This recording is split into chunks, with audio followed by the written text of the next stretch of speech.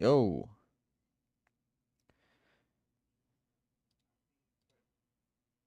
Figure you don't stream unless you're busy.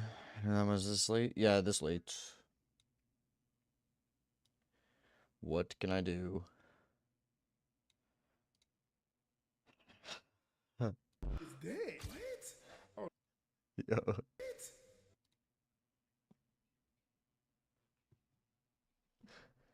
I saw that Kai finally beat it, man.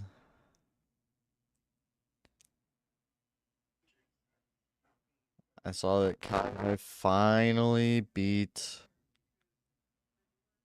Radon. Isn't that sad? Hold on, chat. Duke calling. Oh, what's up, gangster? Hey, my dog. What's up with your IG story? What's on my IG story? Like, what is the meaning of that? It was Christmas yesterday, and I got a Santa Claus fit on. Nah, I'm talking about the other one after that. Like, you going live on Are you talking about the picture of what you like flexing? What is that right there? You know how you be going to put in a go live tweet? Yeah, but like, what's the meaning of that? You don't put go live tweets? No, I'm saying like that got a crop top on in that right there. Orange motherfucker crop top. That's a crop top? I ain't gonna lie, gang. That's an orange Call of Duty camo crop top. I don't think I got that in my repertoire. That's fall camo crop top? That's like 100 headshots. That's like 100 headshots back in the day. I just posted that Okay, motherfucker. It look yeah. kind of like fire type, you flexing and shit in Yeah, the that's forest. fine. Right. I ain't gonna lie. It was just in my photo album. It says since 2020. I ain't even remember saying that in 2020 type shit. Tight shit. You know what I tell you though? That means I've been with you since like for a long time now. Okay, well, I bet, gang. Enjoy your shit. Yes, sir. Yes, sir. I think my waist was snatched in that motherfucker. I don't over there right there.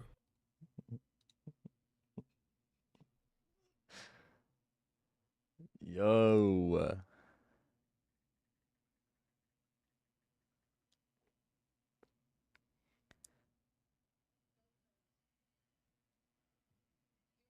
Alright.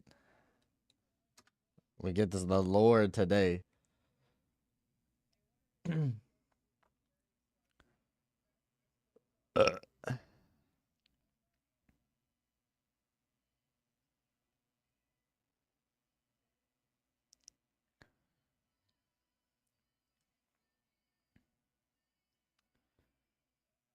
We get lore.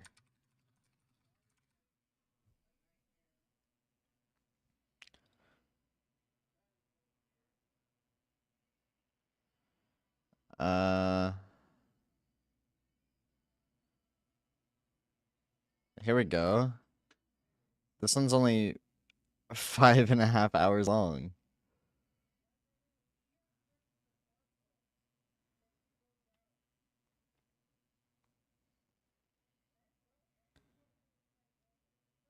Hmm.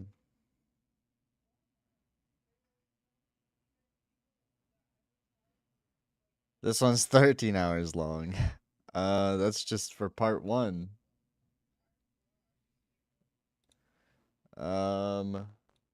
You beat it? Yeah, I beat the game. Yep, we did. We did beat it.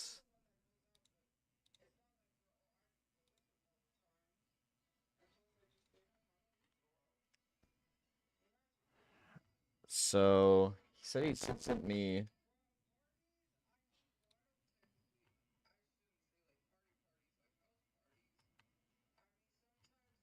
Yeah, yeah. Oh, dude.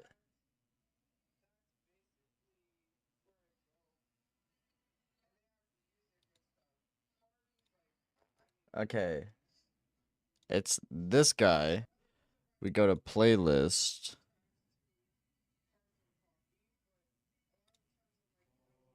One resisted the dark, while the other resisted destined death. Despite the massive differences between Dark Souls and Elden Ring in terms of setting and influence, it's funny how we can still make similar parallels present in both. In both, we have a god, the head of an all-powerful dynasty, realizing that the world is cyclical and that their position will one day be usurped. Oh by the yeah, coming of I had an amazing In time. both cases, neither accepts this change. 10 out of 10 game. Elden Ring is a fascinating story, but one that is extremely multi-layered and complex, from cosmic themes to a colourful cast of demigod characters. Even after all this time, the lore of Elden Ring still holds many secrets and questions, and how could there not be given the sheer scale and scope of this game and world that has been forged by FromSoftware and George R.R. Martin? What is the greater will? How did all life come from the one great? What is the You meant time? What do you mean? Oh, I beat it. If I wouldn't have done the DLC, if I wouldn't have done the DLC, I would have beat it in like 40, maybe 45 hours. It maybe I would definitely take from that, but it's around there.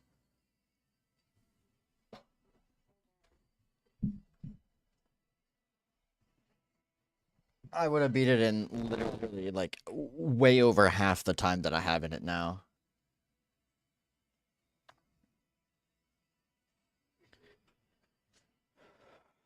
But seeing that I like spent so long on the DLC alone could have been like 40 hours. I didn't beat Radon, so I still have to go back and do that, but I did beat the game, so. nature and role of the Erd Tree? What is the exact order and timeline of events? These questions and more are things that I still ponder to this day, and my ideas have shifted and evolved over the 2 years of me. Yeah, I've never played a single Souls game. Never.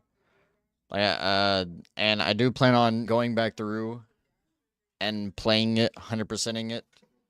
No summons or anything. We're gonna do it all on our own, man.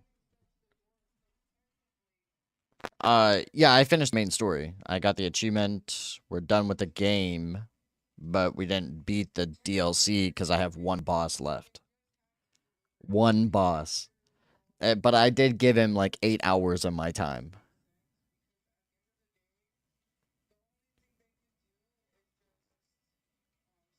Prime Radon. From the DLC. I beat every main story boss. And I got the achievement for ending the game.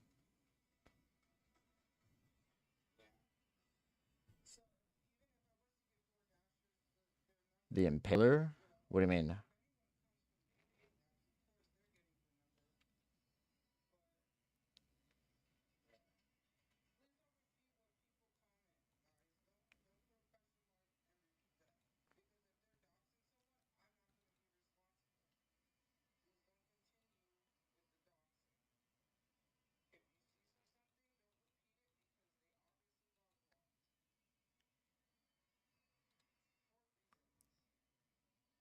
Mesmer? Oh, yeah, I beat him, yeah.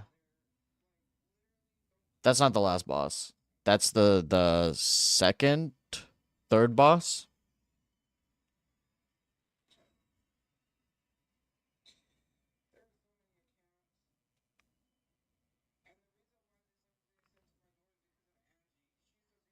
The only one I didn't beat was Prime Consort Radon.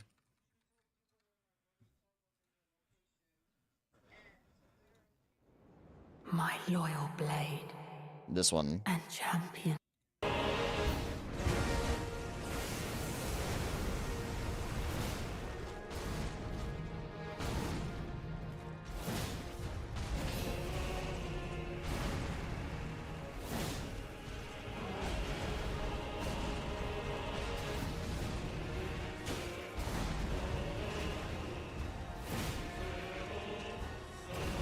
Yeah, this guy makes it look so easy.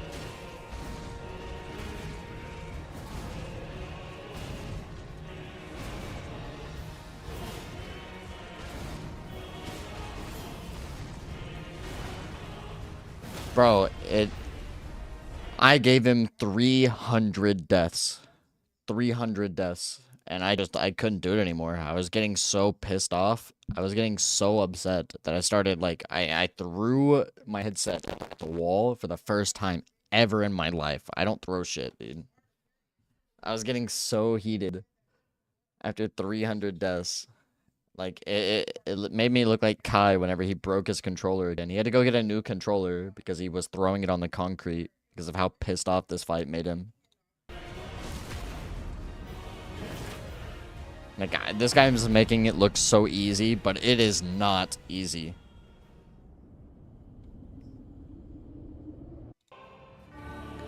I was always able to get him pretty much to phase 2. This was the end for me. I don't know how anyone can do this fight without taking damage.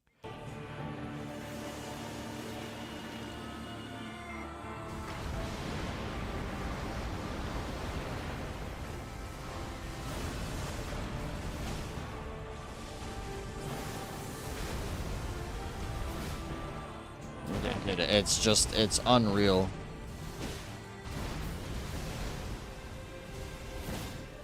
And he's making it look so easy. It just pisses me off, man.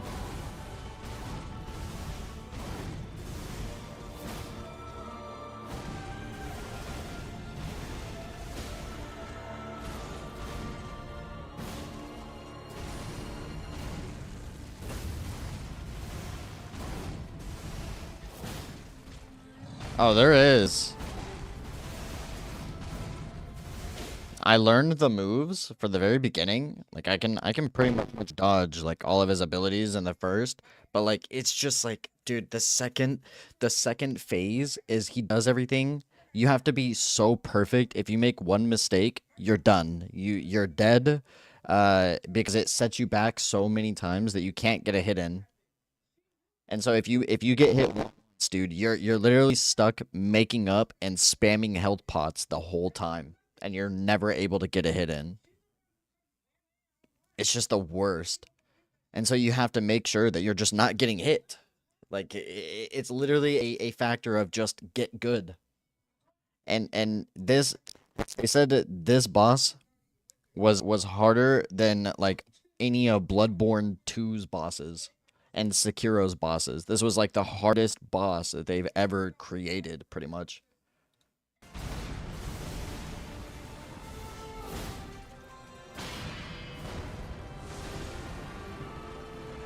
I don't know how he's doing this. It's just crazy.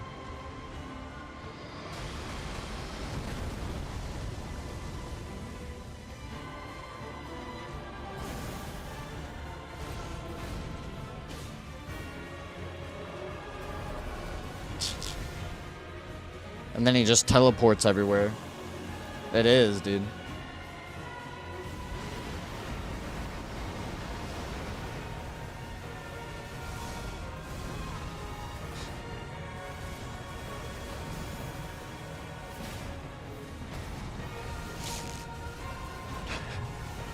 It's just...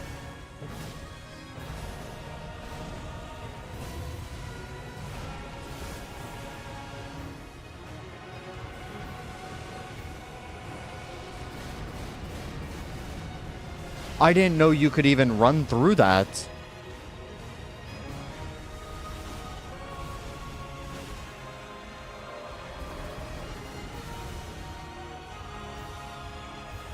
He's getting all the best moves, dude. That's so frustrating. Every time I went up against him, he just spammed the same ability. Dude, unreal.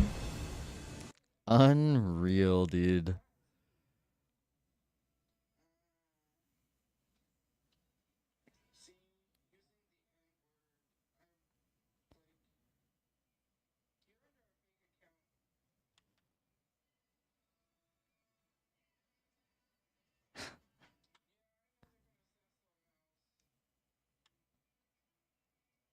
Sub, man.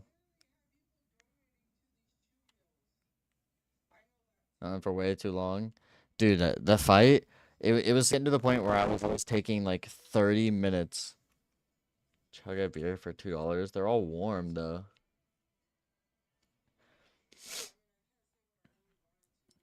I mean, I can. It's just warm.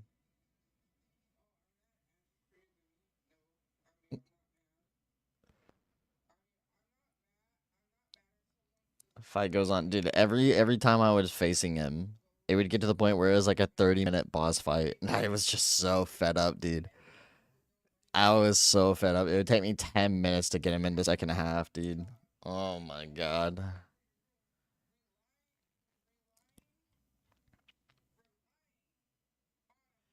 I have like so many videos to make to where I just like get fed up with it.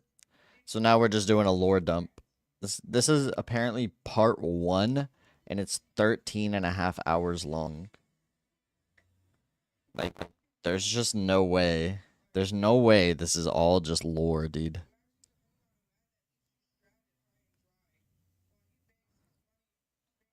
Okay. Alright, man. Let me drop it a like. Bro.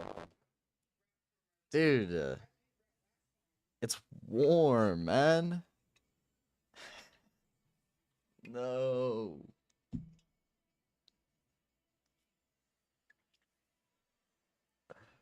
Warm or not, chug it. If I back out, what you gotta do, dude?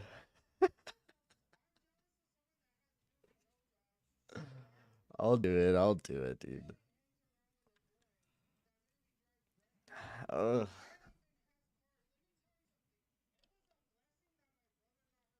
And you're gay. Ooh, I back out. I can link in. Yo, it doesn't sound like such a bad trade, man.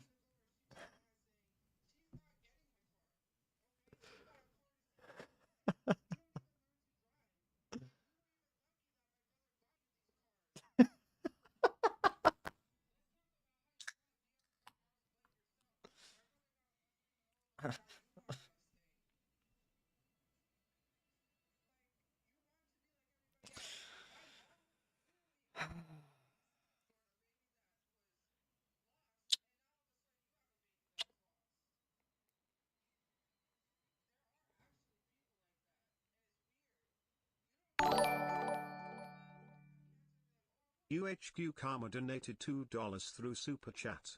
Chug it.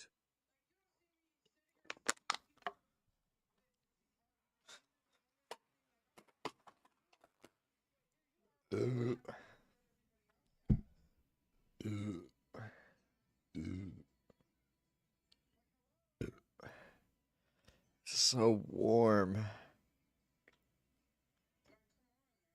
It's so warm.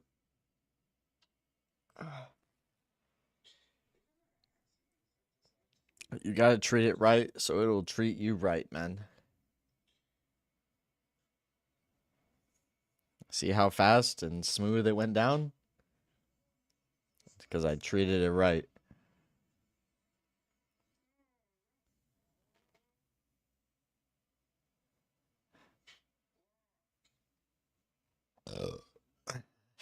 Covering this engrossing game. So in this compilation lore video, I will be pulling together all of my work on Elden Ring from the past 2 Yo. years into cohesive mega videos, ideal for a long walk W while you mode. work or sleep, and perhaps in my ramblings. While you work or sleep. Like, what are you supposed to learn? What are you supposed to learn from going to sleep? How much for another? Dude, what are you trying to do, man? What are you trying to do, bruh?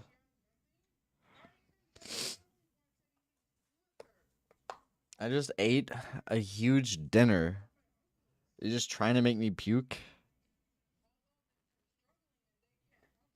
Can I buy in bulk? Like, what? Bro, it takes $30 to buy a case. Oh yeah, I'm watching the whole thing, yeah. Yeah, he's trying to take advantage of me, dude. This is like prostitution. He's paying me to get drunk so he can take advantage of me, dude.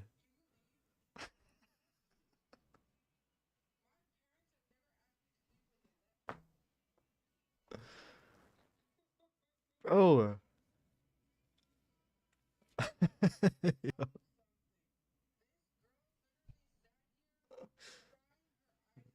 No, you gotta pretend that we're in a restaurant. It's $6 for a beer.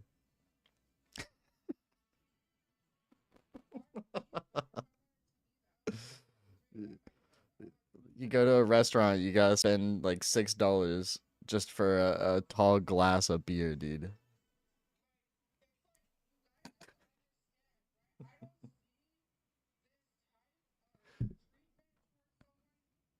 You know what, man? I'll do another one for $2, dude. Why not?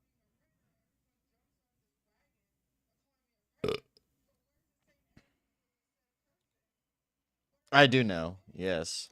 They upcharge the beer and if you buy a 24 pack a Michelob, it equivalates to $1.79 per can. Yeah, which is an awful rate.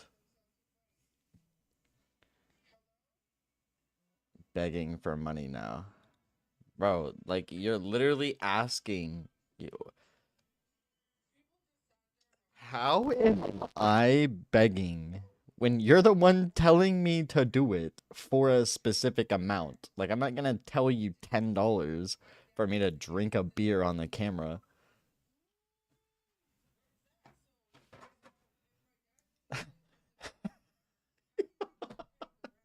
Okay, okay. No more, dude. No more. Now you guys have lost your chances. After this one, it's done. Done. Cause I'm a beggar. I didn't even ask. I didn't even ask. He was the one asking me. I'm a man of my word, so I'll drink the next one, and then you're done, because you called me a beggar.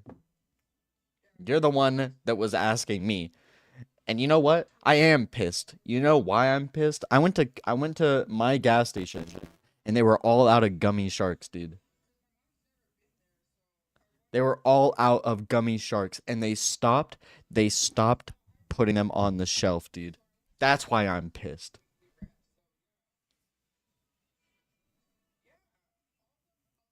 Yeah. Yeah, you enjoy those because they're gonna take them out of the store. They're gonna take them out of the store now. It's just bullshit, man. How are they gonna take the best candy out of the store, dude? Of all things, they left the shit peach rings and watermelon rings, but they didn't. They took away the gummy sharks. Order online. I'm pulling up Amazon right now. Gummy sharks. Oh. Yo. Yo. UHQ Dude. Karma donated to through Super Chat. What the Sigma? What the Sigma? Look at this, dude. No, buddy. £5 for $20, dude.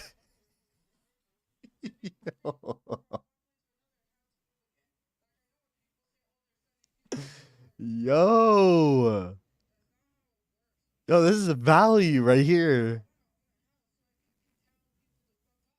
Dude, a 5 pound bag, I could finish that in a day, dude. If that, maybe a few hours, man. Stop stalling. Chug up. All right, Mo. Mo, we're gonna need you to hit the $20 threshold so you can buy my addiction. Fuck buying me a case of beer. You gotta pay me in blue gummy sharks, dude.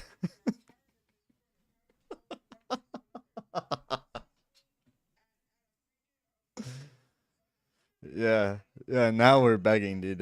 I only take orders of gummy sharks, dude. That's what it is. You want me to check another one? You have to send me gummy sharks. That's the only way. It's the only way to get it.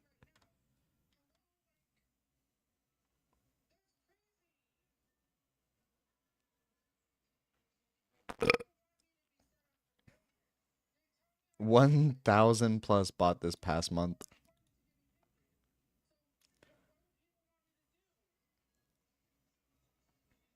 Hold on, I don't know if it's gonna pull up my address. It did. Sour poppers. Rainforest frogs? Butterflies? Yo.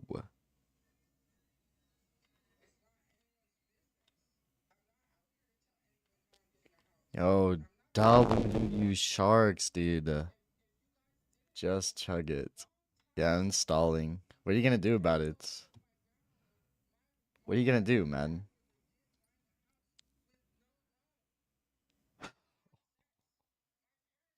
Yo, tastes like an ocean breeze. It tastes delicious on Skippy.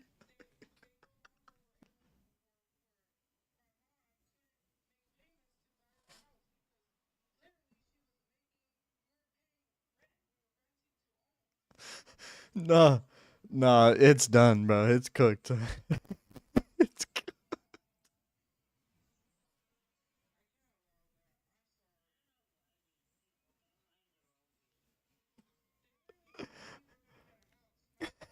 on Skippy.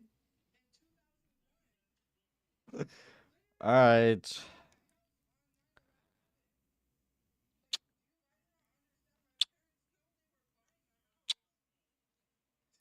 Treat it right. It treats you right. Down the hatch.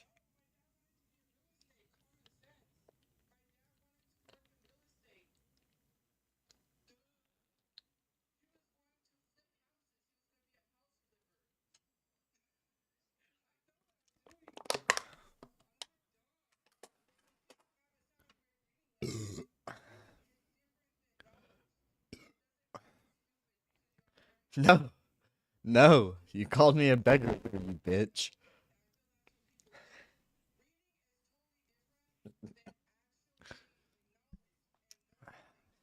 Motherfucker, dude.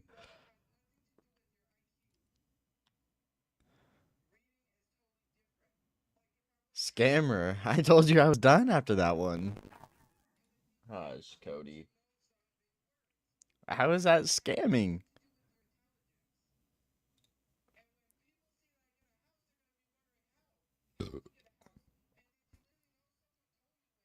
Ordered 3 5-pound bags.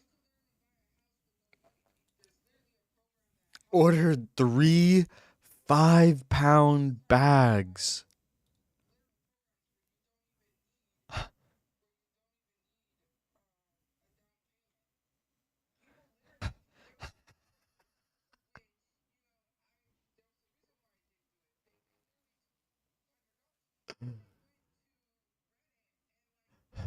The sharks in one of the 3 bags looked more on the green side.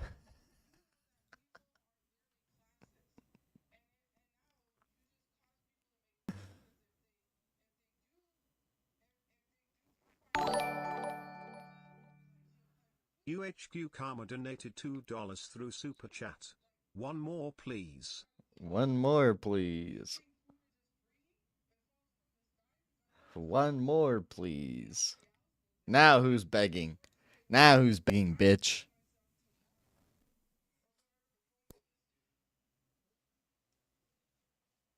Now who's begging?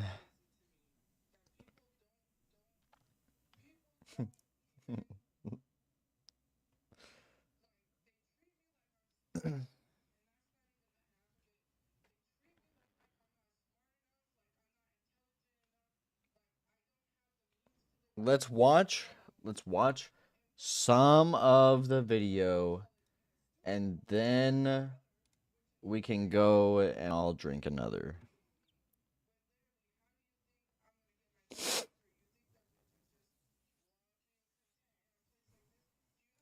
You will find some answers that you are seeking regarding Elden Ring's lore. And we don't need it to sit through this will be part 13-hour 1 of video. 3, and given the sheer size of this video, I think you can appreciate why we split it into 3. This video will cover Elden Ring's timeline, the ancient dragons, the Carians, the frenzied flame, and much, much more. And I hope you enjoy. He wasn't trolling putting part 1 in the title. Oh! No!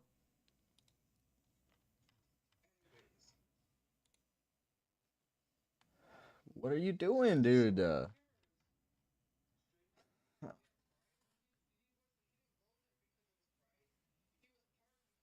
This is why we don't do this in the beginning, man. Because now I feel like I have to.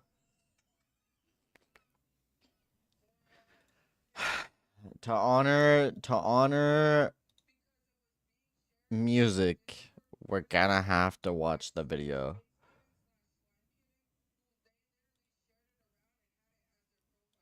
Hope you've got your umbrellas out because it's about to start raining with my tears. I'm going to go on a passionate rant here, and it might ruffle a few feathers, but you know what?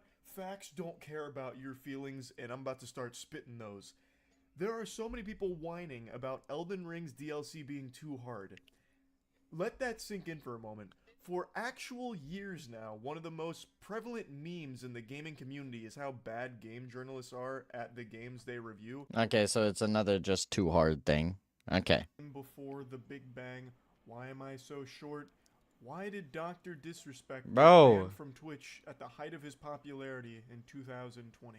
Dr. Disrespect was the face of Twitch, one of the largest streamers on the platform and one of the largest streamers UHQ just in Karma general donated in the world. $2 through And Super out Chat. of You nowhere, trying to- in no, 2020, bruh. he received a permanent ban with No. no collaboration from Twitch's side. 3 nor beers. Though he Oh has been my somewhat vocal God. about suing Twitch as a result of getting banned, but he's never explained You're the what beggar. ban was for in the first place. So it's always just been this mystery that's plagued the minds of scholars for the last 4 You're the years. beggar. A mystery on par with Area 51. And now last night there was a new development in this situation. Now I want to be very clear, these are still allegations here, but a former Twitch employee on a random Friday night just came out and dropped a Indian fucking bombshell beggar. claiming that Dr. Disrespect got banned because he was caught sexting a minor using the Twitch Whisper system and trying to meet up with them at TwitchCon. An extremely surprising statement that jump-scared the entire streaming community. Like, first of all, I didn't even know people used the Twitch Whisper system. That in and of itself. Now listen, Stony. Yours are cold beers. They're making me drink warm Michelobes, bruh. And then proceeding to call me an Indian beggar.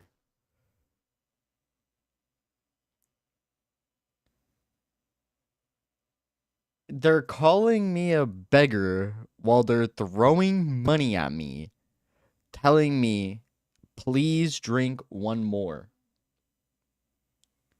Look, listen to look at this guy. Look at this guy.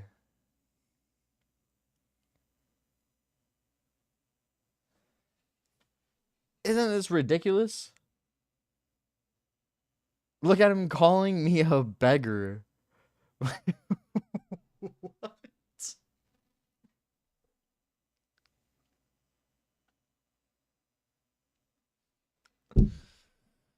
Was a shock. Twitch Whispers is more archaic than AIM and more useless than flavored toilet paper. It hardly functions. It's a joke of a messaging Flavored service. toilet paper. But anyway, these are obviously massive allegations against Dr. Disrespect.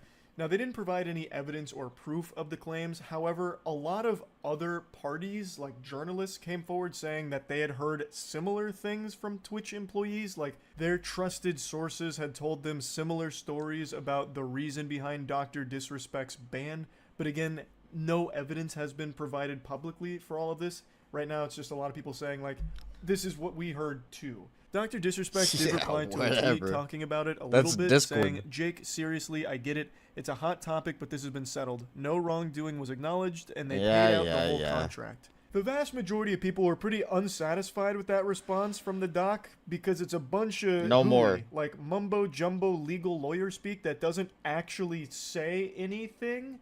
Like, instead of saying he didn't do what the claims are, like he didn't sext a minor, he said no wrongdoing was acknowledged. No plans. Not that no wrongdoing. I finally beat my game, so nope, I'm free this weekend. I am free this weekend, man. I am gonna do a normal playthrough of it though, again.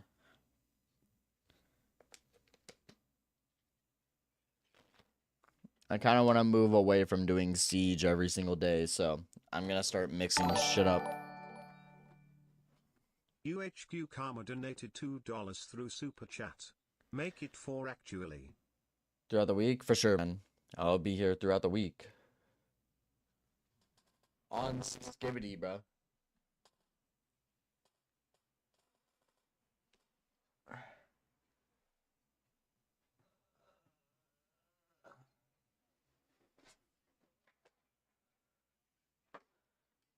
ignoring donations. I literally liked them all.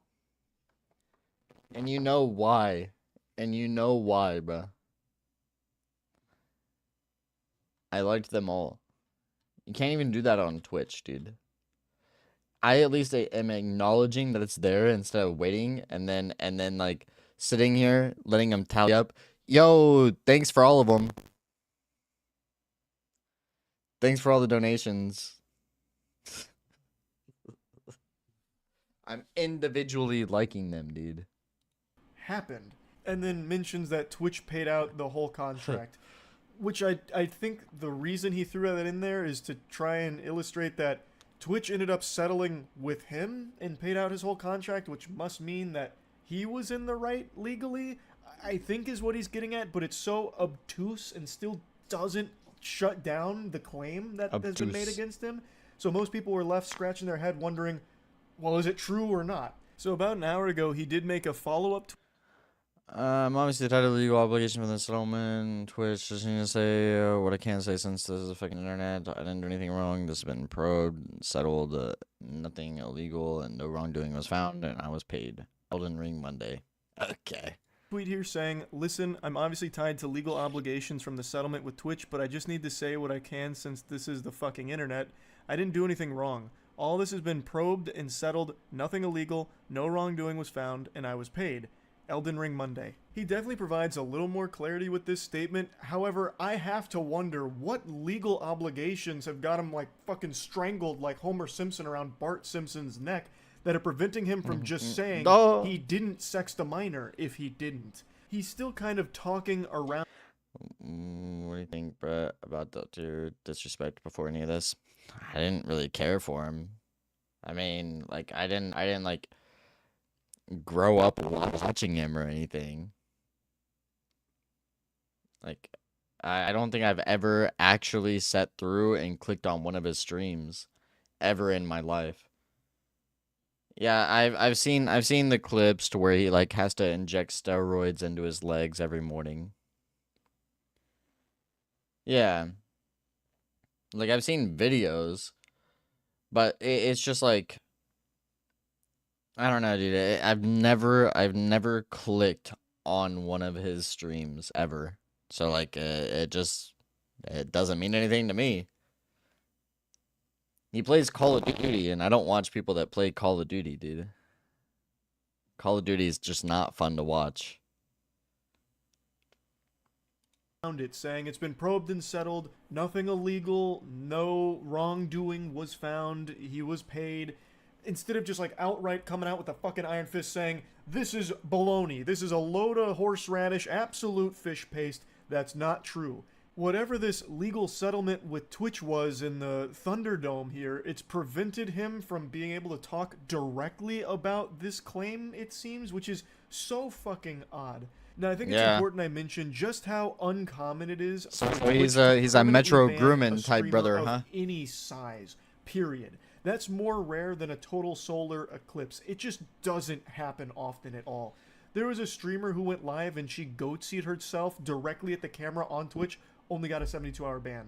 A year or two ago, there was a streamer who had full-blown sex on stream and she only got a 72-hour ban. There's I remember some that. streamers that also have like 10 or even 12 bans to their name and still get to stream on Twitch without issue. To be fair, the girl that got banned because they were having sex, you only saw it through a like window reflection. You only saw it through a reflection. You couldn't exactly see what was going down, but I mean, you knew what was going down. So a permaban doesn't happen often, and it certainly doesn't happen often to the biggest streamer on their platform, and Dr. Disrespect was under a big contract with Twitch at the time of his ban. So for them to permanently ban him at the height of his popularity while he She was thought the face she of their platform, turned the with a stream big off. contract from Yeah, them, whatever. it had to be something big. Whatever. And the theory I subscribe to, and the most commonly accepted theory for why he was banned, I'm pretty sure she has an OnlyFans now too, so like it's just bullshit. Yeah, it's literal bullshit. Like, come on. that it must have been some kind of big contract dispute. This time period was a wacky one, quite quirky for sure. It's when Mixer was still around, God rest its soul. It went out with a sad, pathetic whimper, a little wet fart into the wind, but at the time, it was a juggernaut. little and it was scary. ninja deal. Twitch. It had recently bought Ninja off of Twitch to Mixer. It bought Shroud. And there was a little bit of a panic from Twitch, who then started issuing massive contracts to streamers on their platform to keep them there and away from Mixer. So the idea was that maybe Dr. Disrespect was talking with Mixer about a huge contract buyout, and it pissed Twitch off, so they banned him and wiped their ass with that contract, which led to Dr. Disrespect suing them for it. But Twitch, in the settlement, made sure that he kept his mouth shut about it. That was the main theory most people believed, again, myself included. Right, and yeah. now this has come out. And again, there's no evidence to support the claims, but with a handful of other people coming forward saying they heard a similar reason behind his ban, it's got a lot of people believing. No, but it's that just a it must rumor, be though, accurate. right? I didn't Now, see if the it is newest true, video, but it does also make Twitch look pretty bad here, in my opinion, because this is a situation that deals with child safety on their platform, and if the face of their platform was sexting a minor through their whispers service, I think Twitch has a responsibility to explain what they're going to do going forward to ensure that kind of shit doesn't happen again. Though I guess there could again be some real fucky nonsense in the legal proceedings that followed. I have no clue, really. But in the event that it is true, it still makes it seem like Twitch was covering up for the face of their platform being a predator. And that's not... No, that's rough. Next. Wow, what a crazy day this has been. So I'm sure pretty much all of you that clicked on this video already know about what's happened with the Dr. Disrespect situation. No, I don't know. To catch you up to speed with the briefest previously on Dragon Ball Z recap, Dr. Disrespect was the face of Twitch. In 2020, he was mysteriously banned from the platform and not a peep had ever been uttered about why. This was a secret more guarded than the Krabby Patty formula. I really thought we'd never know the reason that Dr. Disrespect was banned. I thought that'd be taken to the grave. I thought we'd crack faster than light travel before we ever learned what the reason behind it was. But then from out of nowhere, Probably on should have just been an like that, huh? average, quiet Friday night, a former Twitch employee dropped a bombshell allegation claiming that Dr. Disrespect was banned due to sexting a minor through the Twitch Whispers service.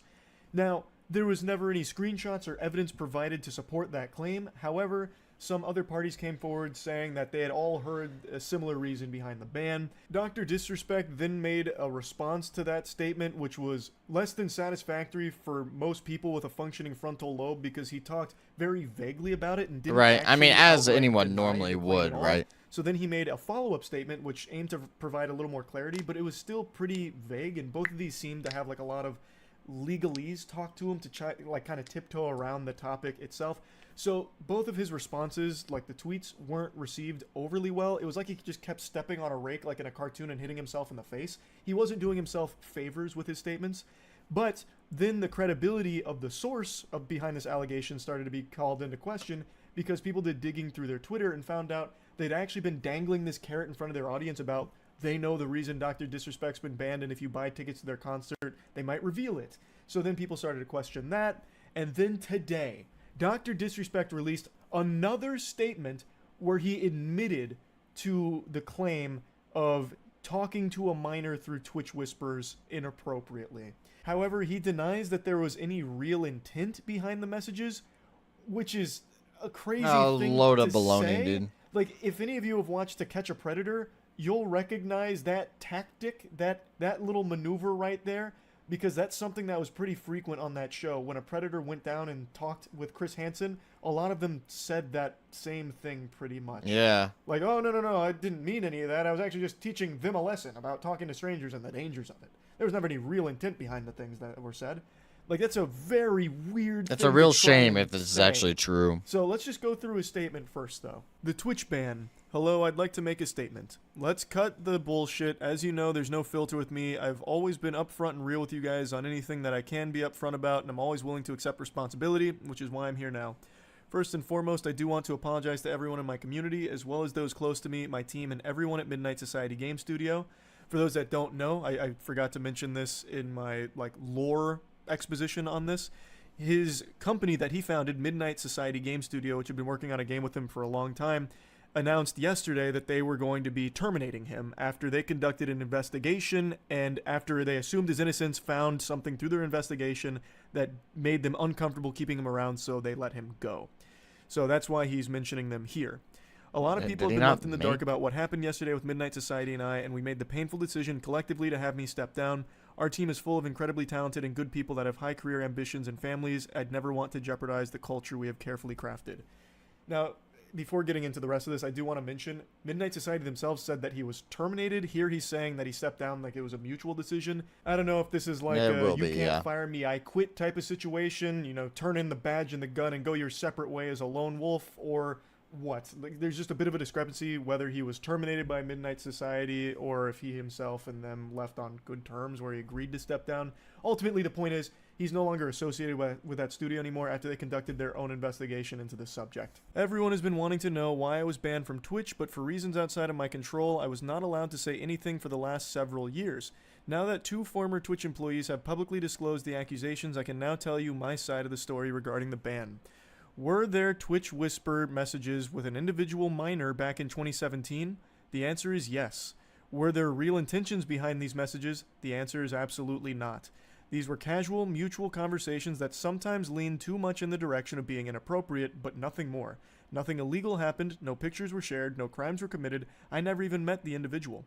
I went through a lengthy arbitration regarding a civil dispute with Twitch, and that case was resolved by a settlement.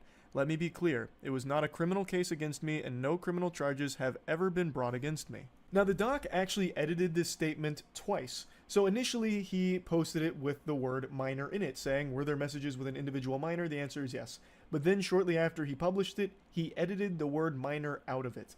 So he removed that. He redacted it like a fucking CIA document, trying to bury it, just snapping it out of existence. So then it read, were there messages with an individual? The answer is yes. But people were quick to notice the edit, and you can actually check edit history on Twitter, which I didn't know you can do, but you could clearly see that the original no longer matched the current one because he took the word minor out. So when people caught him red-handed, he just edited it one more time to put the word minor back into it. Now, there is a lot to say about just that small chunk right there, but I'm going to finish reading the statement first before we really dive into the weeds of it. Now, from a moral standpoint, I'll absolutely take responsibility. I should have never entertained these conversations to begin with. That's on me. That's on me as an adult, a husband, and a father. It should have never happened. I get it. I'm not perfect, and I'll fucking own my shit. This was stupid. Now, with all this said, don't get it mistaken. I've seen all the remarks and labels being thrown around so loosely. Social media is a destruction zone. I'm no predator or pedophile. Are you kidding me? Anyone that truly knows me knows where I stand on these things with those type of people. Fuck that. That's a different level of disgust that I hate even hearing about. Don't be labeling me as the worst of the worst with your exaggerations. Get the fuck out of here with that. But I think I've said what I needed to say regarding the ban itself. That's it. That's why Twitch made the decision in 2020. To my team, community, industry friends that have supported me, I apologize. I wish I could have said all this sooner. You guys have always shown me and my family love and support throughout all these years. We love you guys like you can't imagine. I have the best community and circle. If any of this has made you uncomfortable, I get it. You don't have to support me anymore, but just know you have always been greatly appreciated. Trust me when I say this. To all my haters that live and breathe social media with zero real-life experience, I don't give a fuck about you. Finally, if you're uncomfortable with this entire statement and think I'm a piece of shit, that's fine. I'm not going anywhere. Actual Wolf of Wall Street energy. I'm not fucking leaving. And I'm not the same guy that made this statement all those years ago. I'm taking an extended vacation with my family as mentioned on stream, and I'm coming back with a heavy weight off my shoulders. They want me to disappear. Yeah, fucking right. He tries to close this statement with a really hard, cheesy 80s action movie one-liner. They want me to disappear. Yeah, fucking right. Granny shifting, not double clutching like you should. You're lucky you didn't blow the welds off the intake. I'm not leaving.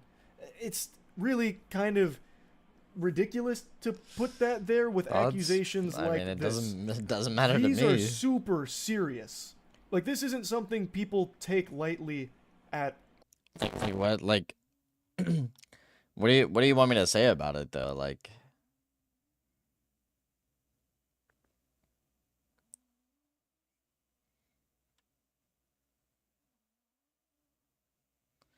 You think he has intent? Well, yeah, he obviously did it. So there had to have been some form of intent behind it. There had to have been. Do I think he's a predator? Probably not. But I mean, like, you never know what's going through his head while he was doing the conversation. But like, all we know is the side that we've been told, right? Without seeing how far the messages went, I can't really make an opinion on the matter. Besides the fact that with everything we've gotten, it seems like he was doing predator activities. So without him releasing the private messages, I mean, there's just no way. There's no way for him to defend his side unless he brings him up. I mean, do I hate him? No, I don't physically hate him, but it's like I never cared about him in the first place. So there's not like a whole lot that I can add to this. He wasn't like a top 10 streamer for me. Like I had never watched him. I never watched him, never cared to click on one of his streams. I don't know. I didn't even know he was banned on Twitch, dude. I just thought he moved over to YouTube and started streaming on there. Like, I had no idea. I didn't watch him whatsoever. I watched Ninja back in the day whenever I was playing Fortnite, and he was in some of the like parties that Ninja was playing, so I was just sitting there watching him. I never went out of my way to look and click on one of his streams to see what he was doing or anything like that. I don't know, dude. I just talk to him about it. Ninja's always about getting into the drama, making himself a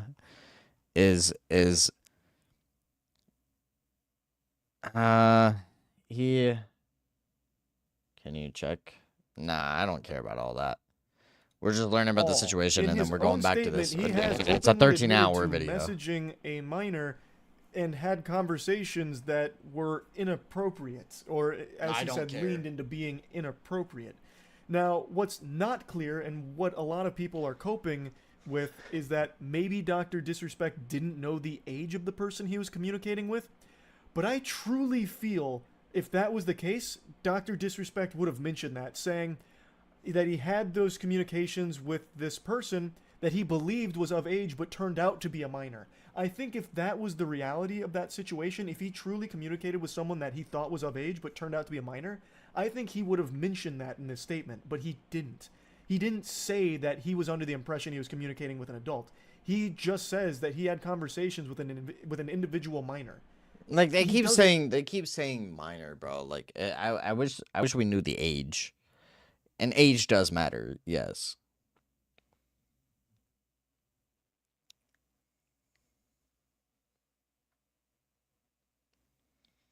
Like I just wish like I knew the age of who he was talking to, like no, like I don't know. I don't know, man. Say anything like, it's just all one-sided. One day away from being 18, or I really thought they were, in their 20s, or anything like that. And I think if that was what happened, it would have been mentioned here. I really do, but there's no mention of that. So it's hard to give that benefit of the doubt that he didn't know, because I think he would have mentioned if that was the case. I also think it's pretty telling that some of the closest people to Dr. Disrespect are coming forward saying how unacceptable it was and distancing themselves from him, because if he didn't know that he was communicating with a minor, he probably would have told them at the very least, but they're not saying that either. So here's Robert Bowling, one of his business partners here, saying, if you inappropriately message a minor, I cannot work with you, period. I promised to only act on facts, and I did. So I just really don't think there's a whole lot of wiggle room about Doc not knowing that he was communicating with a minor. Like, I feel like there's been plenty of opportunities now for that information to have come out from somewhere, but nobody is saying that other than people theorizing and hoping that maybe that's the case. But Doc himself has never said that that was a possibility. He'd never even hinted that he didn't know the person's age, and the people closest to him aren't saying that either. So I really think that it's likely that he did know that, and he still had these conversations that lean to being inappropriate with someone. I gotta get a drink, dude. Hold up.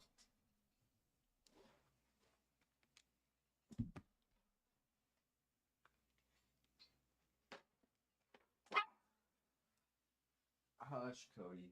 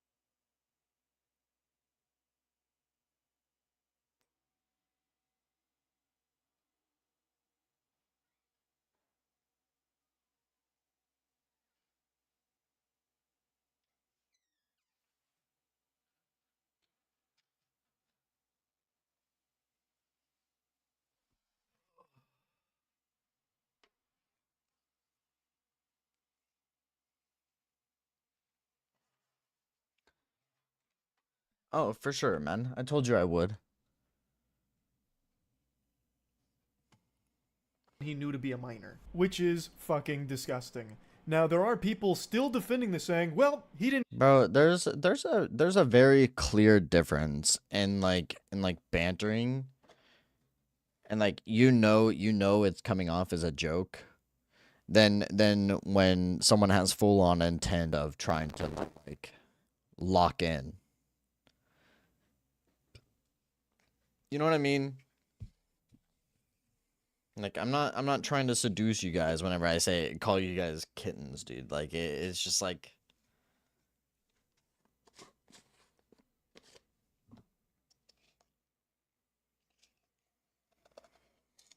where's my lore? Your lore is after this video. It's after, man. There's not a whole lot left. Bro, the lore is 13 hours. Using the words lock in. I mean, like what better word is there though? go to jail for it. So what's the big deal? Can't wait for the next stream, Doc. Firm handshakes. Like, there's people that are It's just only for dismissing part this as one, not a big dude. deal, which is Like- insanity. I think that is pure lunacy. I can't fucking believe some of what I'm reading here from people that are just writing this off as not a big deal because it's a streamer they like. I think I just want the An adult generalized version of communicating it. inappropriately with a minor 13 is hours. bad. Full stop. crazy. It's inexcusable. No matter how you spin it, that is a horrible thing. Now, he may not have met up with the minor in question. However, was that his decision? Was he the one that decided not Yeah. to meet up with him? Like Because this is what I'm saying. This is what I'm saying. No, I've never watched him either. But like this is what I'm saying whenever I say you need the messages to prove like someone's lying. Like you have to have both sides. And without him, no, I'm about to chug it, yeah. I have all four right here, man. Don't worry. I just need I need a different drink so I can at least stay hydrated. You have to have both sides, otherwise there's just like no way to prove anything. information that's been come out now, again, keep in mind we don't have access to the chat log, like the conversations that took place, but from all the sources that have come out from like Bloomberg and all of that, it sounds like the conversation they had did talk about meeting up at TwitchCon. So that right there shows pretty real intent to meet up with this person. And who Bro. knows, maybe it was the minor that ultimately got uncomfortable with this whole thing and called it off, not the doc. Bro, meeting up at TwitchCon is not like this, dude. It's not like this. Like, you know how many people meet at TwitchCon to like get something signed or anything? Like, it, dude. We don't know for sure. The only thing we do know for sure with what the doc just confirmed is that he was talking to a minor. inappropriately with a minor, which is a terrible, terrible thing. And even his closest friends are saying they can't defend it, it's inexcusable. And they're right, it is inexcusable. But there are still people trying to defend it, as pathetic as that is. And Dr. Disrespect claims that he's going to come back at some point. And I have no doubt when he does, he's still going to have a massive audience. I can already tell, based on the amount of people jumping through hoops trying to find ways of justifying this and spinning it in ways where he doesn't look evil. No, I'm not gonna go watch his impossible, shit. but they're Okay. doing their best. So I know But, when he like- comes back, he will probably. But like without proof, you can't sit here. It's like I don't know, dude. It's like the whole thing with Drake too, right? People are calling Drake a pedophile. People are calling Drake a pedophile, but they don't have the messages that were going on. Without the messages, you can't say without a sliver of doubt that you don't doubt Drake's a pedophile, but like there's just no proof on the matter though. So what Millie Bobby Brown said that they enjoyed their talks and they talked all the time. Like who cares, dude? You know how many people would love to sit there and message people that they look up to? Like when you're talking about doing stuff like now when it becomes involved, when it's involved with like inappropriate messages, that's completely different than what I'm trying to justify. Okay, I will never side with a predator. Now, if it comes out that Drake is an actual predator, yeah, and there's actual proof, well then it's fine. I don't have to listen to his music anymore. I don't have to do anything because he's a predator, and I don't fuck with predators, dude.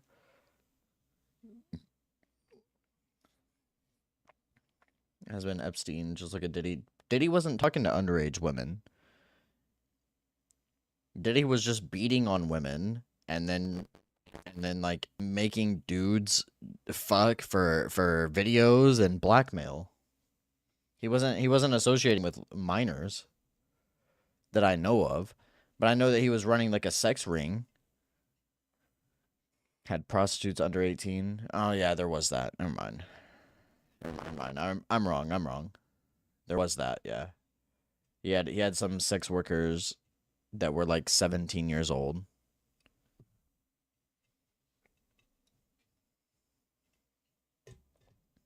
But again, until it's proven that Drake is a pedophile, I'm not gonna sit here and label him as a pedophile because that's just wrong. But like Dr. Disrespect coming forward and saying that he was talking to the minor, that's not a good look. It's not a good look at all, and I don't agree with the fact that he was talking to him. Now, inappropriately. Like I sit here and I talk to you guys, and I know you guys are not 18. Some of you. Yeah. I know you're not 18, but does that matter? No, because I'm not sitting here trying to link up with you, bruh. Like, that's just how the internet is. I mean, there's just no way to prove someone is of age unless you're, like, directly DMing them, asking them to send you an ID. Now, I probably would never go out of my way to sit here and ask you for an address so we can go meet up, bro. That's just weird. That's just weird, bro. But it seems like they were going to meet at TwitchCon, which is a normal thing. You meet up with a creator that you like, you get something signed by them.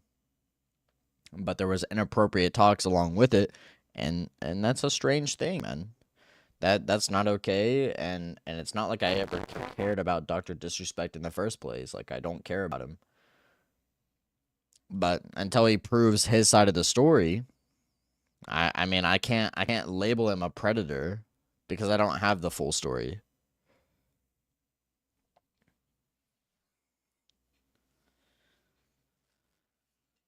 I don't have the full story, so I can't label him as anything.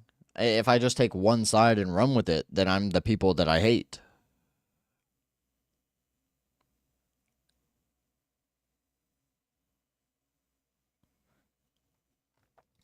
Probably have tons of viewers and tons of donations out the fucking wazoo, saying things like, keep your head up, Doc, don't let cancel culture get you down.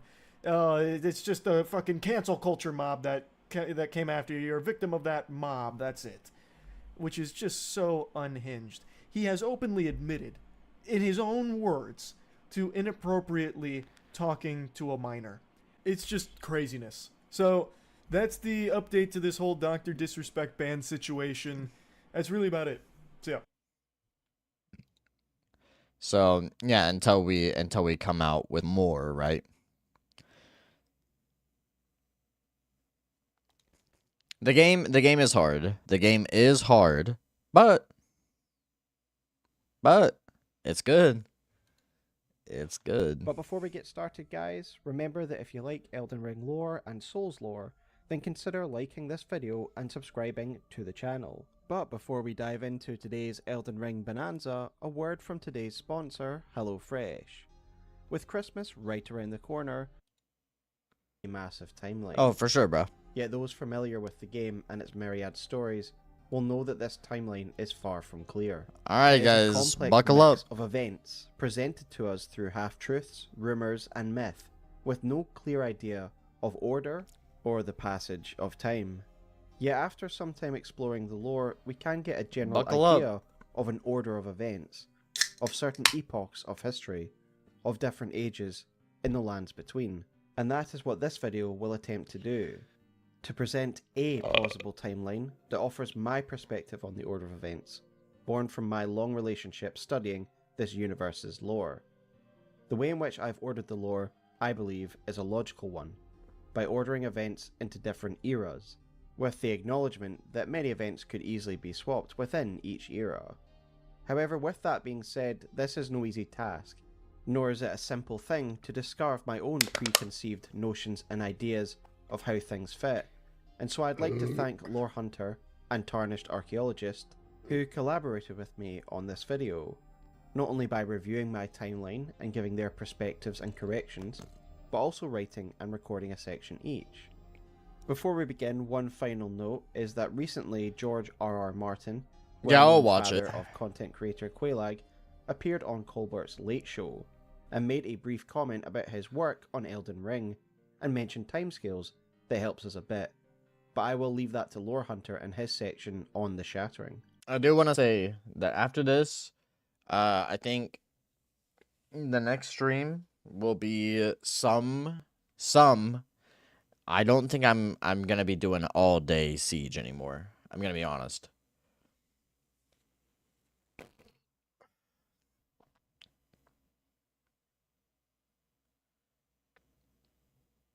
So, I think we're gonna do this whole thing, yeah. And then the next stream will probably be half Siege, and then probably half of Elden Ring. And then it might switch off, but I want to start pushing Siege to like maybe 2 days a week, dude. But yeah, I still need to 100% it. So like I have to go through and start the game, no summons, just doing a build that that is fun. I don't think I'll do Fortnite. I'm kind of, I don't know. I'm kind of over the whole like FPS competitive games. Like I think I'll still try and hit champ on the Siege, but like I don't want that to be the main source of my content anymore. I want more variety. And the only way to do that is to do it early, which is like kind of like making my shift. Cuz I want to play other games. I want to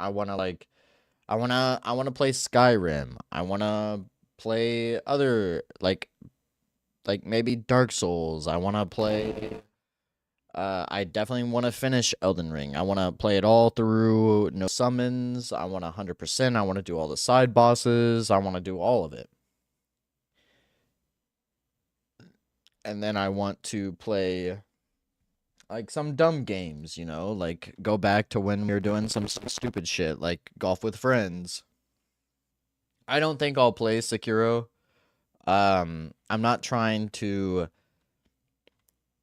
play stressful games. Like I'll play probably the base game through Elden Ring. We'll end up finishing the DLC and whatnot as well. Like I think after that I'm pretty much done with stressful games. Sekiro is all about parrying, isn't it? It's just like I don't know. I want more like mindless games. I'll be playing golfing with friends. I'll probably I still have to finish. I have to finish Madison. I'll probably play a little bit of Last Epoch again. I know a lot of you guys don't like it, but it's fun. It is a fun game, and I want to play the new season. I want to, you know, might sit here and mindlessly grind builds and Diablo 3, you know. Do stuff like that. I don't want to just surround myself around Rainbow Six Siege anymore.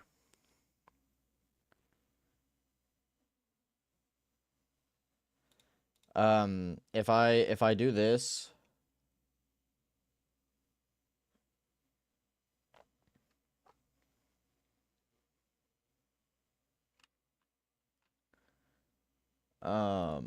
I can, if I do it this way, I can see every single messages that you sent during this one stream.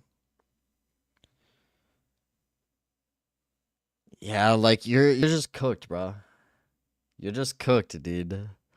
She might be young, but she ready. Like, dude, you're cooked. How many so far? I don't think it counts it. It just shows how many deleted messages, how many timeouts, and how many like times you've been banned.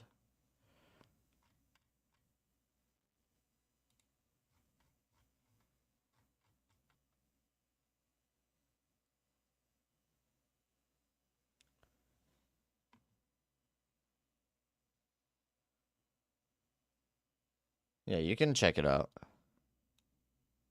I have a new chat, by the way. We're only doing YouTube, for now. Unless I do another like marathon, then I'll add Twitch again and do all that.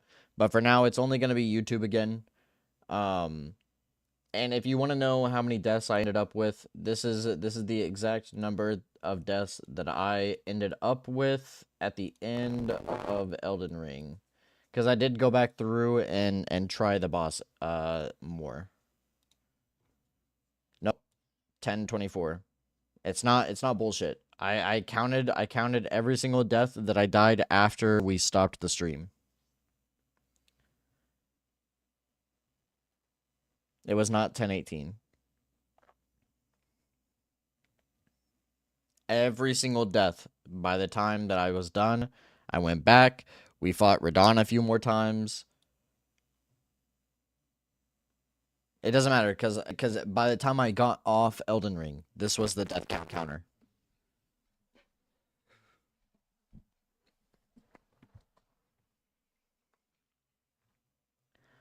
Fighting Radon again doesn't count. It does count because it's part of the stream. And by the way, I am going to go back through and I am going to beat him before he gets nerfed.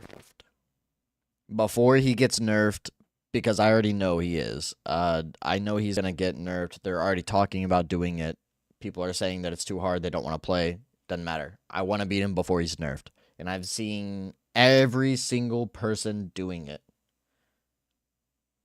I think they should leave it. I think they should leave the game how it is. I don't think they need to nerf anything. I think they just need performance issues fixed. They're not gonna nerf anytime soon, Tristan. We might expect a nerf within a year, dude. And that's a strong maybe on that. Patches do happen. Patches do happen, but it doesn't matter. They're gonna patch some like really shit stuff. Like we'll end up doing like once I actually start like getting good and you know playing for fun instead of beating the game, I think it'll be so much better. And anytime that I'm doing variety content, I have so many more opportunities to get clips from. Like obviously I'm still gonna die a lot. We're gonna reset the death counter. I just want to pull this up. This is what it was by the time we ended it. And so obviously doing stuff like trying to beat the game, no summons, just doing a full playthrough, like a strength only build, doing stuff like that. I want to do.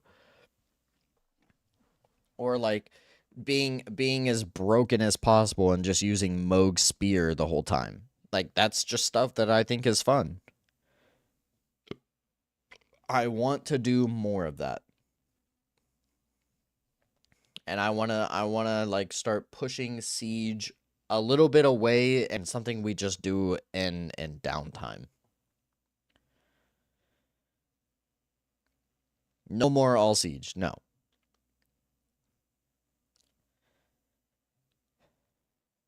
No more all Siege. Like I could be playing like Balloon's tower defense stream, like just something stupid, you know? Just like doing random stuff. I don't know. I'd have to like go through and count them all up. Like if I want to do it, I think one thing I can do is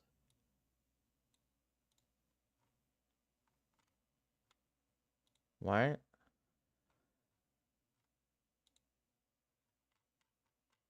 it didn't like you using the word prostitute.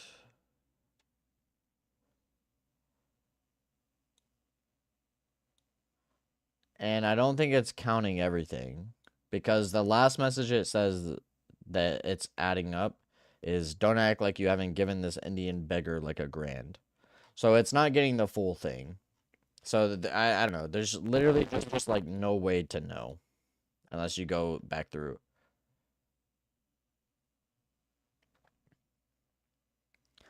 But I want to do stuff like that. I want to play like we could do like an Elder Scrolls Online stream. Cuz I put lots of hours into this game. And it was fun. Fair? Yeah, probably fair, yeah. Like MMOs I want to get back into. Cuz those are fun to watch. It's fun to sit here and grind out the stuff to do. Like dumb stuff like Astroneer. I haven't played it in years. Like there could be more stuff to do. Uh we'll probably end up going back to Escape Simulator. Depends on how I'm feeling. But like that game is a dead game. But I'm pretty sure I can turn it more entertaining. I don't want to load it up at 1 o'clock in the morning and feel drained while I'm playing games anymore. I want to actually be engaging. And doing the marathon really did show me that engaging content is a lot more fun to watch than me just constantly playing Siege every single day, just draining away.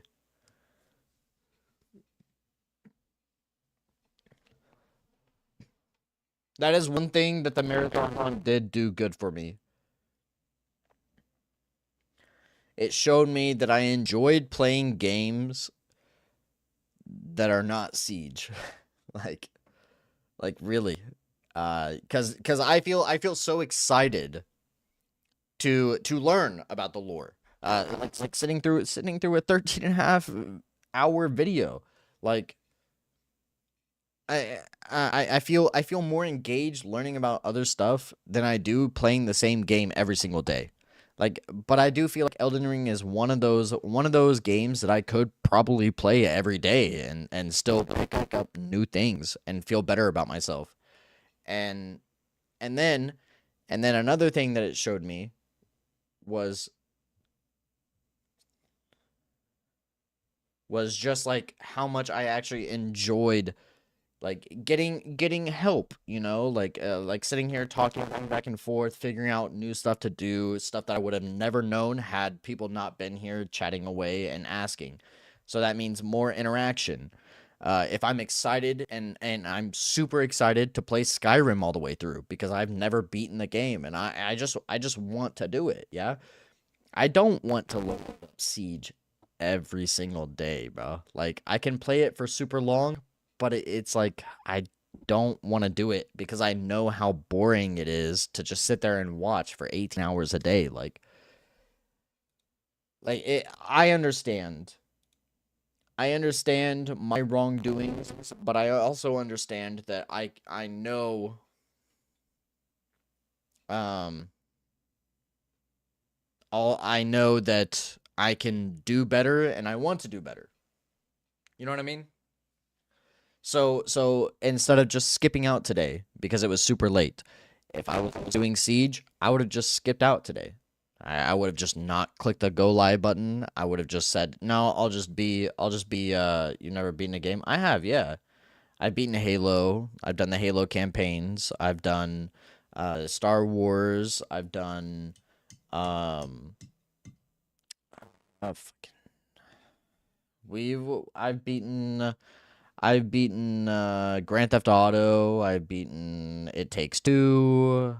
Uh, I've pretty much beaten No Man's Sky before. We beat Mortuary Assistant. I have beaten Minecraft. Yes, I've gotten to the point where I I'm just excited to play new games because it's been years, dude. It has been years since I've sat through and I've played a game that I've like really wanted to sink my time into. Yeah. It's just been so long and like seeing every season. Maybe that Japanese game. Oh, yeah. Shinkansen or Shinkansen, something like that. The train one, yeah. We've been that one. But that was all stuff I did on stream. Before mod packs that take ridiculous amount of freaking out. Okay, thank you.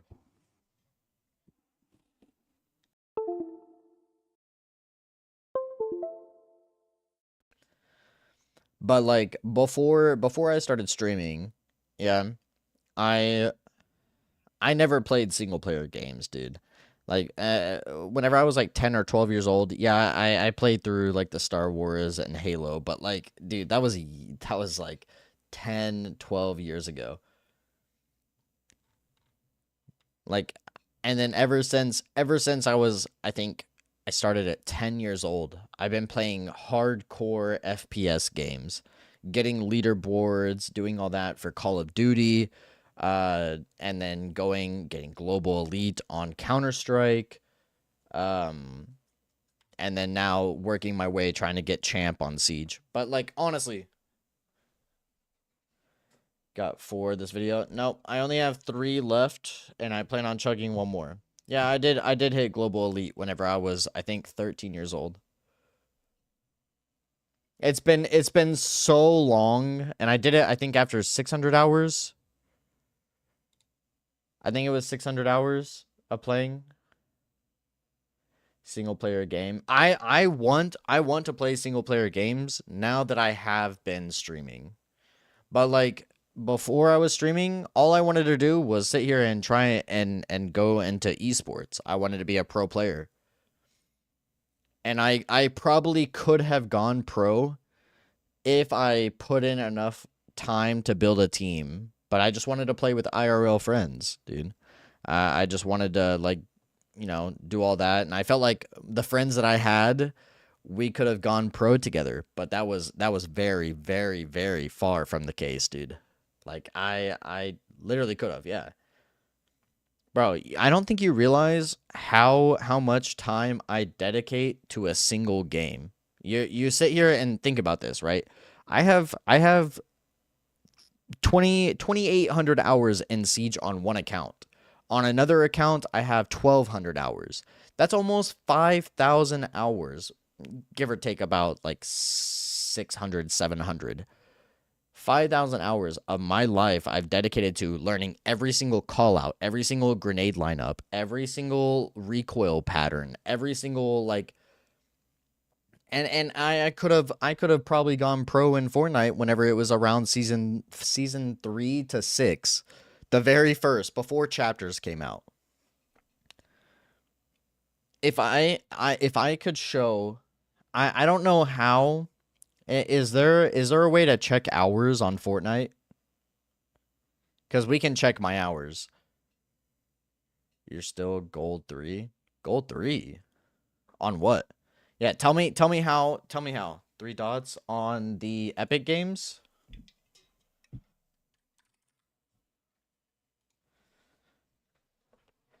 Okay. Talking to music. Oh, okay, yeah. Let's see.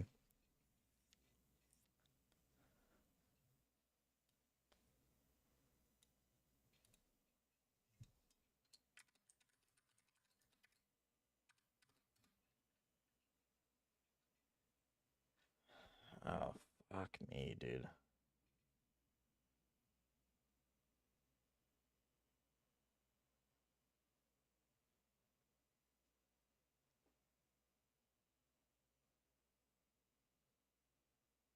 Hold on one sec. I'll be right back.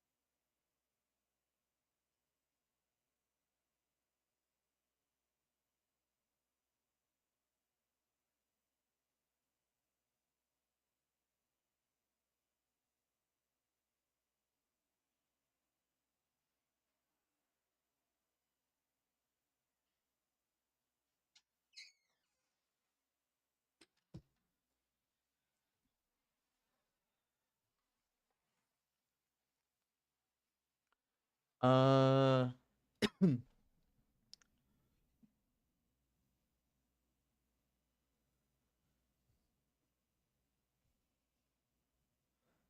782-122.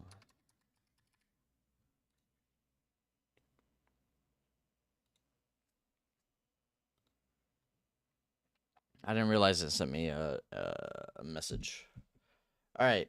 So we go here. You go to library, 3 dots, options. How do you see?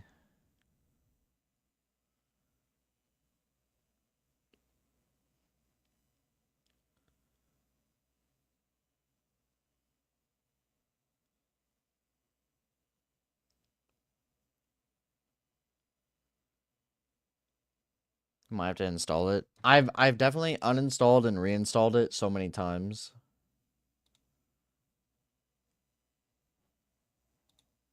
But yeah, it's just not here. And I'm not going to install it. I probably have well over 4,000 hours on Fortnite as well. I mean, I've been playing since season 2.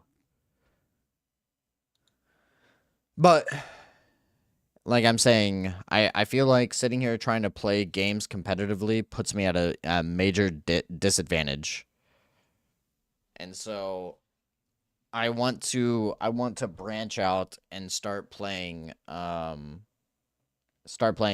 things. I want to play new games that come up. I want to play like variety. Now, I'm not saying I'm going to be completely done with Siege, but I don't think I'm just never going to dedicate a full stream to it. I can't full-heartedly say that I will anymore. And that's what that marathon has shown me that the more competitive a game, the more I'm just like gonna drift away from it. and try and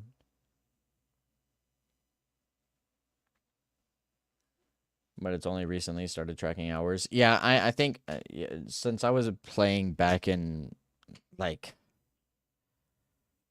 years ago. I played probably in 2018. I don't think it was tracking hours. Because every time I've gone through and I've clicked that, I've never seen hours played or anything.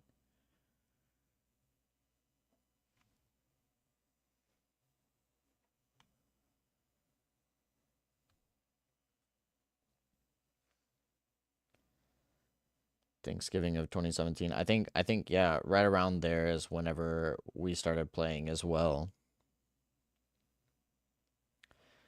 I've been I've been playing keyboard and mouse since I was like 6 years old, dude. That's why I literally don't touch controllers. I try to play everything all on keyboard. Like even Rocket League, I won't get a controller to play it. If I can't learn it, if I can't learn it on keyboard, I probably won't play it. Controller is so bad. Like I haven't not touched an actual like controller to play games in over 12 years. Like I just can't do it. It's been about 15 years actually at this point. Cuz I played Halo 3 on Xbox. But then ever since then I've never touched a single like controller to play games. Hey, you need a game installed? Yeah, it's like 80 gigs. I'm just not going to do that right now. But I'm gonna drift away. I'm gonna drift away from competitive gaming, and I'm just gonna start doing more and more variety, like I said I was going to in the beginning, anyways. But then I got stuck in the loop of no good games to play. Um, there was just nothing that I wanted to play. Yeah, and I can't I can't keep putting time into a game that doesn't want to fix its own issues. Yeah, Jinxie is going is dying a little bit. Bro, I can't dude, he lost so many people. He lost so many people because he just gave up on Elden Ring, dude. Yo, welcome, Ultimate Gamer, dude. It's been a fat minute. The moment he gave up on Elden Ring, he lost like a third of his viewership, dude. That's crazy. He it just shows that he was not committed enough. Kai is like, bro, yeah. And you can click onto his stream at any time of the day. Yeah, you can click on his stream any time of the day. So much stuff is happening. And that's kind of like how I want to do. I want to involve myself with more community wise. But like obviously I can't be as entertaining because I don't have the funds like setting up a set in the back of my room and like hiring people to come in and like walk me in and do all that stuff. Like that's just all stuff that comes with money. But like I have a good mindset for content and I can kind of like generate it here and there, but I stream so much that it makes it to where I can't edit. And so like on off days I have to get everything done. I feel rushed. I do so much, dude. But that's why I do it. Is because I enjoy it, yeah? I'm not playing Fortnite, no. All right.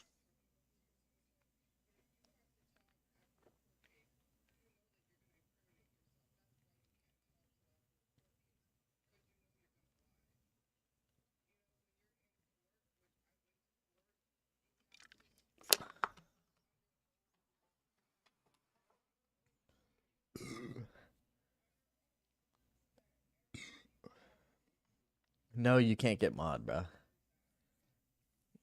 You guys are degenerates, man. What is it? I like it. I actually like that, yeah?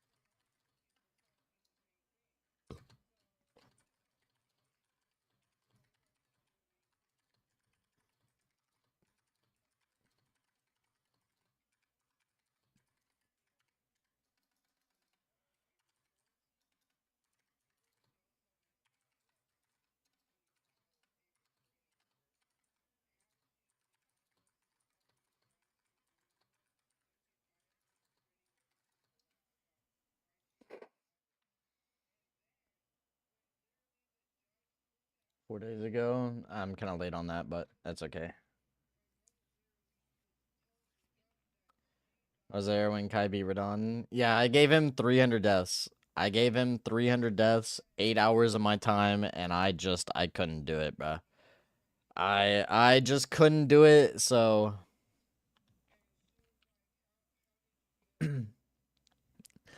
but I do plan on going back and doing it. Bro, chat, we're so we're only 4.5 minutes into this 13.5 hour video, dude. With that said, let us take a journey through the histories of the lands between and its timeline. And the very first event on our timeline isn't an event, rather a state of being, the One Great. It won't be revolutionary to say that the start of Elden Ring's story and mythos appears to begin with this One Great. Hayeta tells us that once, life existed in a singular form, before there were any individual life forms. All that there is came from the One Great. Then came fractures, and births, and souls. The Challenge greater activity. will made a Yeah, it is mistake. cooked. Torment, despair, affliction, every sin, every curse, every one born of the mistake. And so, what was borrowed must be returned, melted all away with the yellow chaos flame. We do not know. Bro, running a game, like a single player game without subtitles is criminal, dude. It's actually criminal to not have subtitles on a game like this, dude. What form the One Great took, where it existed, or how long it existed for, only that it was the original source of life. According to Hayeta, and therefore the three fingers who are speaking through her, it was the greater will that then fractured this One Great, meaning the greater will must have stimulated this change. The Golden Star. This brings us to event number 2 in our timeline, which is the arrival of the Elden Beast and the Elden Ring, as told to us by Elden Star's incantation, which reads as follows. It is said that long ago, the Greater Will Indie sent games? a golden star, bearing a beast. Like I said, yeah, they're not skibbity, bro. Like I said, I have not played any games, dude. I played competitive FPS shooters since I was 6 years old, dude. And aside from that, I have not played single player games. I think the only single player game that I have played only the only single player game I have ever played on my own, no streaming, nothing, no recording, nothing. It was Call of Duty campaign, bro. Like,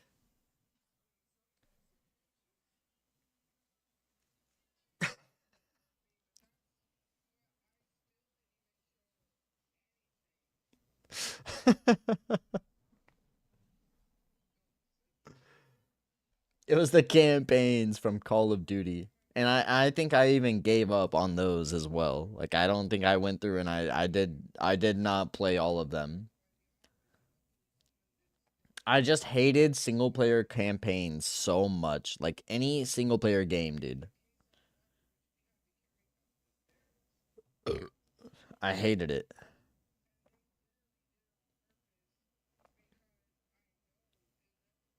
What?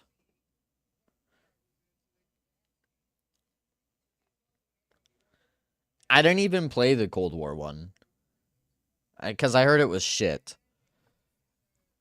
So like I have this problem that like my friends are like big into single player games, so they'll play them, but they'll sit there and they'll stream them in Discord.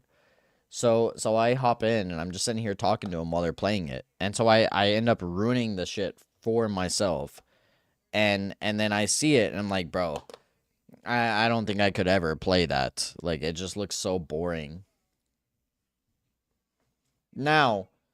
Now, since I've started streaming, I stopped looking at single player games because I do want to play them. Because it's technically not single player. It's technically not single player whenever I do have a chat. Like we're playing together and you guys are making fun of me if I do something wrong, and that's what I want. Well, I couldn't tell you I could not tell you how many hours I put in to learning competitive FPS because I wanted to be a pro player, dude. And I knew in Counter-Strike, like Stony could probably tell you, like I could have gone pro in Counter-Strike. Had I tried out, reached out to tier teams, started playing a lot of Face It. I think, like, realistically, all jokes aside, I think I got up to like Face It level 6 or 7. And then it's like after that point, you have to have a solid team. How many hours did you have? 600. 600 hours. Is that good? Face It level 6? Yeah, that's pretty good. Face It level 6 is pretty good, but like Face It level 8 plus, you have to have a team. And if you don't have a team, yeah. Bro, you're forgetting. I started playing like the regular Counter-Strike, not CS:GO. I started on Counter-Strike Source. But on CS:GO I have about 700 hours. I lost my first account on Steam. I wish I could tell you how many hours I had on Source.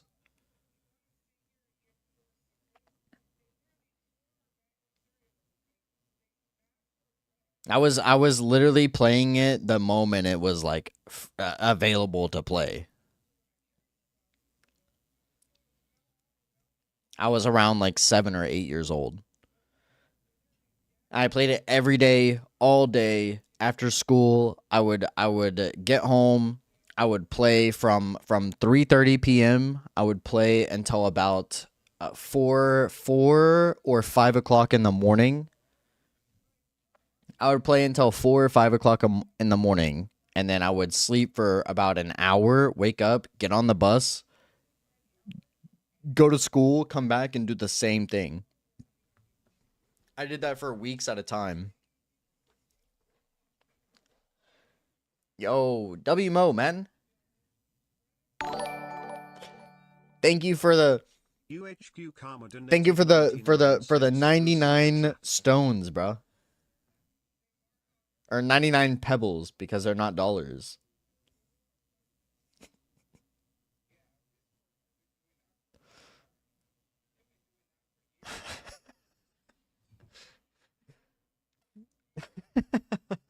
Thanks for the 99 rubies. Thanks for the 99 rubies, bro. East. into the lands between, which would later become. Bro, I've always been like insane on reaction time, shooter games and everything.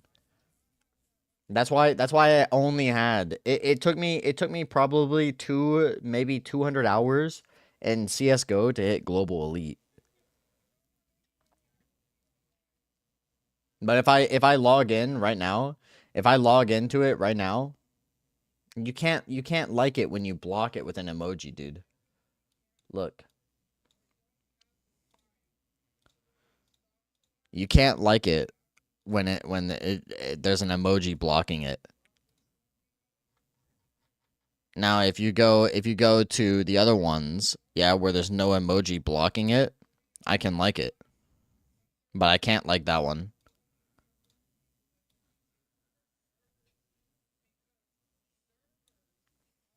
Physically can't do anything about that. Goes to nothing. You got to hear me say thanks, man. That should be enough for you. You peon.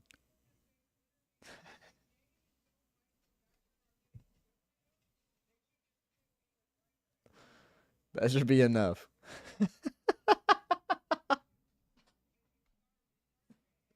You get a verbal thanks, man. That's all you get. The Elden Ring. The Greater Well never acts directly, and so it makes sense that even in this act, the act of fracturing the One Great, that it will have coincided with the arrival of the Elden Ring, a medium through which the Greater Will can control the lands between. I suggest that the power of the Elden Ring, its power to influence the world. Bro, no matter how big the stream gets, I will make sure that I literally like every single donation that I can. You send an emoji, I can't like it. I can't like that. Physically can't like it. Like, I'm not gonna change just because the amount of people start getting bigger.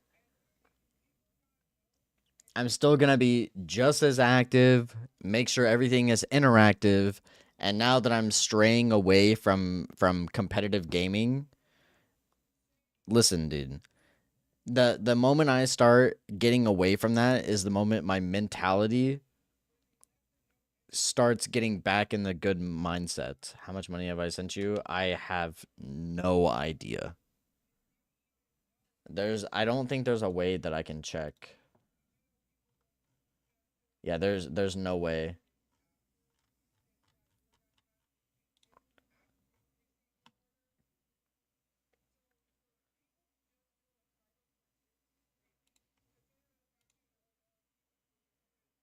Let me check this.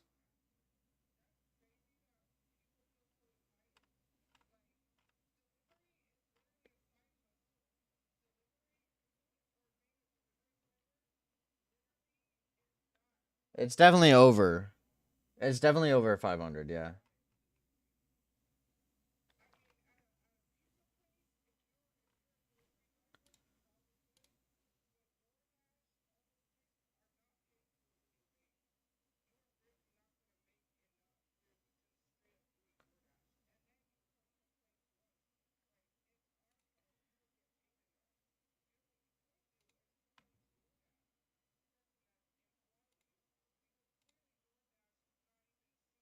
Well, actually, no, it's not.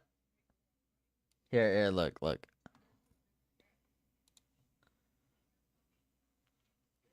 In total, the whole time I've been streaming, I've made 454.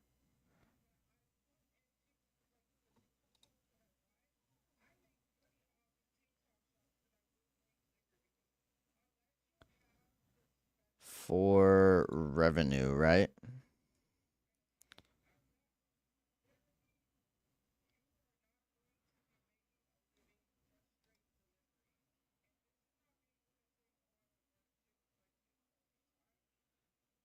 Laying pipe. Bro, pipe fitting is probably like the worst job I've ever had. I don't know how you do it.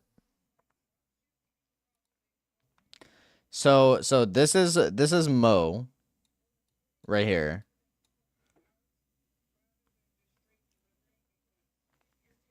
I could not do pipe fitting, dude. I hated it. I hated it so much. But like to be fair, I couldn't even get donations until around, I want to say, this area. Around, actually it was in December that I reached 500.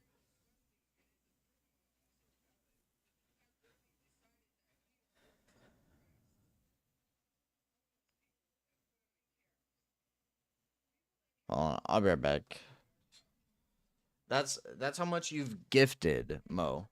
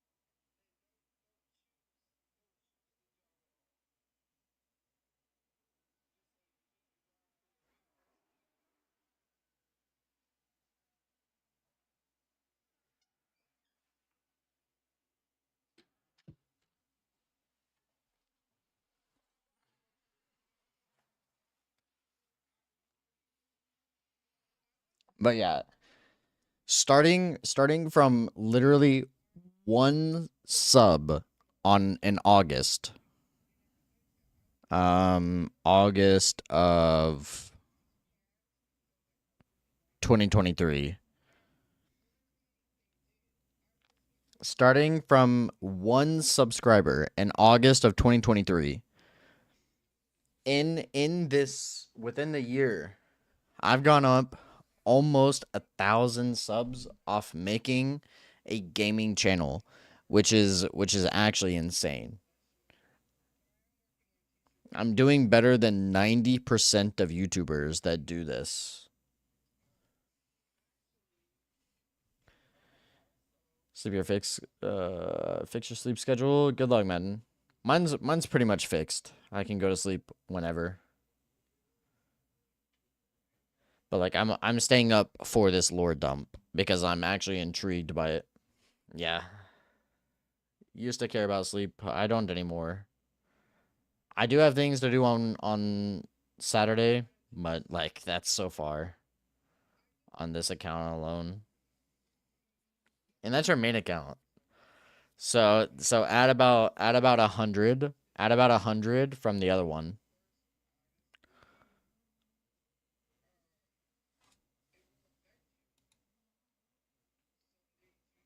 So in total, it's around 350, $370. No, 320 something dollars.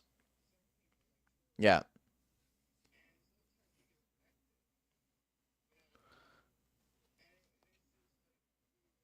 because I know Patrick sent about 100.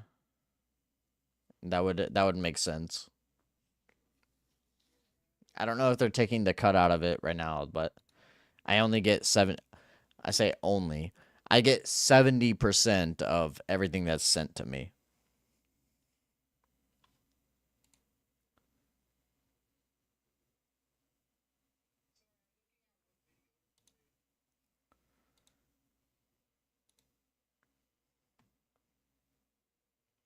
Is what reformed and fractured the One Great, and thus, the arrival of the Golden Star must have happened right at the beginning of our timeline. This now takes us on to one of the first dominant life forms that would emerge from this fracturing that we are aware of. There's a better way of doing this whole lore thing, right? You go to playlist, go to Elden Ring. One resisted the dark, while the other resisted destined death. Despite the massive differences between Dark Souls and Elden Ring in terms of setting and influence, it is funny how we can still make similar parallels present in both. In both, we have a god, the head of an all-powerful dynasty.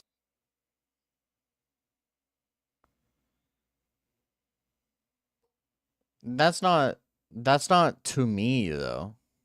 Because my analytics only show 450, 454. And that's not taking my cut.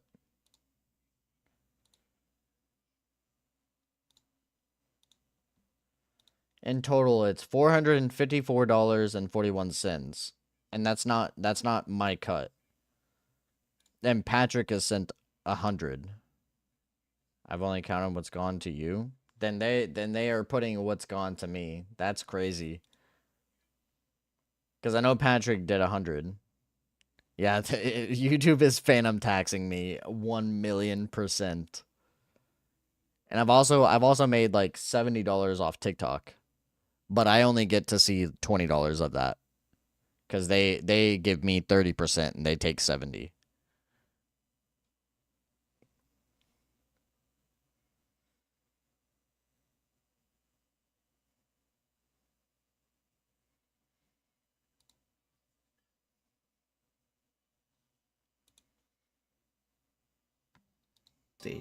Realizing that the world is cyclical and that their position will one day be usurped by the turning of the wheel. In both cases, neither accepts this change. And then you get taxed. Yeah, I'm getting taxed a lot then, because I know Patrick sent over 100. He did that in the puppy playtime stream. He sent a fat 100, and then $80 the next stream. So he almost sent 200. So then I should be, that's what around 707-ish dollars, or 680, and I only saw 454 out of it.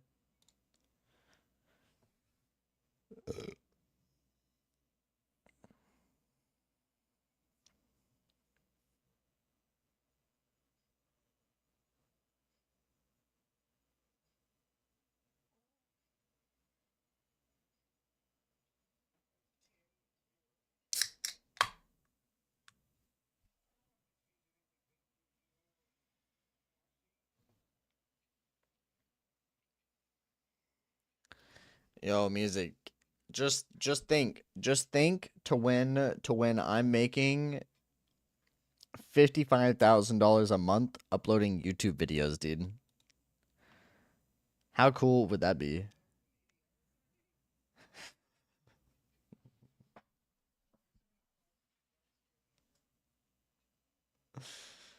Not like money means anything to me.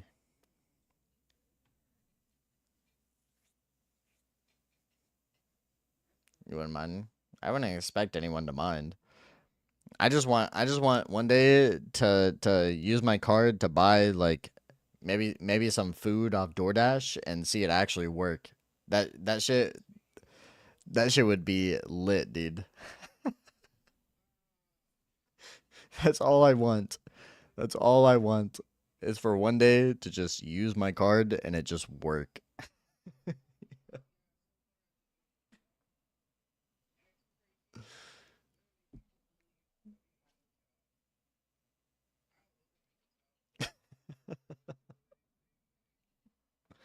Go to the store, buy a 12 pack of Dr. Pepper.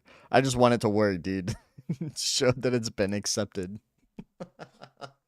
No, my card's never canceled. No, that's why I'm always in a good mood, bro. On the things that I do once, if I use my card, it does go through. That's all that matters to me. Apple Card never fails, dude. Apple Card never fails, man. I got like a $10,000 credit limit, dude.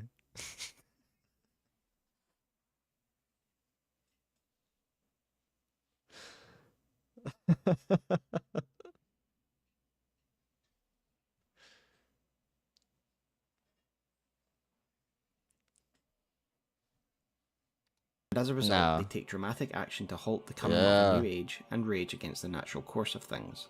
In both cases, it's No, this can't be number one, dude.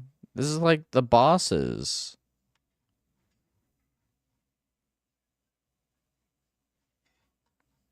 We're gonna have to watch the 13-hour video, dude. Are you serious?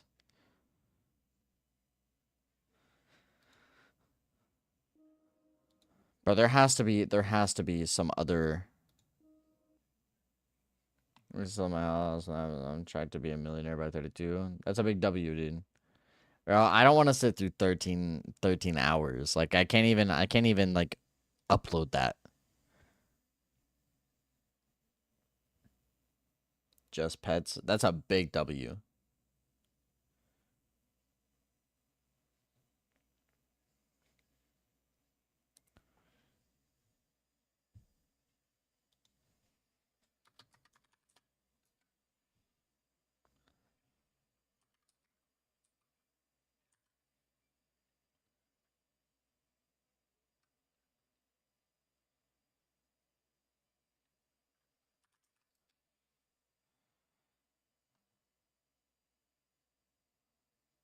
This one? Our story doesn't begin in the lands between. It begins in the cosmos, far away, with an This is a outer better god voice. called the Greater Will. There are a lot of outer gods. Bro, that is a W choice, man. I'm not even gonna cap. That's a W choice. Yeah, you only want to like secure yourself when you are comfortable, you know?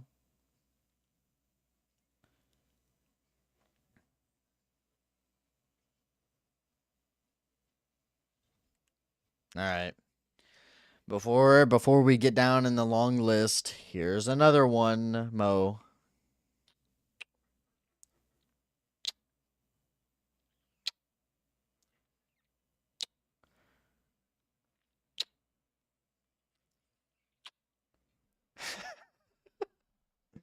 Yeah.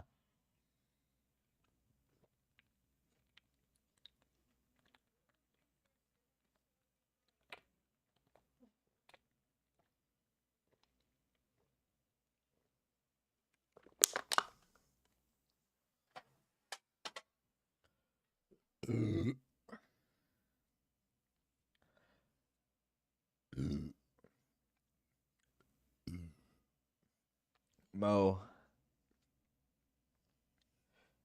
I can't explain because you wouldn't know. You wouldn't know. You would not know what a warm beer tastes like. It's not good.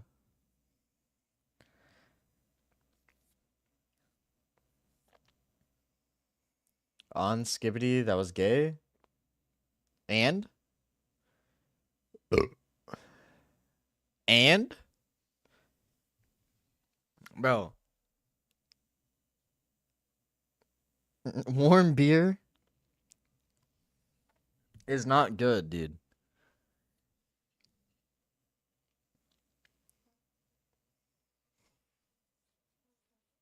Warm beer has got to be like the worst kind of beer. It's like something that you have nightmares about.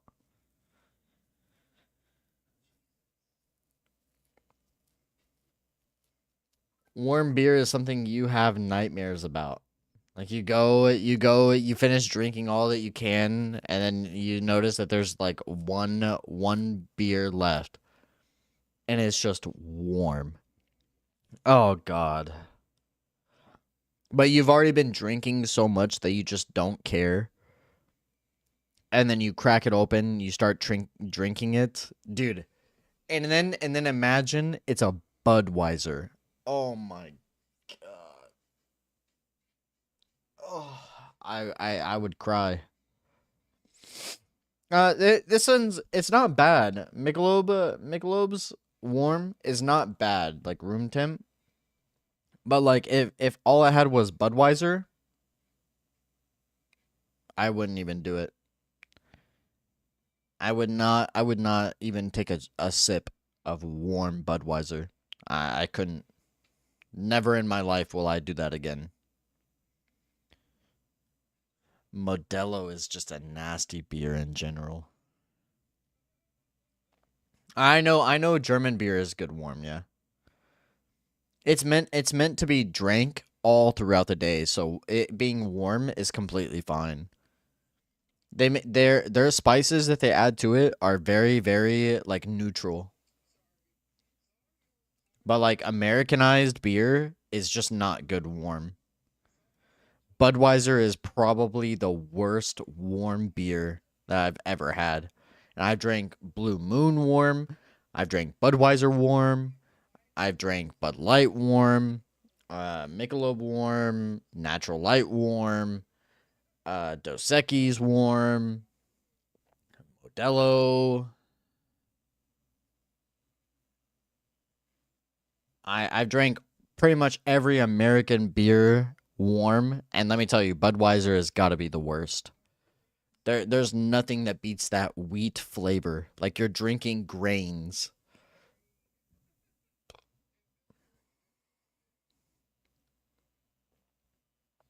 You did pull a Jesse Pinkman. That's a big W though.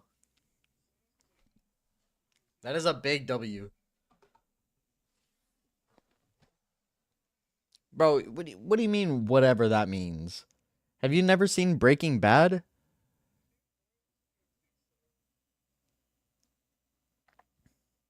Oh my god.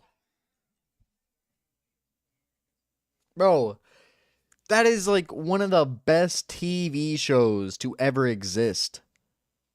It is the best TV show that ever exists, and you're saying that you haven't seen it, dude. At least you can go back through and watch it all in one go. I had to sit here and wait yearly, dude. Dude, you have to watch it.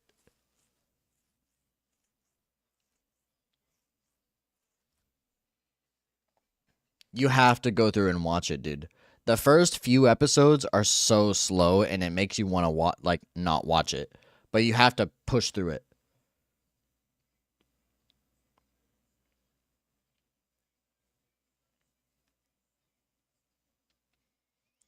It starts getting like insanely good after like episode 4 or 5.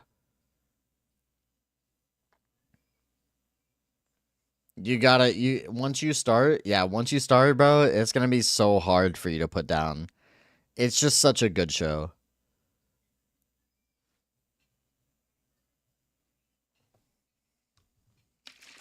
And then after that, you can watch Better Call Saul. Another W. Sapiro good warm? No. It's not bad. It's not that bad warm. But would I drink it warm ever again? Probably not. No. I do know our formula is different here than it is in Japan. Which is why I am saying it right now, dude. I'm going to Japan. And I'm going to be there for like a month, dude.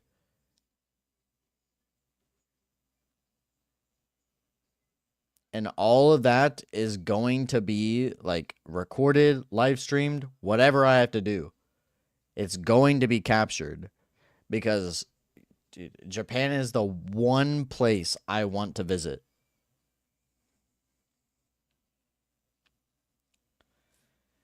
That is the only country I actually want to go through. I will sit through a 14-hour flight. I don't care.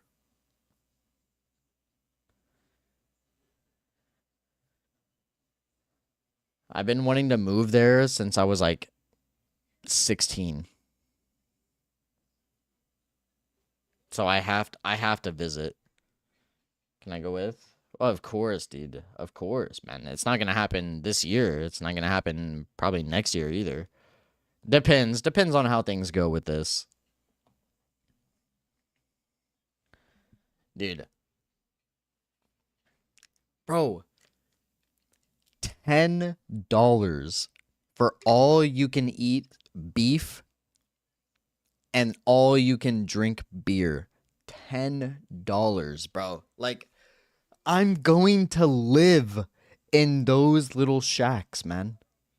I don't think you understand. You're allowed to drink in public and get drunk. No, I can't beatbox.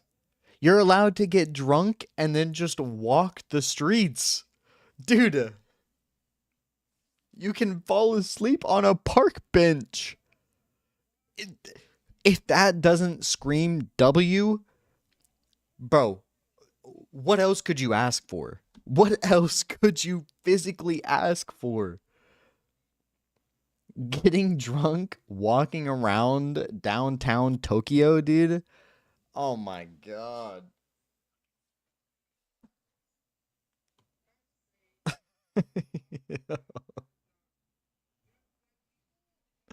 I would get banned.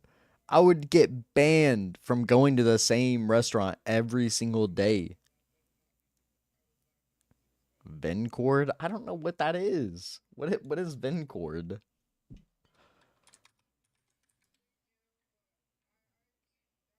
Cutest modification for Discord.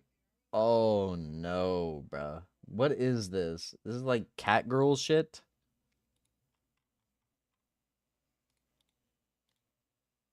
What is this, Mo? Mo.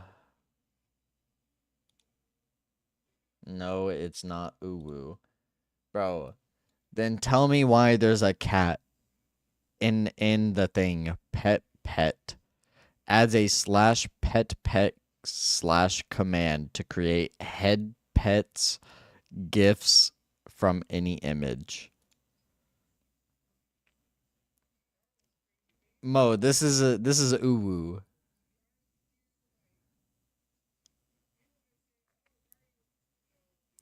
Mo, this is uwu type activities, and I don't agree.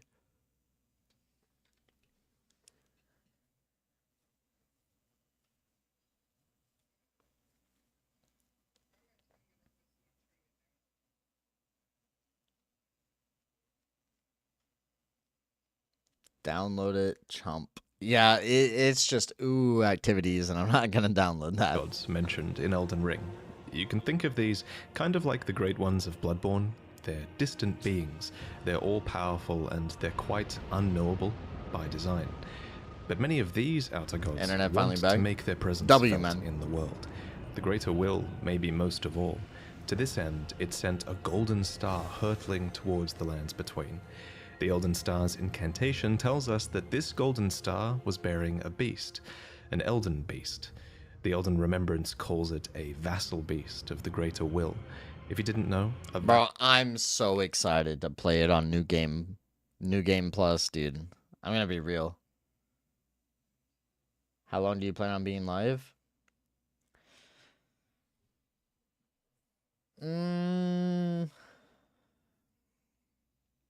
Well, I was dedicated to the 13.5-hour video, but I'm gonna be real. I don't think I'm dedicated enough for that. So I can probably push it until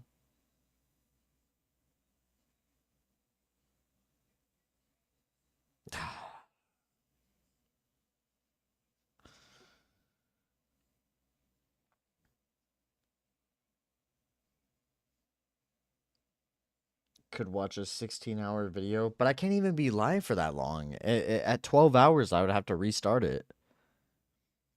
You know what? Actually, I need to quit using that mentality. Cause like I want you guys to look at this. I have 9.7 thousand watch hours. That is almost 10,000 hours people have watched me. This big spike was from Minecraft, by the way.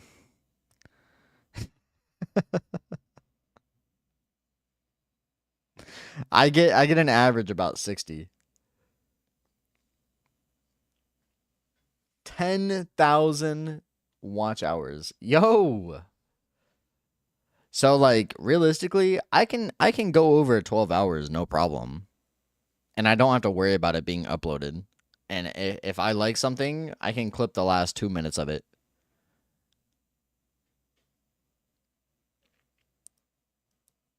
So like I can quit with the mentality of I only have to be live for 12 hours. We can do we're gonna do a full stream of the Elden Ring lore. Yeah. So if that's the entirety and it's 13 hours, I guess we can do that.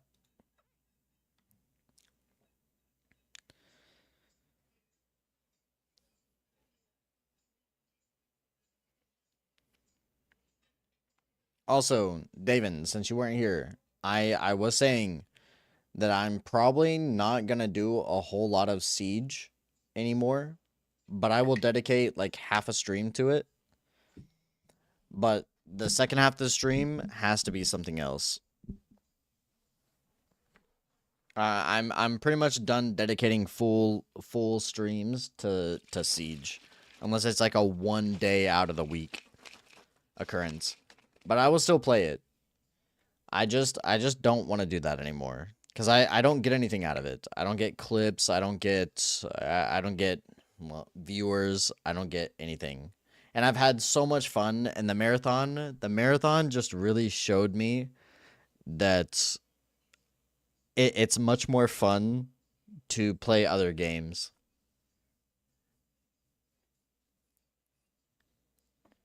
So I'll probably still end up doing it, whether it's the first half or the second half of the stream. But like realistically, I just want to do other things.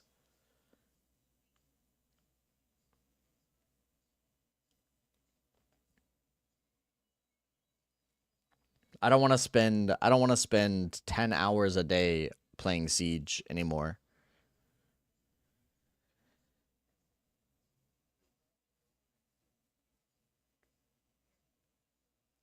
Afternoon. If you're in the afternoon, then that's fine. I can start it. I can start it afternoon style and play Siege. But like the second half of the day, dude, I just want to play something else, man. Like especially like Elden Ring. You know that shit. Yeah, yeah. I understand. I understand. It's typically what I want to do, and that's why I'm saying it. I don't want to dedicate full live streams to Siege anymore because to me, to me, I feel like I'm more halted by Siege than I am being released by Siege. Siege is fun, don't get me wrong, but honestly, from a viewer's standpoint, I think variety games are so much more fun to watch and it's more engaging. Cuz like maybe if my entire community was based off Siege, it would be different. It's just really not though.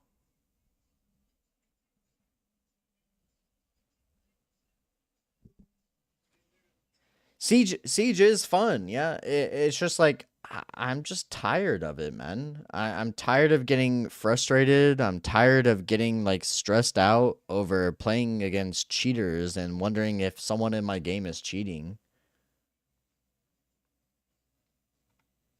And that's what I like to hear. The fact that it's me that is the one entertaining instead of my gameplay. Because I don't want to be. I'm not signing up for a tournament, dude. I'm not going into Siege thinking that I'm gonna be a pro player anymore. I did that years ago. And now, yeah, and I know you do. But I liked whenever what I like the most is that everyone's on the same page and we're playing the same game, right? If that's just Siege, I understand.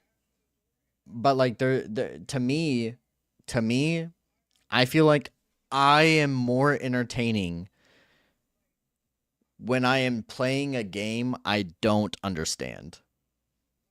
If I know all about the game that I'm playing, it's just like routine and just a method for me to where I'm just running it through like yeah, sometimes someone in chat will tell me, "Hey, you could have done this," but like I already know. I already know I could have done that. And so like I get more frustrated sitting here playing the same game all day every day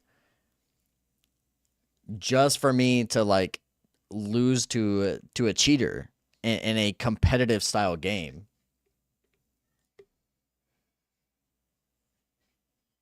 Competitive style games make it to where I'm focused way more on the game than I do on interaction and entertainment.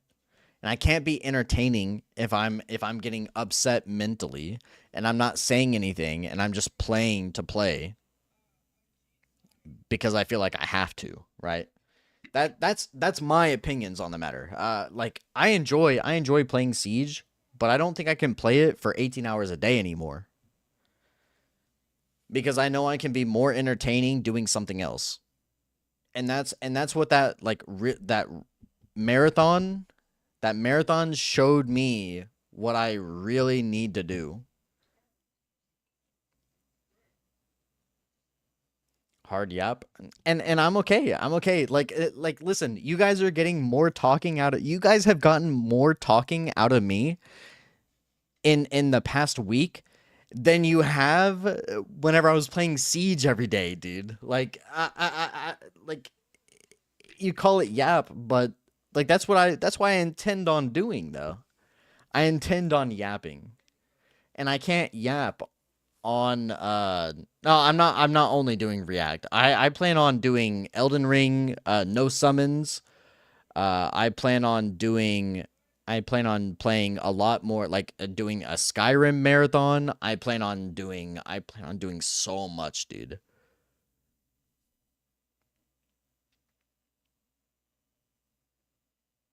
I'm supposed to take over your place, Tristan.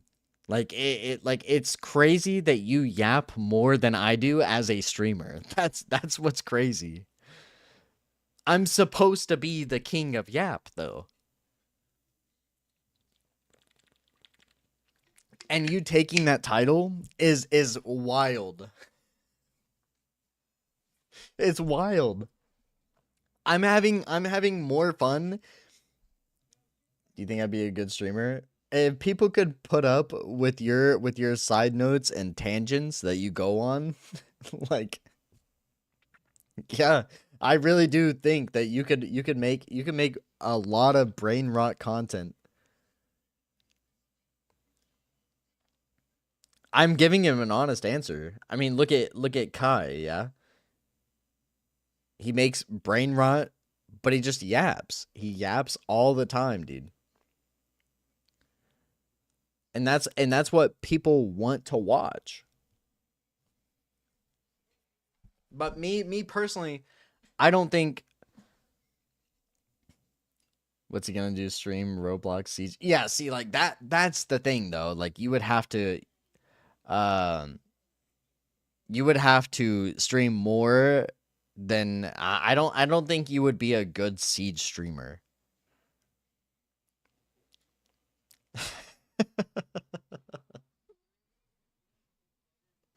I don't think you would make a good Siege streamer. I think you would make a good like maybe a good Roblox streamer. You know what I mean? Like the dumb games that you could just keep going on tangents for. I hate you.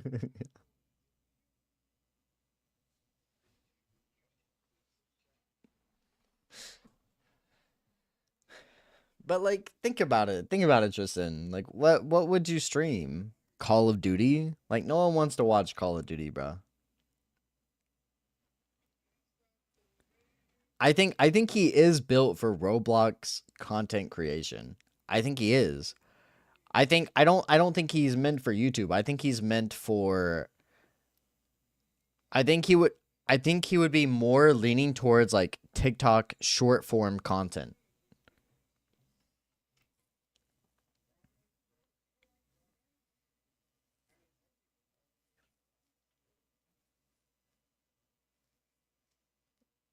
I really do. Short form content is what literally makes you. No. So you just can't stream anything with guns in it, dude. Yeah, it's just like you have to be a Phantom Force creator, dude. Like the second you do anything with Call of Duty, you're done. You're done. And then you're gonna create a Minecraft SMP. You're gonna create a Minecraft SMP, and then you're gonna start talking to young women.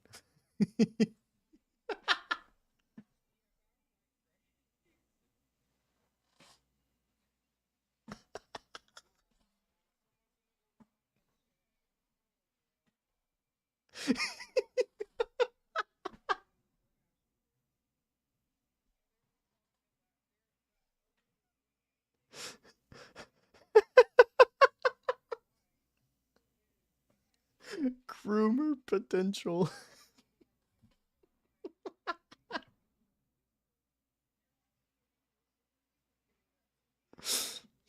He could be the next Dream, dude.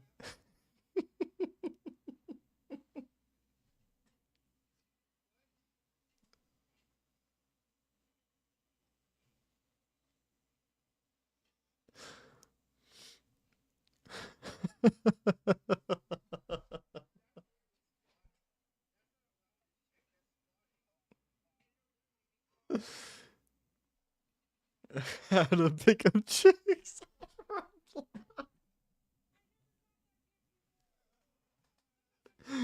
Yo, I'm not gonna lie, dude. That would be a hit, man. That would be a hit video.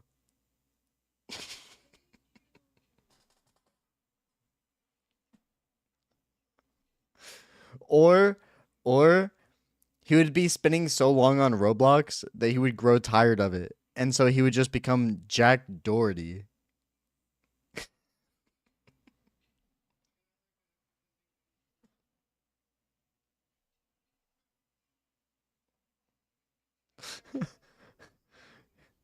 You want your Robux allowance, huh? Well, better keep silent.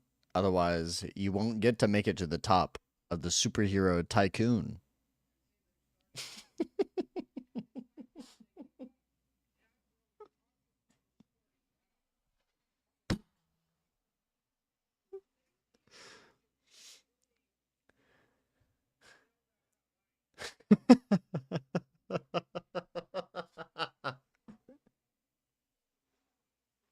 It all makes sense, dude. It all makes sense.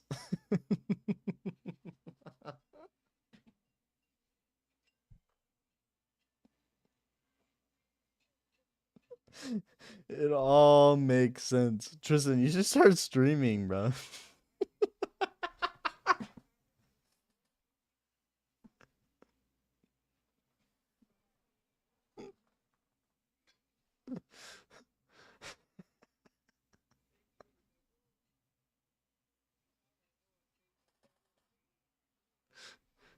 You can't help it, man. All those Instagram DMs that you're gonna get when you're big, dude. You just can't help it, dude. I trust me, man. I get it, dude. You just can't help it. And that's what I'm hoping. That's what I'm hoping, dude. Anyone that wants to do it, if I win, not if, okay, not when or if, when I do, if you guys want to use my coattails, dude, I'm all for it, man. You take my content, take it, upload it, do whatever you want, and then eventually, whenever you get big off of the content that you upload from me, delete it all, start uploading your own content, bro. I'm 100% okay with that, dude. I am all for it. 1,000,000%. That's what I want. That's what I want, dude. I want to see everyone getting their bag, dude. Even if I'm only making, which I say only, but so doesn't in profit, dude, that's all you. It does not matter to me. If you take my content and you're clipping it and doing whatever you can to push it, that's completely fine. You can steal everything I own, dude. It does not matter to me. You end up making more money off me posting my clips, bro. That's all you. You've learned the algorithm and you've took it into practice, and you're uploading it in your own variation. Completely fine. Hide your name from content, doesn't matter. I don't care. If you blow up off of my back, that's fine. I don't care. I want the best. I want the best for every single person, man. Even if you don't include me, it does not matter to me. No, there's no pause, bruh. There's no pause, bruh.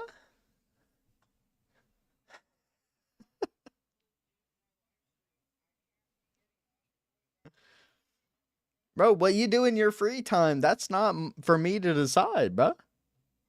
Holy gay? How?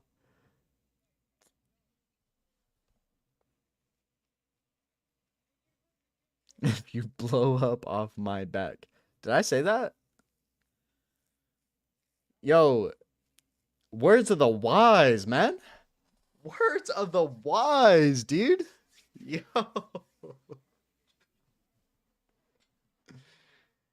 Fan clips channel to 3K subs and give it to you. Probably, yeah. I would use it. I would use it for clips. You're blowing up on my back. Bro, you guys want to learn about the Elden Ring lore, dude? We have like 12 hours of it.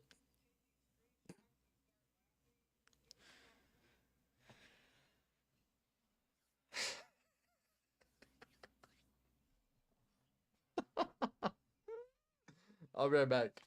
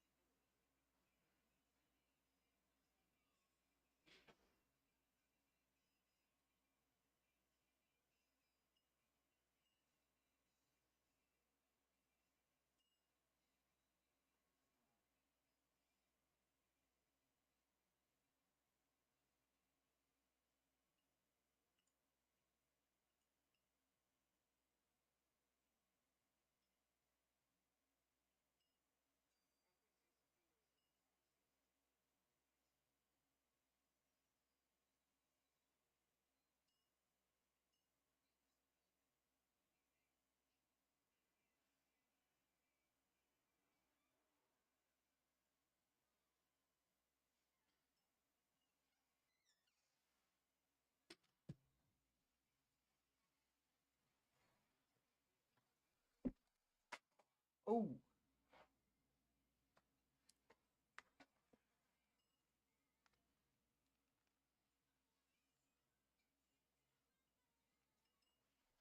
That's a W, man. Just the flashy color. Yeah, I do like that. If only we're gonna be using mods to optimize it and make it better than it is, dude. Cause like getting into a fight with insane performance issues is just unreal, dude. I've died so many times because my screen couldn't keep up with what was going on because the game is just poorly optimized. And perfectly cut it, upload it, and see what it gets you, bruh. Like I'm completely fine with it. All my stuff is free rights, dude. That's why I turn the remixing on.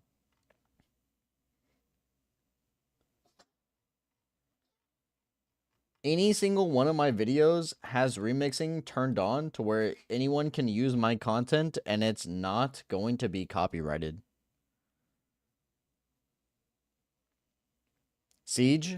So you joined in a little late, Ryan. We can do like a half stream of Siege and like the afternoon or late at night, and that's fine with me. But like full Siege streams are just not gonna happen anymore. If you blow up off of my back, that's fine. I don't care.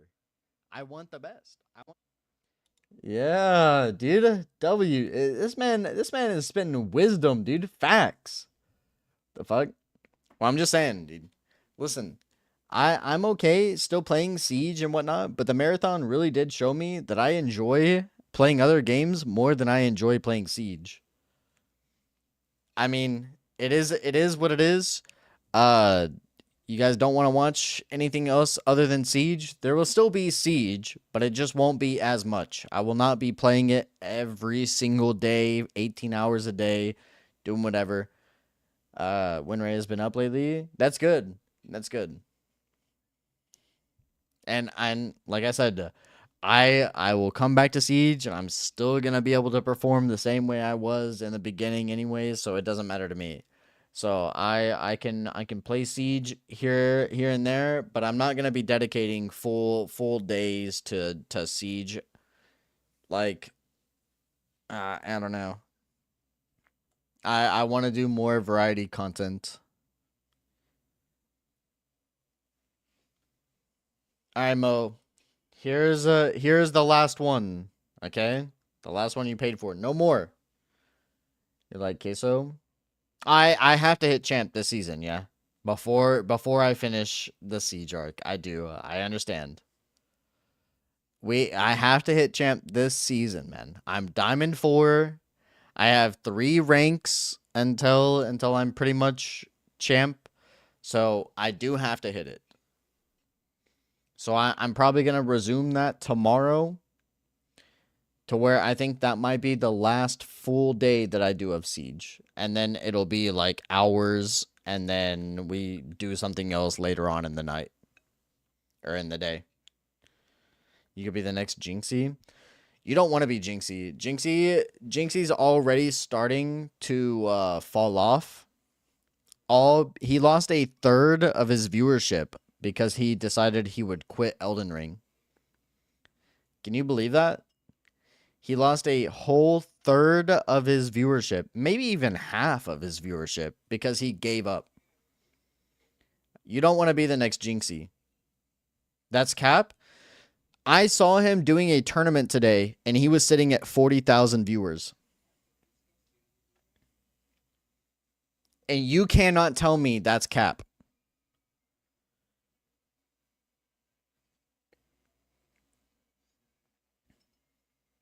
What other games? I plan on doing a full playthrough of Elden Ring, 100%. How much does he usually have? 98 to 100,000 viewers. I plan on doing a full playthrough of Elden Ring. No summons, only myself doing it all. I plan on doing like some random shit here and there, like Bloons Tower Defense. I plan on playing Last Epoch again. I understand it's sleeper, but I have found a way to make it entertaining, and that's because of me personally. I am going to beat Madison, horror game, scariest game of all time. We have 6.5 hours of it. I still have at least 6 hours left of the game. I plan on doing some, not the Epoch bullshit. I understand it is sleeper, but I have something in mind that will make it more entertaining than what it was last time. I plan on doing, like, it's only going to be used in downtime when there's nothing to play at the moment. I want to play Phasmophobia again. I want to play more horror games. I want to do some more variety. I will need your help, yes. On the 23rd. Which has already passed. Okay. So I'll need your help. Yeah, probably tomorrow. Kovacs playthrough.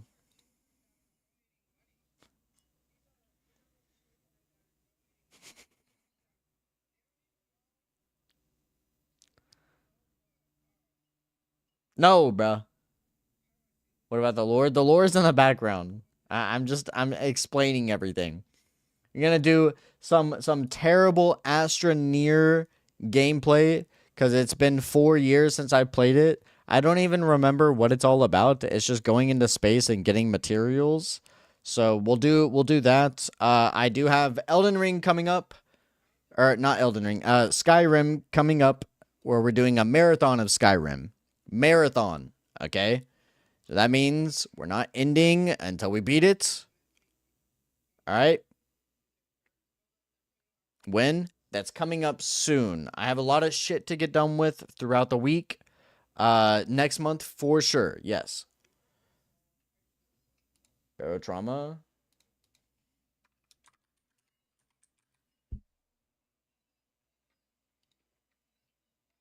Survival game. This is the submarine game, is it not? I'll look. I'll look. Please wait 2 weeks. Yeah, it's definitely next month.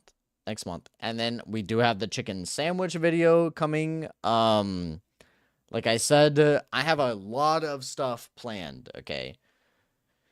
I'm trying to move away from FPS. I'm trying to lean away from FPS. I'm trying to get out of the like mentality of competitive gameplay. Yeah. I want to stop doing that, and I want to play more variety. So like I could do a stream that has like some Happy Wheels.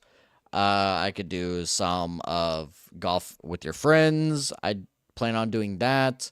Obviously when GTA 6 comes out.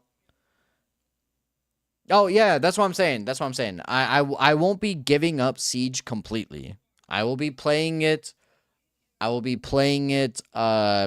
about I'd give it about 4 hours, and then we move on to another thing. Depending on the win streak. But I will not break 6 hours. If I'm live for 12, I want at least half of it to be dedicated to something else other than FPS. So we'll have plenty of FPS, and then we're going to move on to other things. I don't care what the win streak is at that point. I don't care. Hunt was fun. Yeah. We could do more Hunt survival. And I just want more. I want more variety. If I sit here and I'm playing the same game all day every day, I just don't feel like I'm going to go anywhere, dude. Because like if we're being real, what clips am I getting from Siege, dude? What clips am I getting? Like if I get a nice 4K, that's cool. But like if I scroll through TikTok, I'm not watching some dude get a 4K.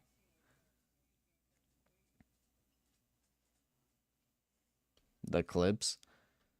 Yeah, but like I'm just not watching them. And if I don't want to watch my own content, bro, who is going to want to watch it, man?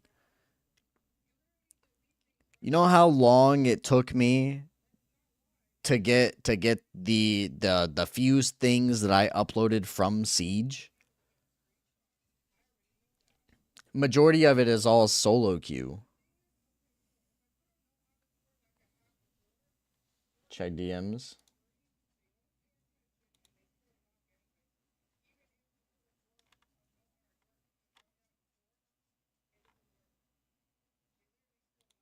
I don't have any DMs.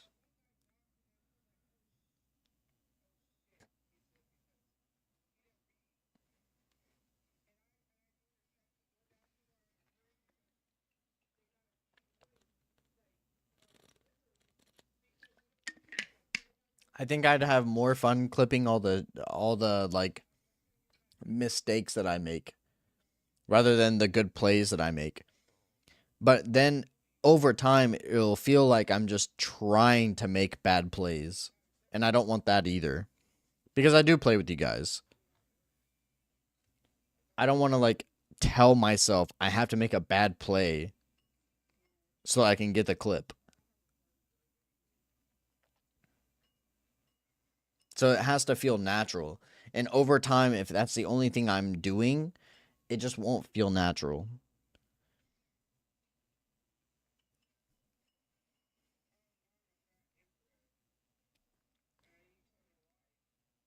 I know you guys know exactly what I'm talking about. Like they all happen in the moment. And whenever I'm like sitting here, I'm like yelling, I'm like, "Oh, hold up." Well, hold your hand through this journey. Through this journey of what?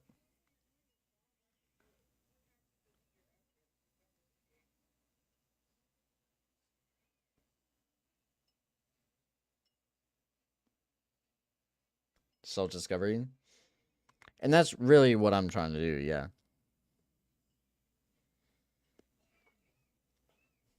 That is what I'm trying to do.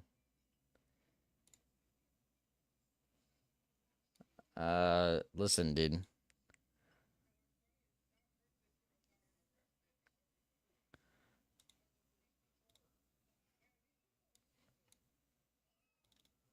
Willie.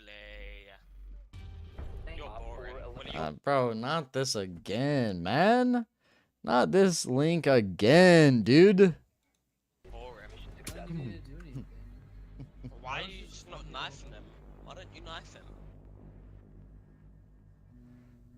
Like, you could have just snuck up behind him and knifed him, bro. It would have been funny. Probably. You would have got the whole squad laughing.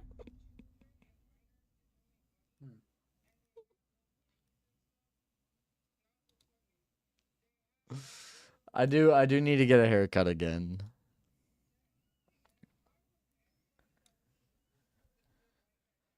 I do need to get another haircut. Frothy flick. Yeah, okay.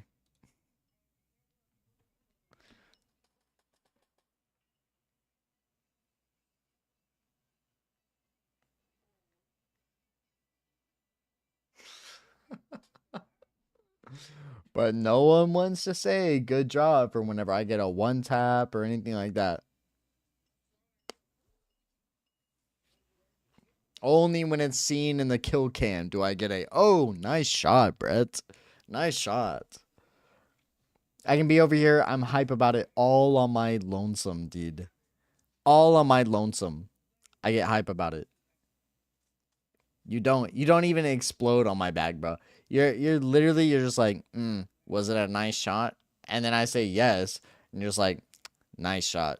And then you just continue on doing whatever you're doing, bro. Like, it's only whenever it's the final cam, dude.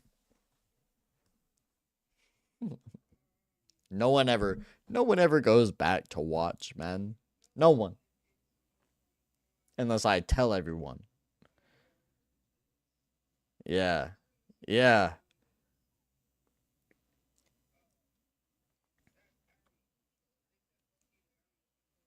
Comes at a cost. So if I pull up your stats, it's going to show that you've been doing good all week, yeah? All week that I've been playing Elden Ring. It's going to show that you're doing good, right, Ryan?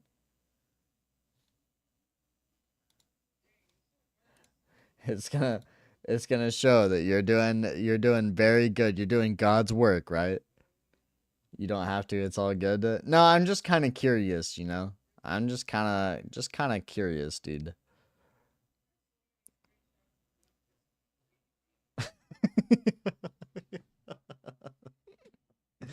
I'm just kind of curious a little bit. Look. You've been doing good, dude. You've been doing good. Yo, that's a big W, dude.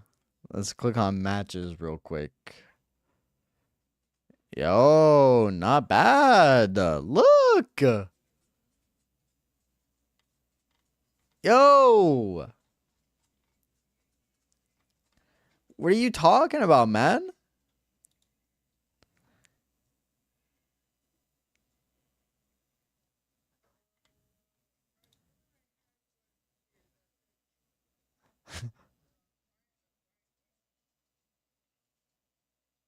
Look at this. Look at this. The dip. But then you have brought it back. You brought it back up. You were at a 0.8, bro. You were at a 0.8 and now you're at a 1.02.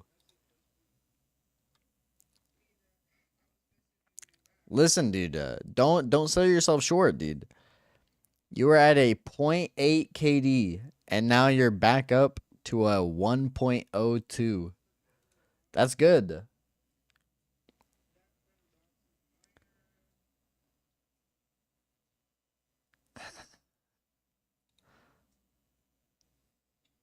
Now we gotta find a game since I haven't played with David in a minute.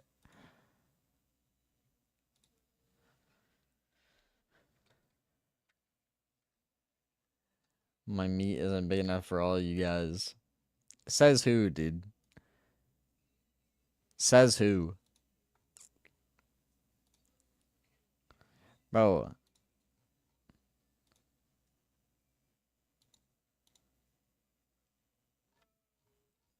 yeah, I always get a Pampers ad.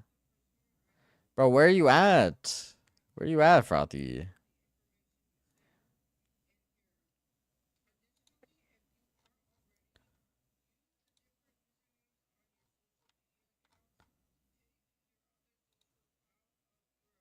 Ah, here you go. Yeah. It might be a sign for what?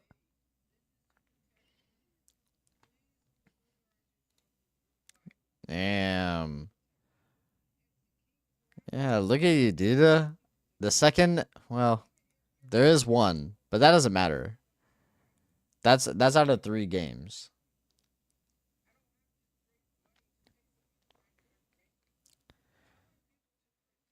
Yeah, see, you guys have been doing good since I've been gone, huh?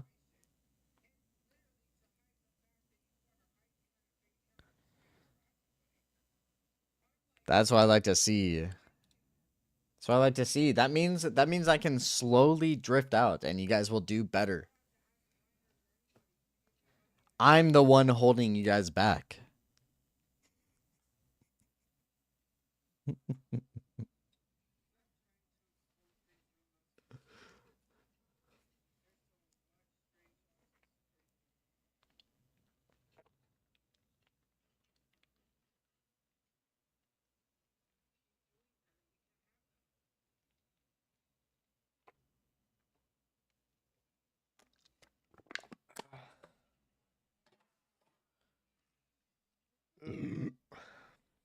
That was the last one, Mo. Ugh. Can't do all the setup. Now listen. There is this guy. There is this guy begging.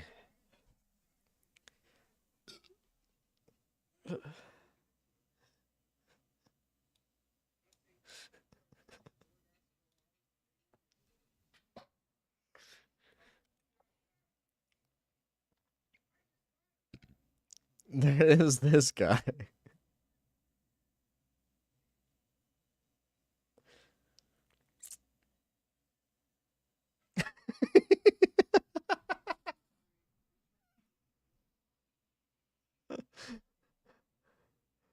You guys been putting into practice what we talked about?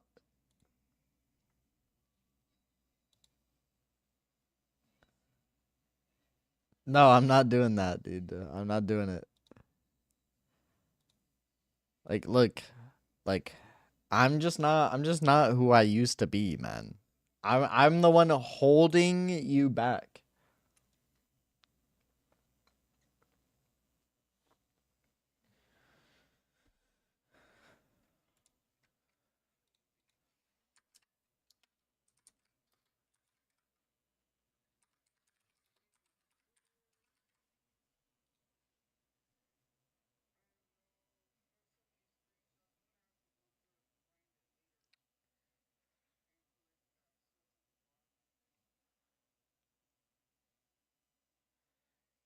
Yeah, I'm just not opening LinkedIn, bro.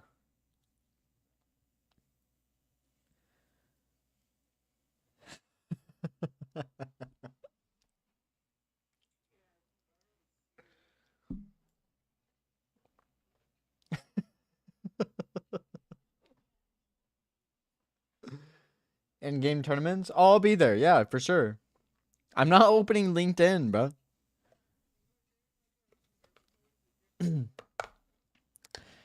And just so you know, now that I have beaten Elden Ring, dude, I feel like anything is possible. I'm not even gonna cap. Like, I shed a tear whenever I finished the game. I about started crying, dude. I feel like anything is possible. Getting champ, this is easy. This is light work compared to Elden Ring DLC, dude. Like, dedicating 800 or 1,000, where are we at? 1,024 deaths, and 300 of it was to one boss, dude. Like, come on, man. Anything is possible. 8 hours, 8 or 9 hours dedicated to one mob. Now do it again. And the maid outfit. The maid outfit is done. It's old news, dude. Like, Siege is an after image. With us two, it'll be 10%. And I'm not saying I'm gonna quit Siege. That's not gonna happen. I put too many hours into it for me to quit. It is what it is. Like, if I have to play, I will play, dude. Whether it be the first half of the stream, last half of the stream, doesn't matter. I'm still planning on playing it.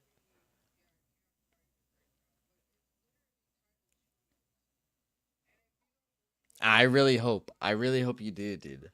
But like, if you think about it, going pro sucks, dude. Going pro sucks. It sucks. All day, every day, you're scrimming. And you maybe get like 4 or 5 hours after you're done to do whatever.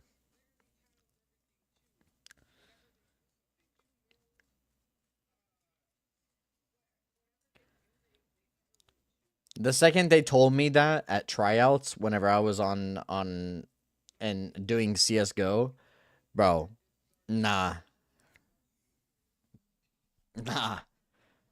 You had to scrim for like 8 or 9 hours a day. Nah, I was done, dude. I was mentally taxed.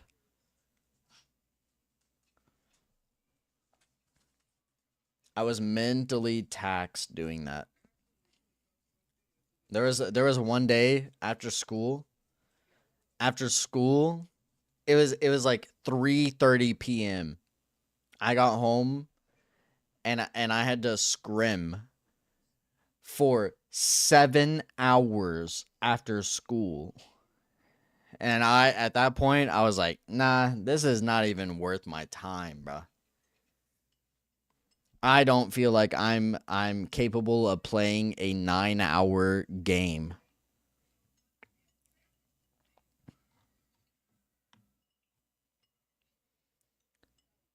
That's all Pro League is. That is all Pro League is. It's all custom games. It ends up just being a who can swing on who faster, because you're on 0 ping. LAN is like the best version of competitive gaming you'll ever play, because it's so fast paced. But like, if you were to do the same gameplay in a ranked game, it just feels so slow. Having 0 ping in a custom lobby is the best feeling you'll ever have. It's peak. Play locked. Let me tell you, I plan on doing all that random shit. Like, all Roblox. I can dedicate streams to Roblox. I feel good about variety now. But like, playing Siege every day just mentally drains me, dude. It mentally drained me to the point where, cuz like, for a long time, I went 2 months in those 2 months, I gained probably like, I want to say 30 subs, dude. Let me look at the analytics. The analytics don't lie.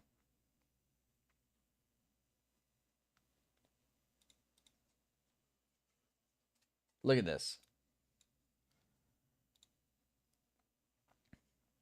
In the last month, excluding the amount that I just got from Elden Ring, which is 20. Yeah. In the last month,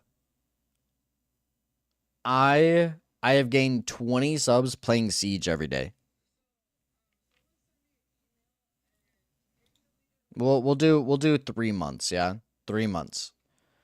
Okay, excluding 20 of these because I gained 20 subs playing Elden Ring.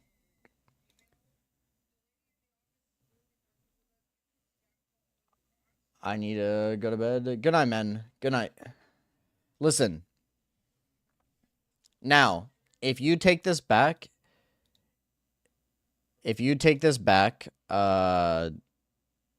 says 14, but I'm pretty sure it was 20 in the last week. Study the algorithm. Bro, I have put so many hours into learning an algorithm, but it changes every Tuesday. It's just so complicated, dude. It's so complicated. In the last 3 months, I've gained 123, which is 51% less than usual. Yeah, I was averaging about 100 subs a month before I hit 800.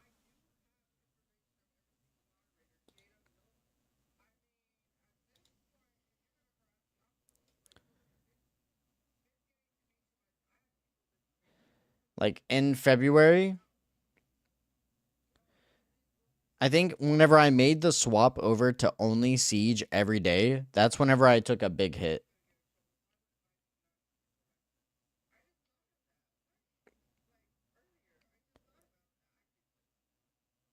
You're saying Naruto.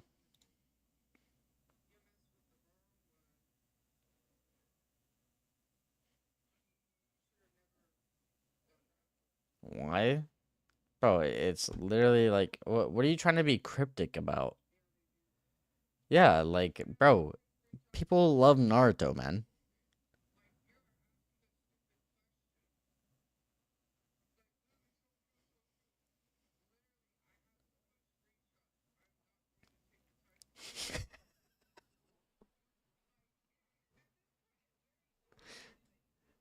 Yeah, like no one's gonna spoil your time, bro.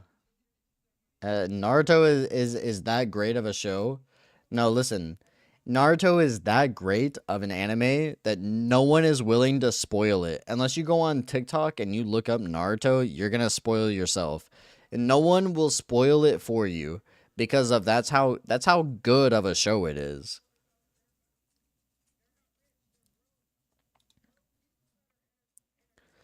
We go to I think subscription, yeah.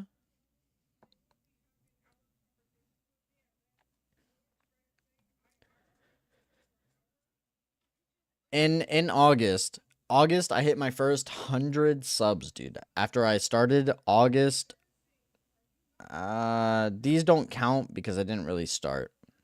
This was the day that I like actually started, was like August 1st. My first stream gained 7 subs. Yeah. And then it was like always up and down from there. Every single month I hit the quota of 100 subs a month. Sometimes I hit 200. I think this one I hit 300 subs in 1 month in November. That's because I was playing Minecraft though. But like every single month it was 100 subs. And then ever since I started playing Siege every day, it's been literally the slowest pace I've ever seen. I've ever seen.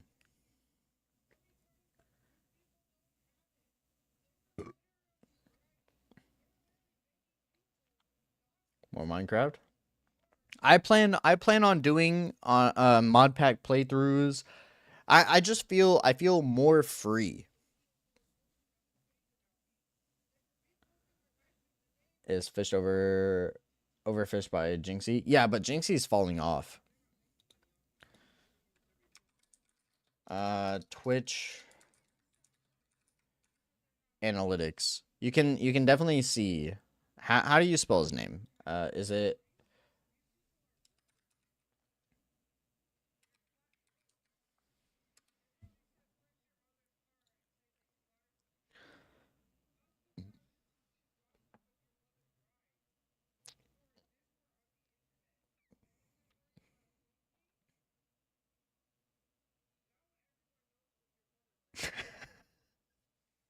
the moment he quit Elden Ring is when it started going even further down.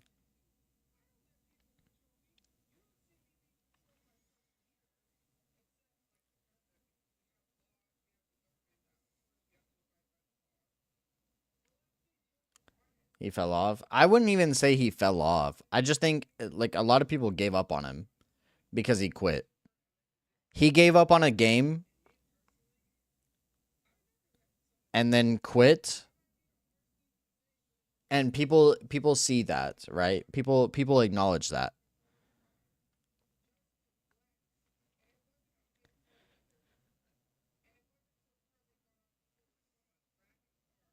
People see it. No lore. There's been some. There's been flashes of lore, yeah. We're only 3 hours in. The title is not a lie. I plan on watching it. Don't worry, dude. I'm just getting everyone up to date. The lore is too long? I don't think it's too long. How long are you gonna be live? Until I get tired. I mean, from me being in and out of the hospital today, I've gotten some sleep, and I probably woke up at like 5 a.m. Went back to sleep, woke back up at 6 o'clock in the morning. Went back to sleep, woke up at 6:30 in the morning. My grandpa had surgery today. We went through, did all that. That took about 6 hours. And then I took another nap because I only got 4 hours of sleep. So then I caught up to about 6 hours of sleep. And then I had to go out to eat. We came back. We got back at about 9 p.m. And then I said I would be live at about 9:30 to 10. And I went live at 10 p.m. So I've had a total of 6 hours of sleep. I'm drinking energy drinks. I do plan on watching a lot of the lore tonight. And then tomorrow we'll resume normal. Hopefully I can wake up, but resume normal at about 2 p.m. And we'll decide from there whether we're going to start off the game, the stream with Siege, or we will play something and then work our way to Siege. But I want to get Siege out of the way. So I'll probably end up playing Siege in the beginning of the stream. And then the later half of the stream, I want to go back and I want to start New Game Plus on Elden Ring and do a little bit of work there. Should be good.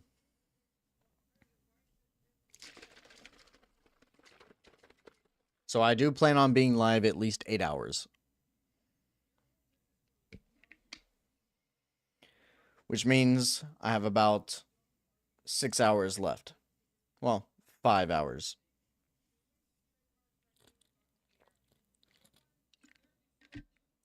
But I gotta be up to make sure she's awake and time to go to school. I don't want to be sleeping whenever she leaves, so. Because I've been live for a week straight, pretty much. So, I will be going over the lore. We'll be getting a lot of it out of the way. A lot of this stream, for those who are coming in here and watching, a lot of this stream is going to be React content. I just wanted to get everyone up to date as fast as I could, saying what I do plan on doing, and it's not going to be Siege every day anymore. There is still going to be Siege. For those who do like the competitive gameplay, I'm still intent on hitting champ.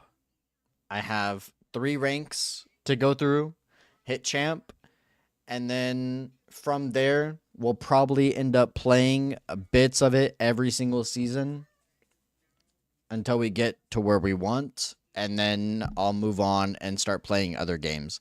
But again, I still have the Skyrim marathon coming up. I still have the chicken sandwich video coming up. I still have a lot of stuff coming up. And I'm going to keep my word on that. It will happen. It needs to happen.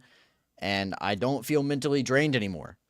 I don't feel like I'm stuck in some terrible loop that I have to stick on and keep going over and over and over, even if my mental is hurt by it. So, with that being said, I have to go let my dog outside real quick. I'll come back. It'll be 2 minutes, and then we're going to continue on with the video for some lore that I really want to listen to and enjoy. Okay? I'll be right back.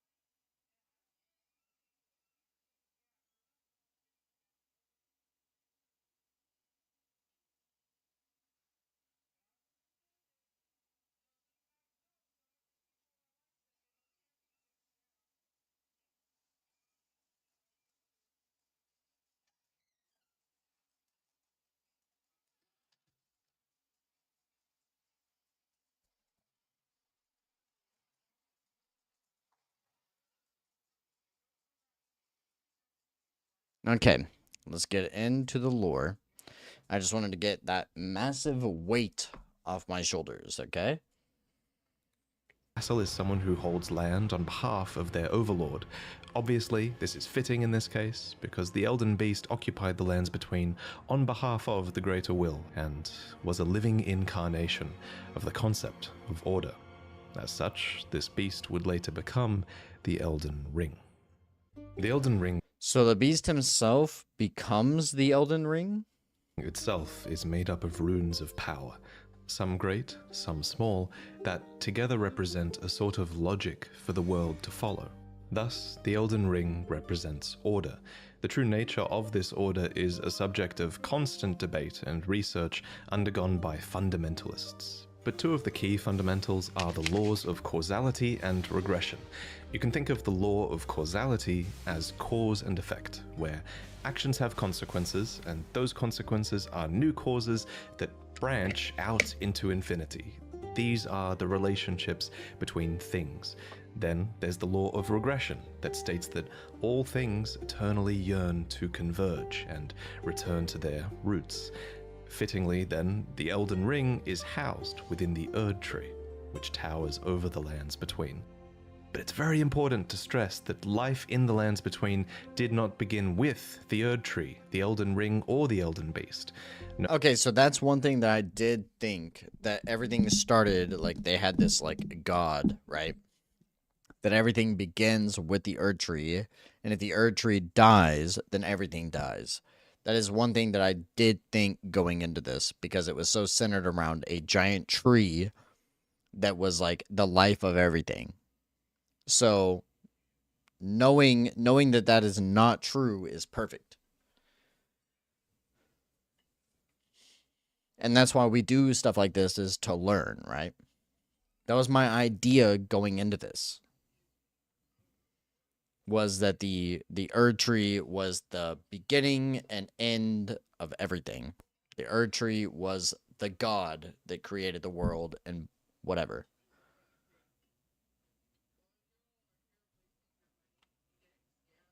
Yeah. So, and I know there's a huge segment, like 2 hours of the fire giant alone. So that's pretty cool to learn about. And that's why I'm like looking into it, because my understanding was that the Erd Tree was everything. And the moment it burned, that's why everything was done. Everything was over, you become Elden Lord, and you were the reason that the world is gone to shit. The lands between were occupied well before the Greater Will came. There were other beings here. There were other factions here. There were other gods here. And there was even another great tree here before the Erd Tree. And this is where a huge twist regarding the Erd Tree comes in. So, there are incantations in the game called Aspects of the Crucible. According to their descriptions, these are manifestations of the Erd Tree's primal vital energies. And I quote, "They are an aspect of the primordial crucible where all life was once blended together." But how could all life be blended together in the Erd Tree if the Erd Tree appeared after life existed? Okay. Well, there can only be one answer, right? That the Erd Tree is a parasite, and it took over a tree that existed here before. This ancient tree was called the Great Tree. So the Great Tree was almost certainly the location of this primordial crucible, and it must have been a very powerful primordial force for the Greater Will to have commandeered. It might even be the reason the lands between is important to the Greater Will in the first place. It also explains why spells and enemies related to the Great Tree's crucible would eventually be looked down upon. For example, the knot talisman is fashioned from a knotted vestige of the crucible, and it was considered a signifier of the divine in ancient times, but is now increasingly disdained as an impurity. Nothing is perfect as civilization has advanced. Enemies related to the Crucible are the Omen, the Misbegotten, and the Crucible Knights, and all three of them would be shunned, enslaved, or imprisoned. Those who speak for the Erd Tree don't want you to know its roots, so to speak. According to the spell, Protection of the Erd Tree, in the beginning everything was in opposition to the Erd Tree, but through countless victories in war, it became the embodiment of order. In Marika's own words, the Erdtree governs all. The choice is thine. Become one with the Order, or divest thyself of it, to wallow at the fringes, a powerless upstart. But the Greater Will needed more than a big tree. It needed loyal agents in the lands between. To this end, it has the Two Fingers, yeah. who are its envoys. The Two Fingers heirloom has a weird picture of them, but it reads, "Of course, fingers cannot speak, yet these are eloquent. Persistently they wriggle, spelling out mysteries in the air. Thus did we gain the words of our faith." And These the words husk. are interpreted by the finger readers. Yeah. These are the undying old crones that you would have found throughout the lands between. Yep.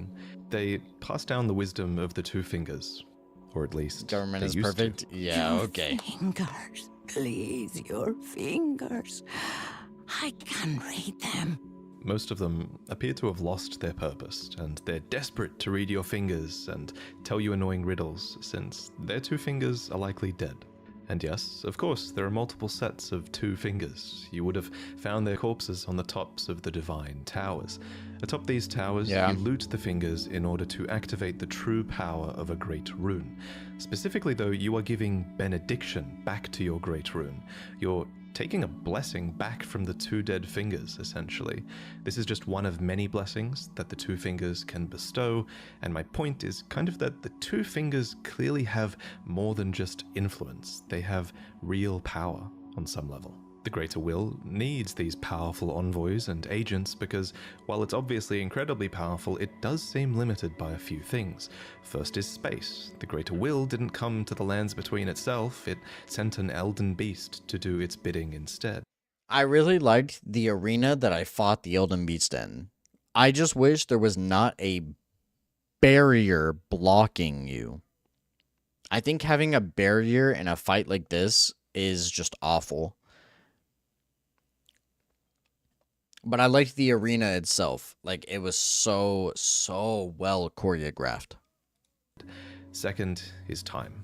There is a moment later in the game where your pair of Two Fingers goes still. Yep, because after they're you forced burn to the tree. commune with the Greater Will for guidance. When they are finished, the fingers will again offer their guidance. But thousands, if not tens of thousands, of moons must first pass. No matter for me. But you, how will you ever manage the wait? So the Greater Will needs a physical manifestation of order. It needs envoys to convey its will, but what it also needs is a god. Introducing Marika the Eternal. I have this utterly enormous mind map of Elden Ring's lore, and there's a reason she's at the center. She's essentially the equivalent of Gwyn from Dark Souls. I don't know what that Except, is. Unlike Gwyn, Marika didn't just crawl out of the dark and find power. To an extent, it seems like she earned it. We don't know much about her origins, except that she is of the Newman race, which is actually an origin that you can choose in the character selection screen. Newman come from outside the lands between, and are supposed descendants of denizens of another world, long-lived but seldom born. At some point, Marika was chosen as an Empyrean. Alright, What for is sure, an man. Empyrean? Well, an Empyrean is a being chosen by... I'm gonna tell you right now, it's a big W. Like I said, if you can do it and you end up making money out of it, dude, that's amazing. Amazing that you could do that. That's all I'm saying. But one big thing is don't get discouraged by your first 10 uploads. After 10 uploads,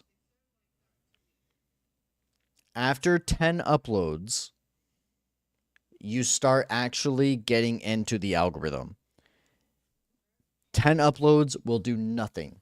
It's only after the 10 that YouTube will start pushing your content.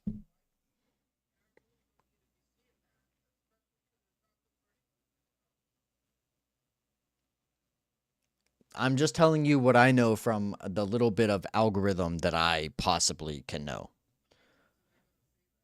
The first 10 uploads are shit. After 10, you start getting impressions from YouTube. You should up on my front page. That's because my impressions and my tagging, I've learned a little bit of the algorithm. Yeah, the more you researched Elden Ring, the more you played Elden Ring, the more you talked about Elden Ring.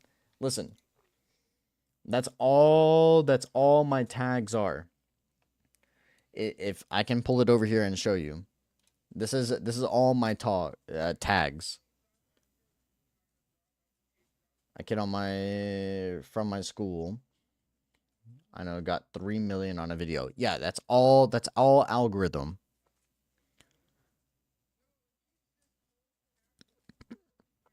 But my tags involve Elden Ring.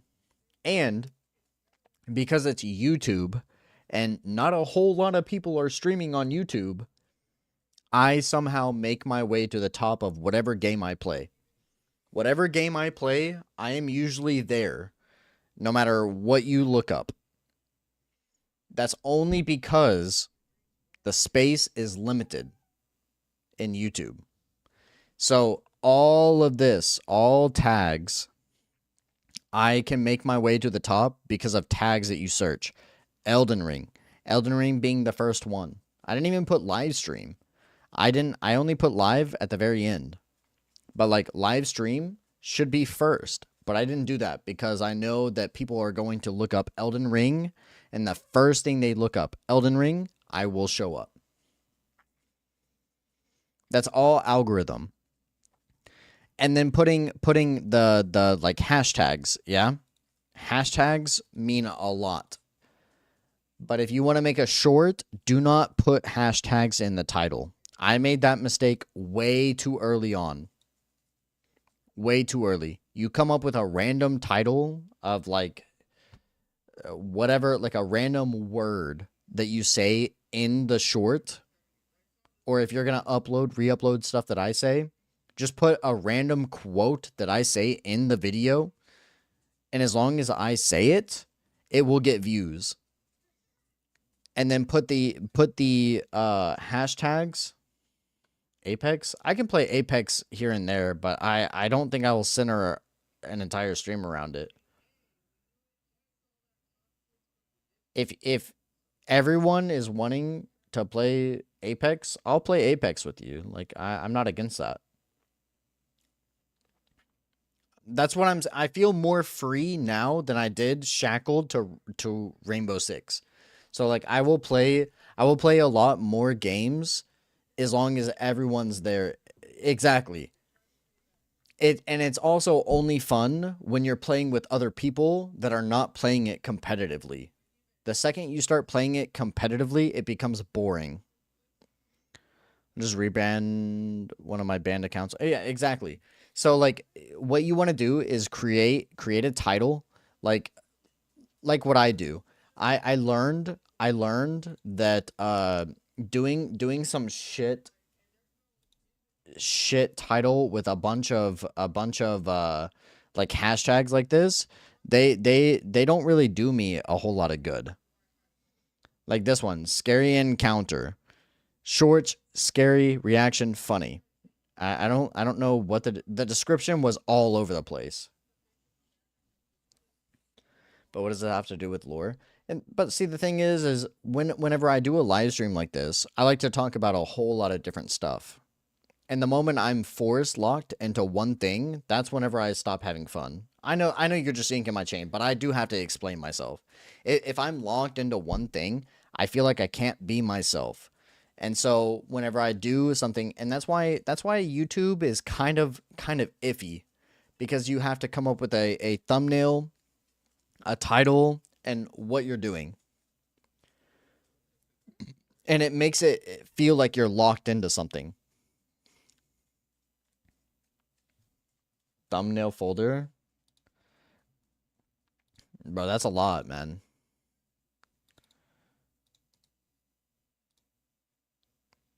I can't send that to you. That's a lot of thumbnails, dude. And a lot of like Photoshop files. I can send you all my PNGs that I've made. So you can just throw my face on anything.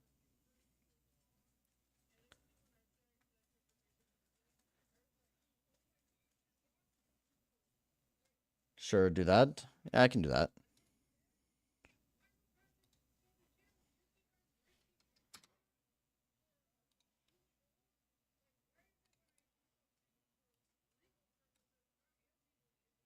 Completely stray away. No, I'm not gonna completely stray away. I just want to do more. I don't want to be hard locked into something that I'm not enjoying 24/7.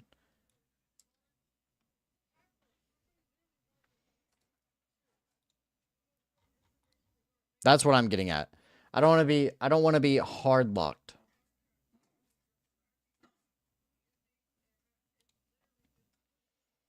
Like I don't want to see this to where it's like going on for months to where it's only been siege content. Like some Minecraft here and there, but then the rest of it, it's all ends up with siege.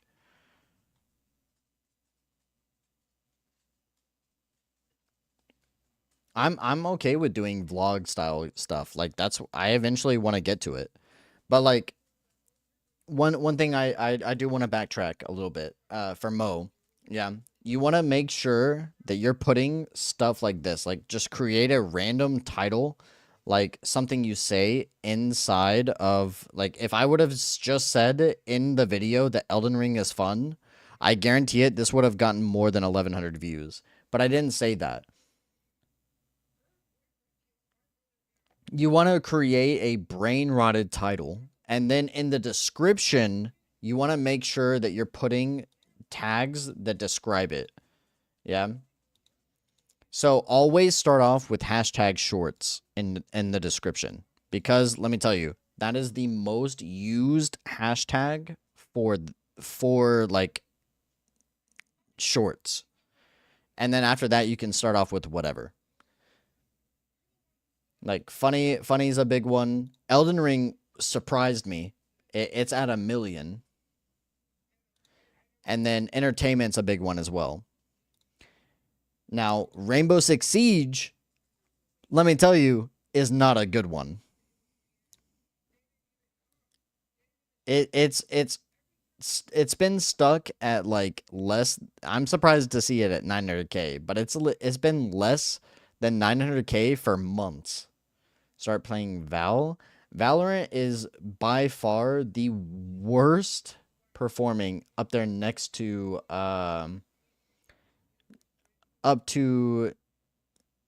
it's the same as me streaming Escape Simulator. I'd poach them. I'm just too good to, and I think you should. Hashtag Minecraft. Oh, hashtag Minecraft is actually insane. Like if I just go, I go here. 23 million. It's actually insane. The market for Minecraft is so flooded that your video will not go anywhere if you're using that hashtag.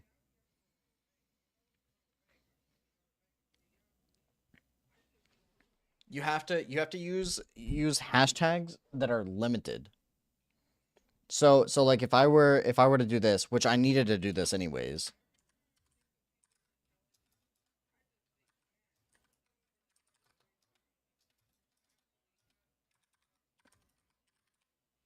This right here alone is sitting at 22,000. So that means there's a very good market of people looking up Elden Ring DLC, and there's not enough channels making it. There's only 4,000 channels using this hashtag, so that means my market is very good for that. So if I were to re-upload another video of the DLC and I use this hashtag, it'll get more traction than anything else that I use. Yes. I got to Prime the Consort Radon. I gave up after 300 deaths and then I finished the game. I do plan on doing a playthrough, going back and beating it all. I used summons for my first playthrough. I've never touched Elden Ring before. I've never played any Souls games, and I used summons, which can be kind of controversial, but I do plan on going back through in New Game Plus and beating the game without summons.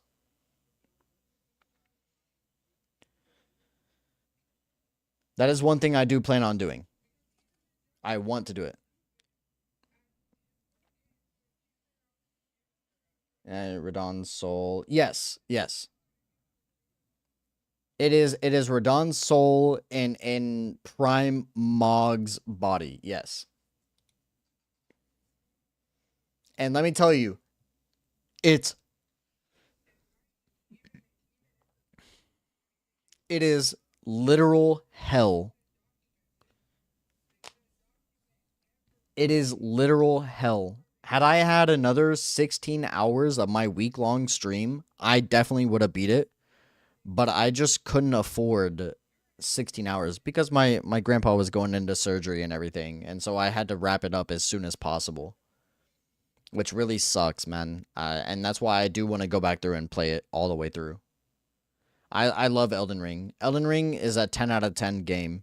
And the DLC is 10 out of 10 for veteran players. Like, it is unbelievably hard, but I think that's what people find the most enjoyment out of.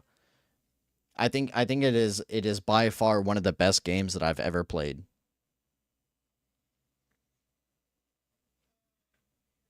It is by far one of the best games I have ever played. I loved every minute that I played Elden Ring. Even if I got so frustrated, so upset, it doesn't matter. I loved every minute that I played of it. And that's why I'm going to sit here for hours. Yeah. And that's why I'm going to sit here and watch hours of lore tonight. Just because I do love the game.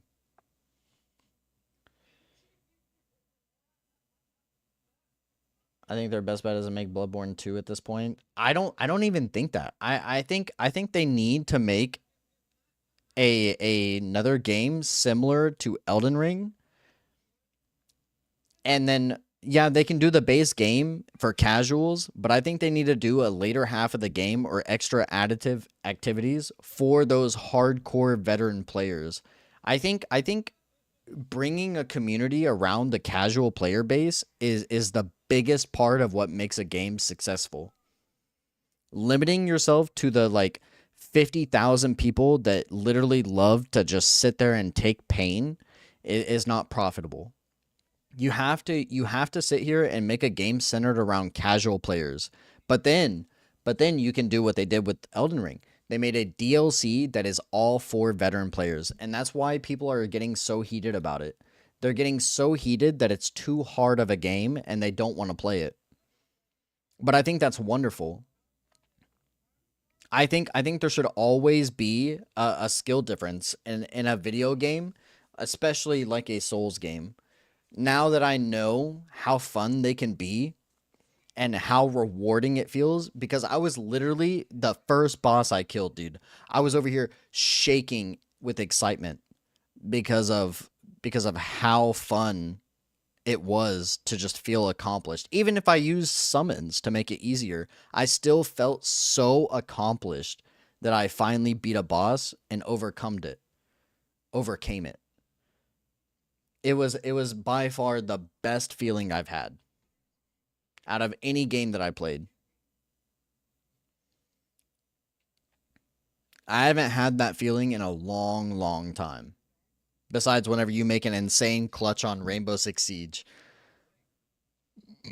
But how often does that happen with cheaters running rampant? Not very often. A 5 minutes to get there. Yeah, that's why we're learning about the lore. I want to know what I missed out on and then play through it knowing what I know now and seeing how far I can get on New Game Plus without using summons, without using magic, all that. I want to just do a solid playthrough.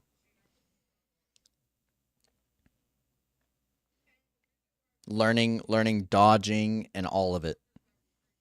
I want to do it. Exactly.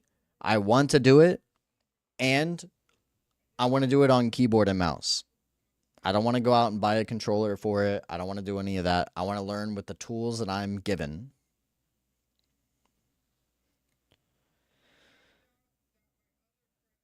The fingers, as a candidate for godhood. As an Empyrean, Marika received the aid of Frenzied a shadow Flame? to do her bidding. Made a new character? Dude, that's gonna be W. That's gonna be a W build, dude. Keychron K10.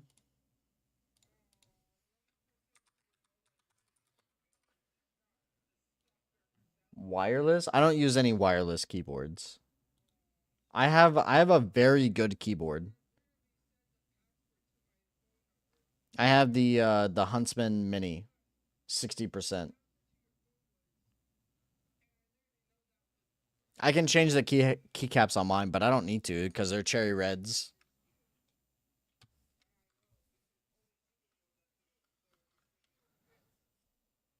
This keyboard, I have a full size. I have a Corsair K98. I have a K98 sitting in my closet, but I don't want to use it. I don't need a full size keyboard.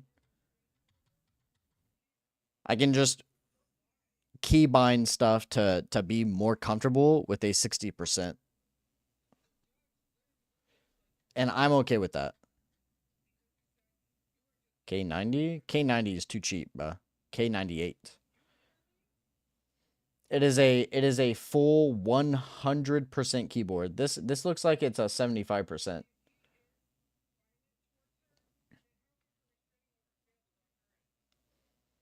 I have macros and everything on my keyboard, the one in my closet. But I'm not going to use it. I'm going to use the 60%er, dude. Is it 100%?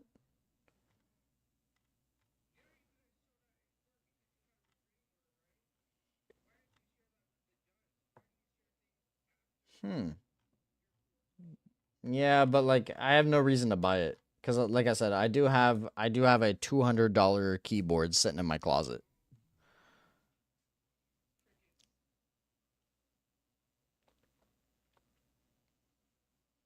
MX Browns. MX Browns are pretty good. Let me I think I might have purples in this. I think these are aftermarket. I might have the purples. But I think I started out with cherry M's.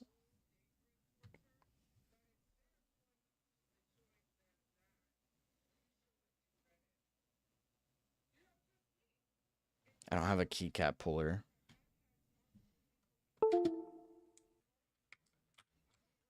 Yeah, these are the purples.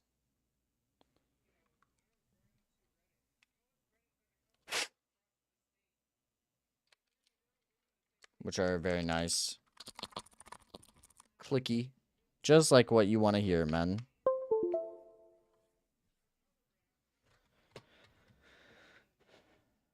I like wired. I like having everything wired except for my mouse. My mouse is a wireless and I don't think I could ever go to a different mouse if I'm being honest. I would go to a wireless headset only because now that I've taken into streaming, I like the option of being able to be around the room talking and everything like that. But I mean like I want to make use of the mic that I have. I just need a booster to boost the audio. That's all I need. So much lore to cover. And we have plenty of time to do it. So what is a shadow? Well, it's a wolf, shadow-bound to its Empyrean. There's just going to be a bunch of pausing, talking, and doing all this. Because I do want to, like, go over and like, talk about things. Look at it. Okay. Thank you for zipping it. There it is. And that's fine. That's a W. That's a W thumbnail, dude. I'm gonna be honest. You might want to start using Photopea though, or just get yourself a copy of Photoshop. Don't tell me how you're gonna get it, but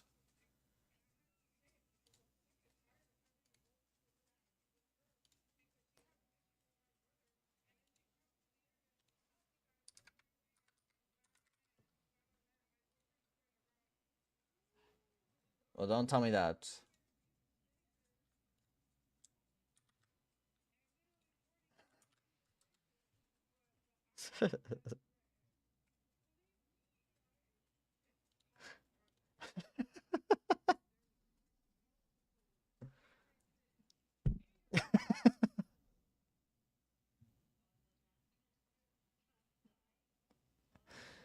In the terms of use, that says they own any content created on Adobe software and will use it for any purpose they wish. And that's fine. I'm fine with them doing that. It doesn't bother me one bit.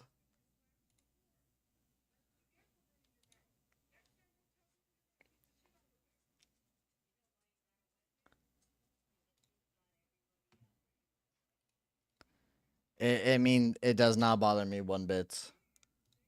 They can use whatever they want of mine. Like I said, anyone that wants to re-upload my content, I don't care. You can remove my name out of it. It does not matter to me. You want to sit here and farm my clips and upload them and treat them as your own, you're more than welcome to do it. I have remixing turned on. You can do it for free no matter what. It does not bother me one bit. If you end up making more money off this than I do, hey man, kudos to you. It will not bother me one bit. So I allow free use of my content. The 1 minute profile picture. Yeah, I think you could add like a border, or like don't use pink. Pink is awful. Anything you want to use, keep it in the RGB scale. Yeah. So make it white, blue, green, yellow, red. And then other than that, it's supposed to be bad. Well, I mean, like, you understand that horrible thumbnails make it to the trending page, right? They make it to the trending page because they're horrible and people click on horrible thumbnails. So even if it looks horrible, it's completely fine. That's why my profile picture is no longer an icon. It's literally just a picture of me fucking looking terrible.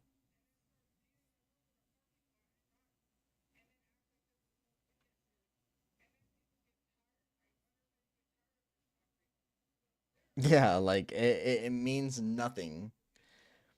A profile picture, I'm done doing the whole like I need a graphic designer to make an icon for me. I'll just literally upload a picture of myself and that's all I need.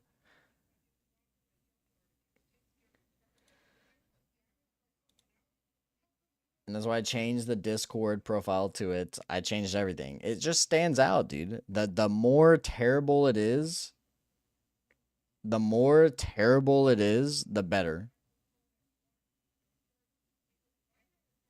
I don't have them things. Of course.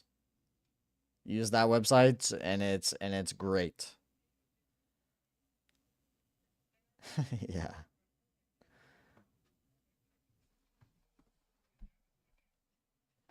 I used that a long time ago before we had a subscription that I could use.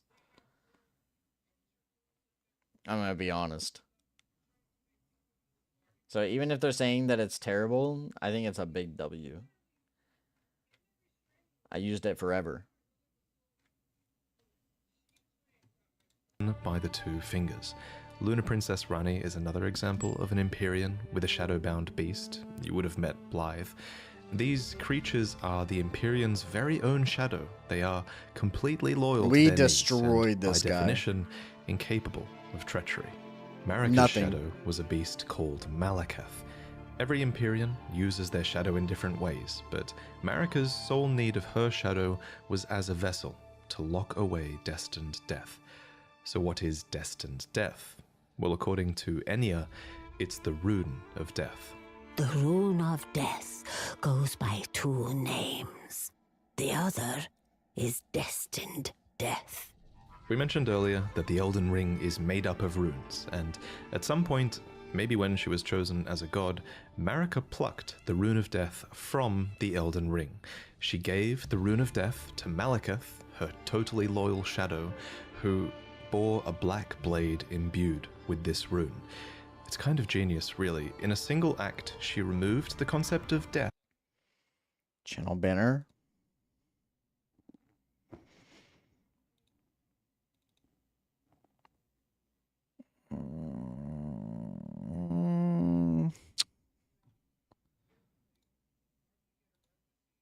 I used 2 of them.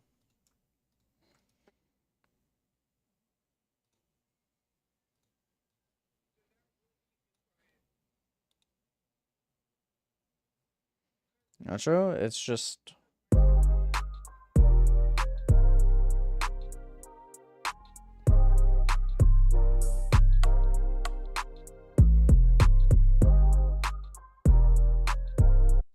It's just a beat that I made and I slapped it on. And then I used Adobe After Effects to put a bar to match the music. It was like one of the first things I made.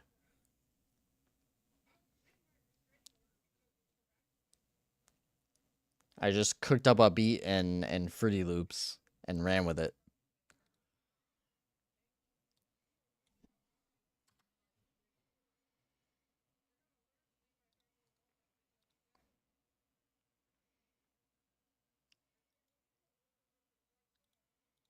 From the lands between, while also commanding total control of death through her shadow, who could deliver it at her whim.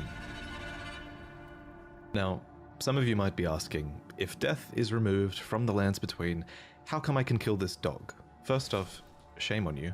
Second, from a lore point of view, that dog isn't really dead. It's simply in the process of its spirit, or its soul, returning to the Erd Tree.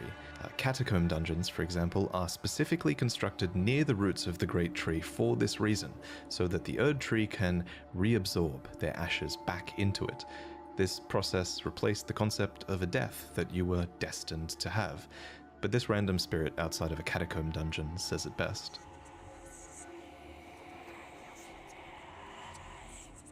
As another example of this theory, when you kill a major boss, you receive a remembrance of them. These are spirits, and they are hewn into the Erd Tree. In this way, thanks to the Erd Tree's grace, their spirits are immortalized, in a sense. This new form of death also explains what's happening when you summon spirits. From ash and return to the Erd Tree. However, some spirits never return to the Erd Tree, and they rise within death as corpses or skeletons instead.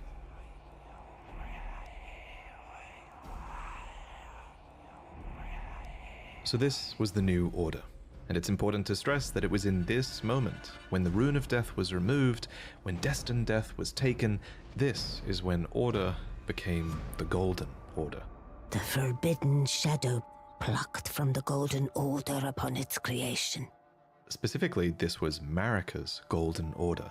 So not only did she become a god and a vessel for the Elden Ring, she became renowned as Marika the Eternal for her removal of Destined Death.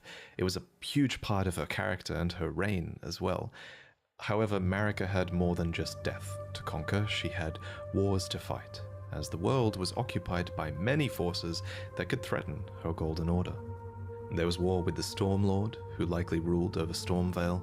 There was a war with the Giants, who were masters of a flame that could burn the Erd Tree.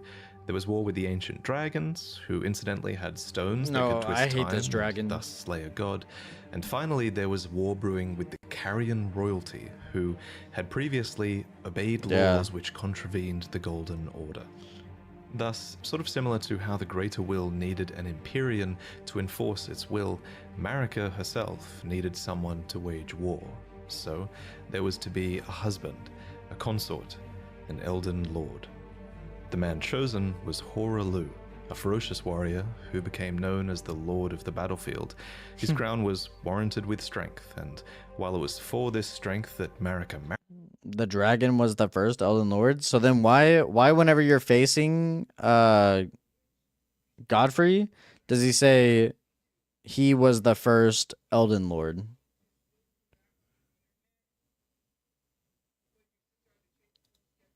Chosen was Horalu, a ferocious warrior who became known as the Lord of the Battlefield.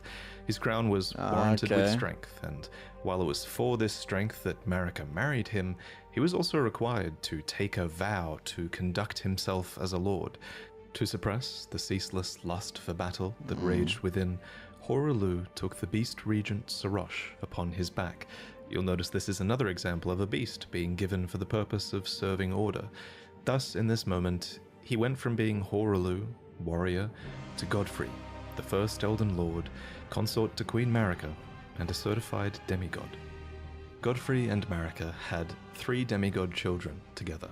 There was Godwyn the Golden, who you saw being killed in the opening trailer, and there were also the reviled Omen twins, Morgoth, who guards the Erd Tree, and Mohg, who became Lord of Blood.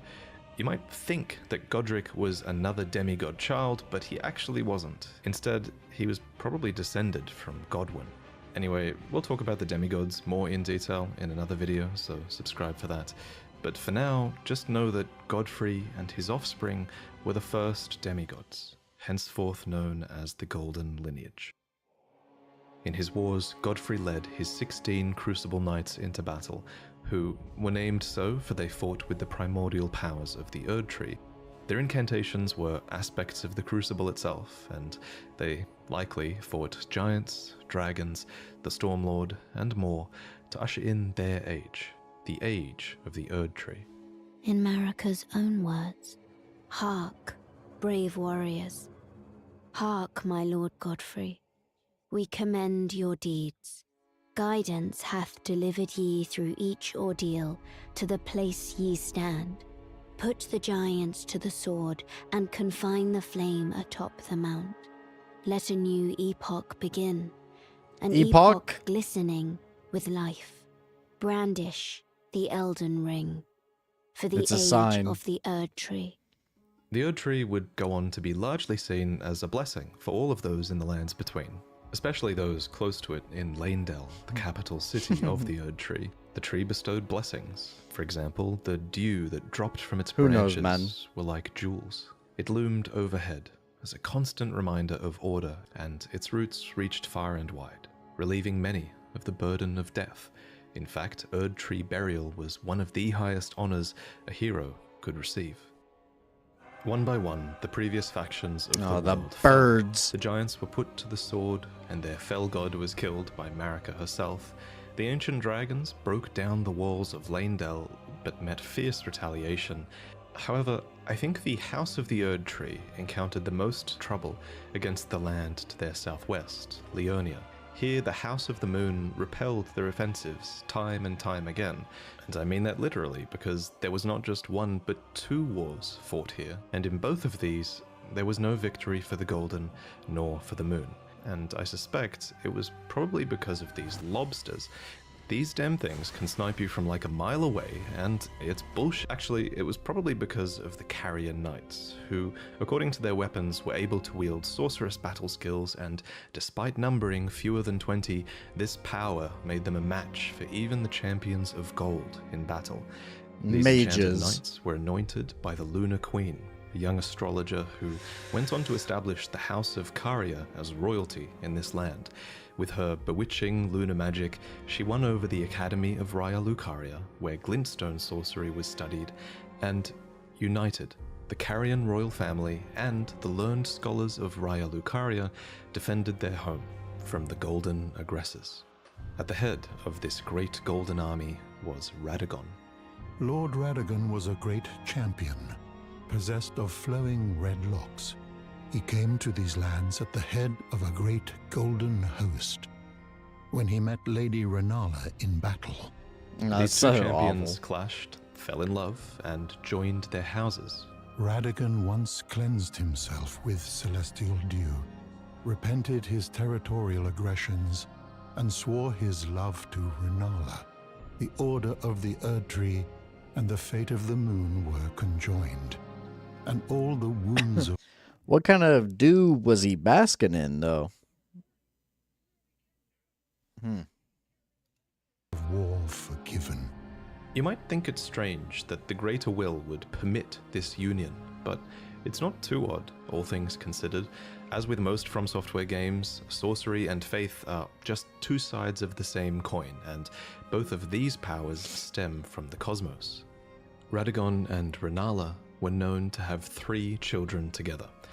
Lunar Princess Rani, who inherited her mother's propensity for lunar magic, Radan, who took after his father Radagon and would go on to master gravitational magic, and Rykard, who pioneered new hex sorceries and would go on to feed himself to a great serpent. It follows that at some point after this, Marika began to harbor doubts. Doubts about the Golden Order, that she had had a hand in creating. I thought this was a dude. In Marika's own words, I declare mine intent to search the depths of the Golden Order through understanding of the proper way. Our faith, our grace is increased. Those blissful early days of blind belief are long past. My comrades, why must ye falter? And it's at this point that we should talk about Marika's motivations, her character. This is surely going to be one of those huge points of debate in the coming years, but for now, my working theory is that she wanted to discover the truth behind order and the truth behind the greater will, and she believed that bonds had to be broken so that they could be better understood. She believed that there was great meaning to be found in hardship. Queen Marika has high hopes for us, that we continue to struggle unto eternity. For Lord Godfrey, his struggle ended at the end of his campaigns. According to his armor, he led the war against the giants, faced the Storm Lord alone, and then there came a moment when his last worthy enemy fell, and it was then, as the story is told, that the hue of Lord Godfrey's eyes faded. In truth, he was robbed of his grace. Then Marika sent him away. My lord, and thy warriors, I divest each of thee of thy grace. With thine eyes dimmed, ye will be driven from the lands between. Ye will wage war in a land afar, where ye will live and die. This became known as the Long March of the Tarnished, as Godfrey and his tarnished descendants walked away from the lands between. But Queen Marika absolutely had a plan here, that Lord Godfrey and his descendants would one day return stronger, having struggled outside of grace. Then, after thy death, I will give back what I once claimed, return to the lands between, wage war, and brandish the Elden Ring, grow strong in the face of death. Warriors of my lord, Lord Godfrey. Soon after, she found a new husband. Either that or a new husband was found for her.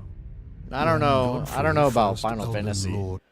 Final Fantasy, I did not enjoy the online game, but I might enjoy the other ones.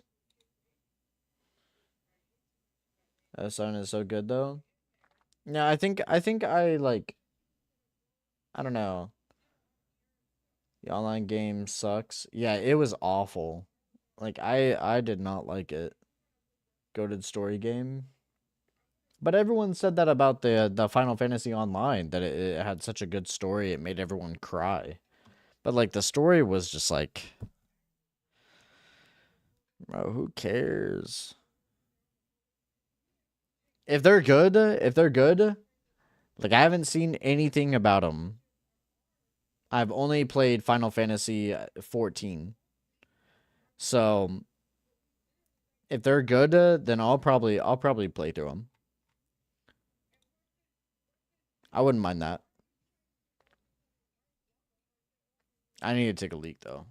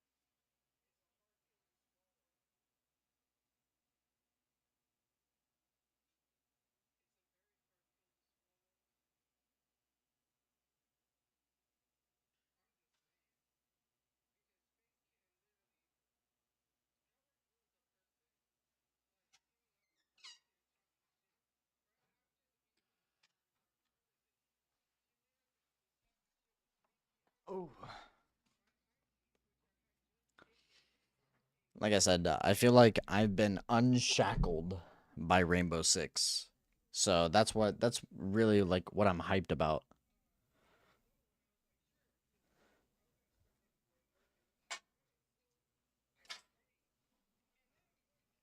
So expect a lot more of like variety and not just react until we're playing Rainbow Six Siege.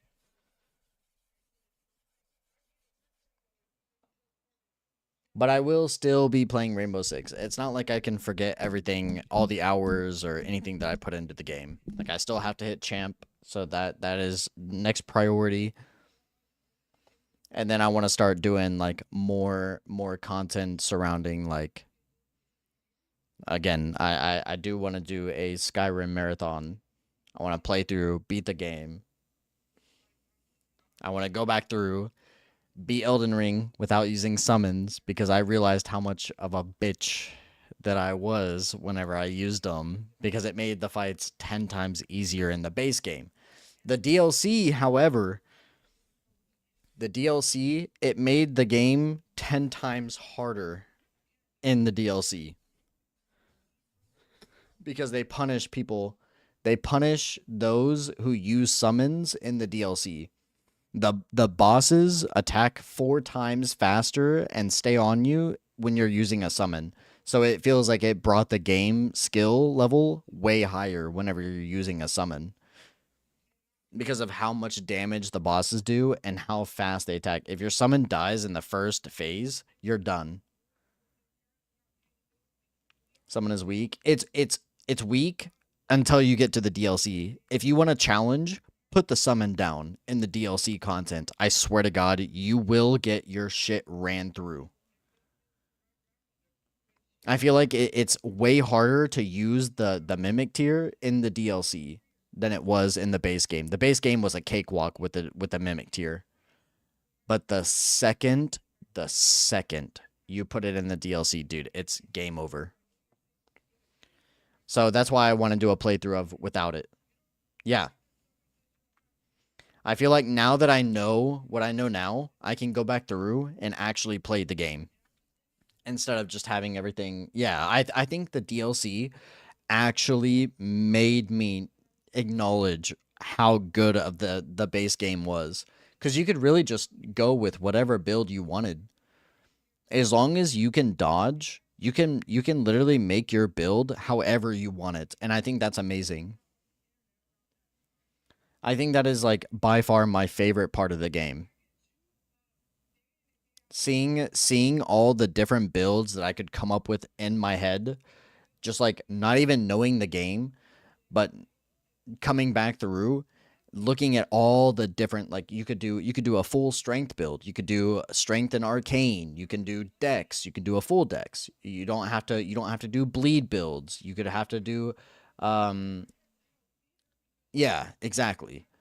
Like a cult. A cult is insane for doing extra physical damage, and you don't have to worry about putting a cult on for a bleed build and doing all that. And I think the bleed build did carry me for a lot of the game. But I also know that intelligence build made the game a cakewalk. So I think I want to run with what I have now, which is the strong strength build. I think it'd be so much fun just to see huge chunks after 2 hits, dude. I think it would just be a blast. Just learning the mechanics of the bosses and dodging and doing all that. I think that will be the most fun. Instead of using a summon to distract while I sit here and buff up.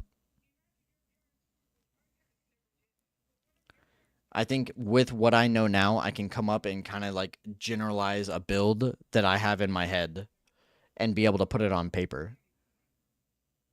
I think that's the best part of the game. If you want to use magic and that's how you see your game, if you're having fun, that's all that matters.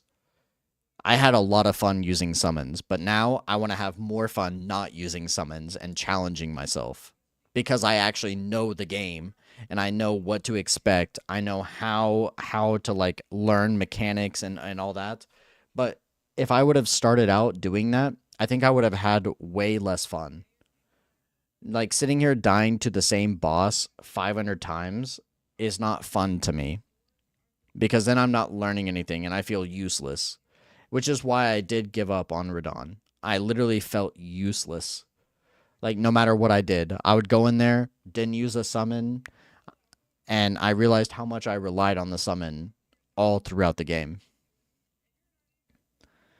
But learning the movesets, I think, would be the most fun. Aside from the DLC. The DLC, you learn the movesets, dude. You have to learn so much for the DLC, and it makes it difficult. But I do still plan on adding that to it, to the to-do list. No summons, going through the base DLC. Even on New Game Plus.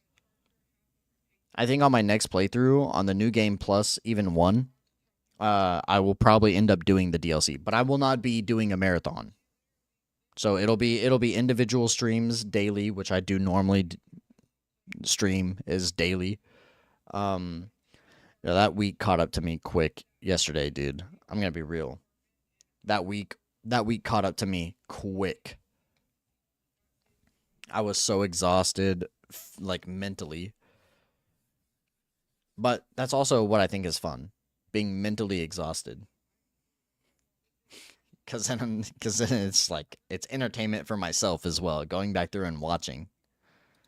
Was Mental hounded exhaustion. From the lands between, Radagon left Rennala to return to the Erdtree capital, becoming Queen Marika's second husband and king consort, taking the title of Second Elden Lord. The mystery endures to this day as to why Lord Radagon would cast Lady Rennala aside, and moreover, why a mere champion would be chosen for the seat of Elden Lord. Whatever the case, as a part of this union, Radagon's prior 3 children with Rennala became... It was me. It was me. I took that.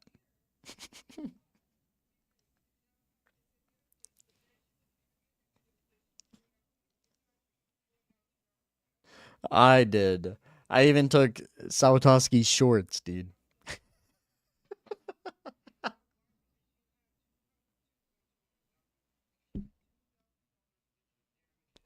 I took them all, man. I took them all.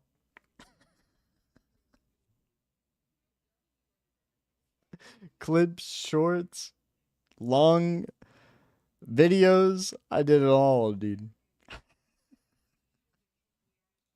Demigod stepchildren, granted grace thanks to their new family tree. Rennala was broken by this, and so was her country, Leonia. The Queen's set reads, when Rennala, head of both the Academy of Raya Lucaria and the Carian royal family, lost her husband Radagon, her heart went along with him. And then those at the Academy realized that Rennala was no champion after all. In the wake of Radagon's betrayal and Rennala's poor judgment... I didn't do highlights. VODs is good, though. Leonia struggled with civil war, with the Academy of Raya Lucaria on one side, and the Carian royals. I've also learned that I need to unlist every single one of my streams and put them into a playlist.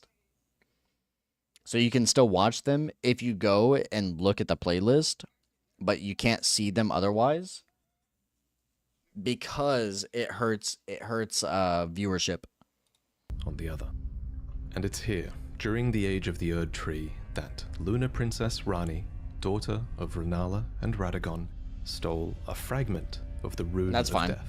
It happened during the golden age of the Erdtree, long before the shattering of the Elden Ring. There's no way I could upload my VODs anyways. Of the Rune of Death from Malekith, the Black Blade. As mentioned previously, Malekith was Marika's shadow, and he had sealed destined death in a black blade. Then a fragment, only a fragment, of this Rune of Death was stolen. And once this happened, Malekith went a step further in protecting destined death. He bound the blade within his own flesh, such that none might rob death ever again. It was too late, however. Or my Twitch name with 2 eyes. Death was used immediately, that night, to kill a demigod, Marika's own son, Godwyn the Golden. That was the first recorded death of a demigod in all history, and it became the catalyst. Soon, the Elden Ring was smashed, and thus sprang forth the war known as the Shattering. Now, there is a lot of really credible evidence that Marika was behind this plot to have a fragment of the Rune of Death stolen. There's also a ton of evidence that Marika is behind the entirety of your Tarnished quest, but we'll talk about that in another video. For now, all you really need to know, it's always another in terms video. of the timeline at least, is this. After the marriage of Marika and Radagon, and after a fragment of the Rune of Death was stolen, Marika went on to shatter the Elden Ring, and Radagon attempted to repair it, to no avail. The Elden Ring had been broken into runes, some great and some small. You know, it's said that Lord Radagon harbored a secret. A famed sculptor of the Erdtree capital was once summoned to render Lord Radagon's likeness in giant stature, when he glimpsed the skeleton in Radagon's closet. And as such, it's said the great statue harbors his secret too. Of course, the huge twist in Elden Ring is that Radagon is Marika, or depending on what you believe, he became her, for she knew it was going to happen. In Marika's own words, O Radagon, leal hound of the Golden Order, thou art yet to become me. Thou art yet to become a god. Let us be shattered, both. Mine other self. You can tell when FromSoftware is keeping something a little bit open-ended, and of everything in Elden Ring's lore, this for continuity, you'll probably want to do highlights. Because VODs mean you're going to be uploading 12-hour-long videos. Also go on to be one of the biggest unknowns as we move forward.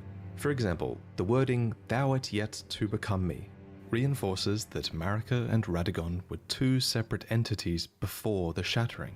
However, in contrast, there is also evidence that Radagon was always part of Marika. For example, Enya says that the demigods are each and all the direct offspring of Queen Marika. But how can this be if Radagon married Rennala and had those demigod children? The only way that makes sense is if Radagon was always Marika and he just went over there to seduce Rennala long ago. I'll present more concrete theories in the future. Sawatowski's shorts. On this matter, the most important thing is, what do you think? While you can figure out a ton of Elden Ring's story, not all of it is open to interpretation. Certain things are, and this is one of them. And your interpretation is a big part of what makes this story special. At any rate, the union of Radagon and Marika seems to be a union of two fundamental opposing laws of the Golden Order. We mentioned these laws earlier, actually. There's the law of causality, and Marika is an agent of cause and effect. And there's the law of regression, as Radagon is a character who aspires to be complete and regress together. So I have a theory that forcing these two beings that represent these concepts together would have corrected Marika's deviance. But even so, she was imprisoned in the Erdtree for the crime of the Shattering. Marika's trespass demanded a heavy sentence. But even in shackles, she remains a god and the Vision's vessel. The conjoined Radagon and Marika even had two demigod children of their own, Miquella and Malenia. These two children were born afflicted. Miquella was cursed with eternal childhood, and Malenia harbored a horrific rot within.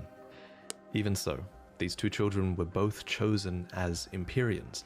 They were immensely sacred beings, and eligible to inherit godhood from the Greater Will. Perhaps the Greater Will was just desperate to find a worthy successor. Bro, they need to make a movie, dude. In the Shattering War to come, many would try to claim the shards of the Elden Ring, and they would try to take the throne, including, of course, the Tarnished, who returned from their long march at long last, which we'll talk about in the next main lore video. They have to make a movie, dude. Here that if you become a patron, you'll see upcoming lore videos early, as that's one of the rewards you get if you pledge to the $3 tier. I bought my fingernails all the time, really dude. adds a lot of value to the Souls games for you, to the point where you pledge $20, Then in this new tier, you'll receive a new mug every 3 months that has a unique design on it to do with the games by FromSoftware. There are 4 to collect. If I see a fingernail that's too long and it's longer than the others, I'll just sit there and bite on it for hours, dude.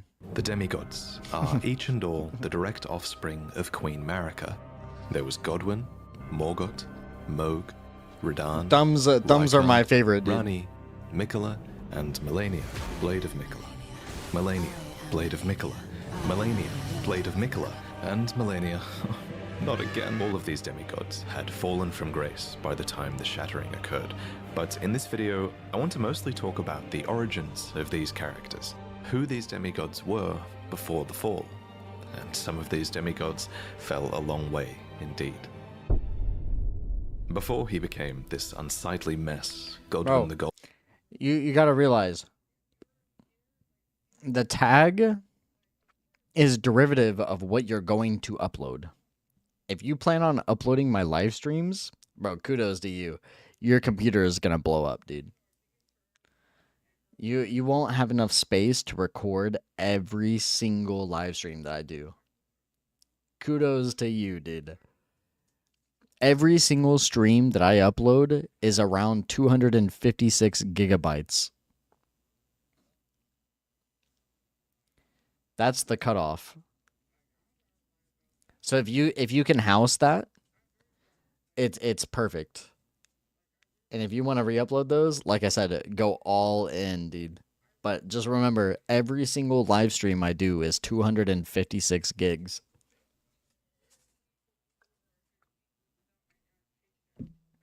Golden was quite the heroic figure.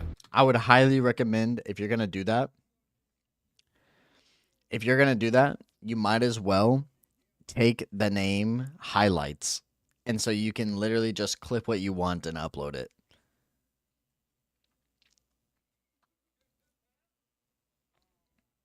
Highlights is everything. You could do VODs, you could do videos, you could do shorts, you could just do whatever you want with highlights. Gives that space for free. They used to give more. Twitch gives 48 hours, which is around 500 gigs for free. And it'll publish it and then keep going during the live.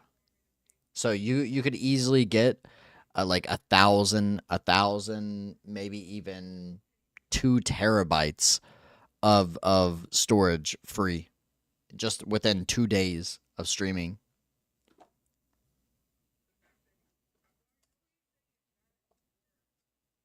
Cody. Hey. Cody. Cody, come here. Cody, come here.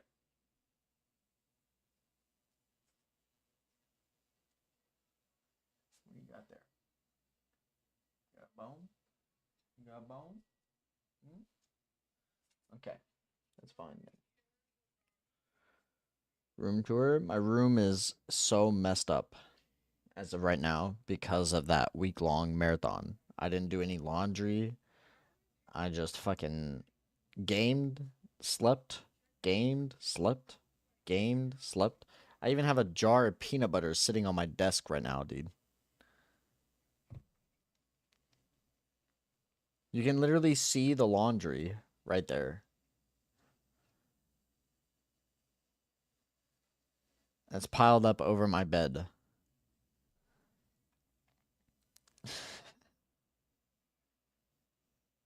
Pull out the camera, go full screen. Full screen. We can remove the death counter because we don't need those. But, and I can remove, where's chat? Remove that because we have this. That's nothing. That's right there. And then there's another pile behind me. There's also a giant basket of laundry as well. You want to see my desk? My desk doesn't have a whole lot on it. I'll show you my desk. Right now, I'm drinking a coffee. There's my Stream Deck. There's my Zen. There's my chat.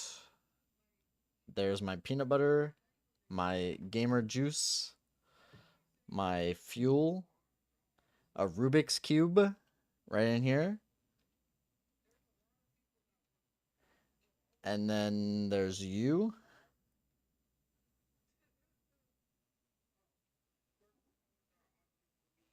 And then there's the video, there's the lights, and then there's the other light for color. And then my pitch black wall that is soundproof.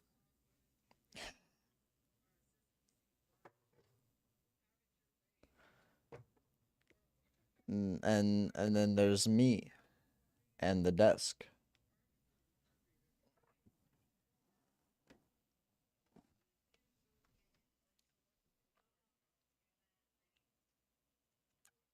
Zesty? How?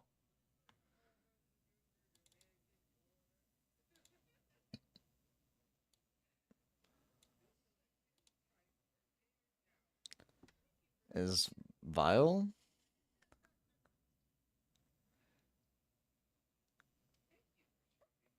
I went through a whole thing of jelly as well, bro. Since when? Whenever I threw away my vape.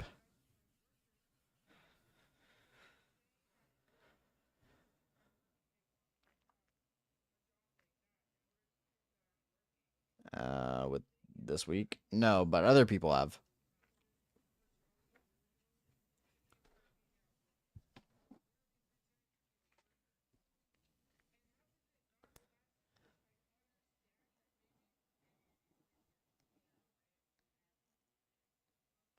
I threw the vape away. Yeah, that's a good tag, yeah. I didn't take that.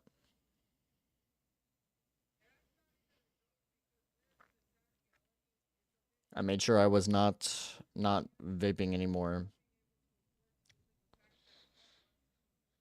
It still is like a force of whenever I'm not doing anything, I still like reach and I still want to like hit, but that's because I've been doing it for 10 years.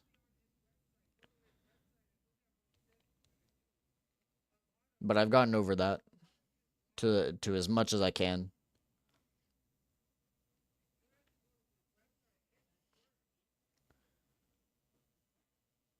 I think that's the reason why I like bite my fingernails so much. It's because I don't have anything like the oral fixation. That's why I drink a lot of energy drinks. That's why I like constantly need to have something like my water. Yeah, oral fixation. And that's what it becomes. It becomes an addiction to like just literally putting things in your mouth. That's why I would never recommend it to anyone.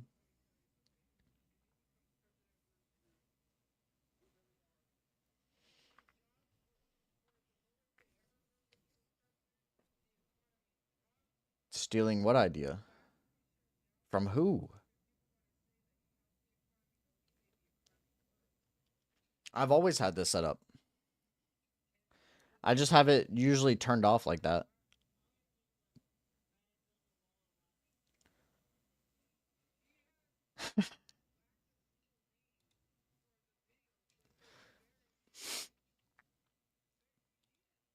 I do think like I will normally leave this on whenever I'm here because there's also like the background and whatnot, but I left all that out because my lights are usually off now instead of on, and so you'll actually be able to like read through. But that's because I have it set up to be truffle, And so I can actually change like colors of people's names. Without this, it would all be the same color, and I don't like that. That's why I like Twitch chat a lot more, is because like people get their like it's like a thing to where you get your own iconic color every time you chat, and I like that a lot more than YouTube's. Yeah, send me the channel. I can be your first sub, man. He was born of the promising union between Lord Godfrey and Queen Marika, and he achieved great renown for his bravery in one of their wars at least, the War of the Ancient.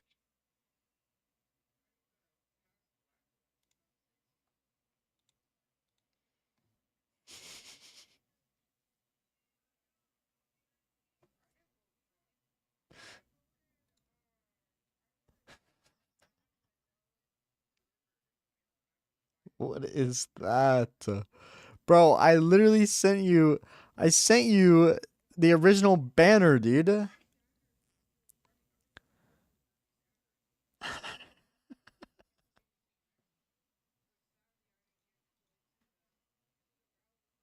What is that?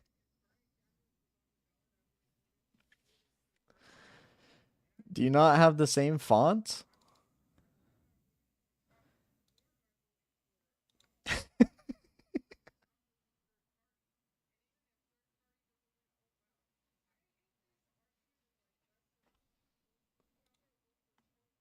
Do you want the font, bro? This is supposed to be good. At least use the same font, bro. It's called the luckiest guy. At least use the same font, bro. Download this font. I think it's sick. I like it. It's like bold, cartoony characters.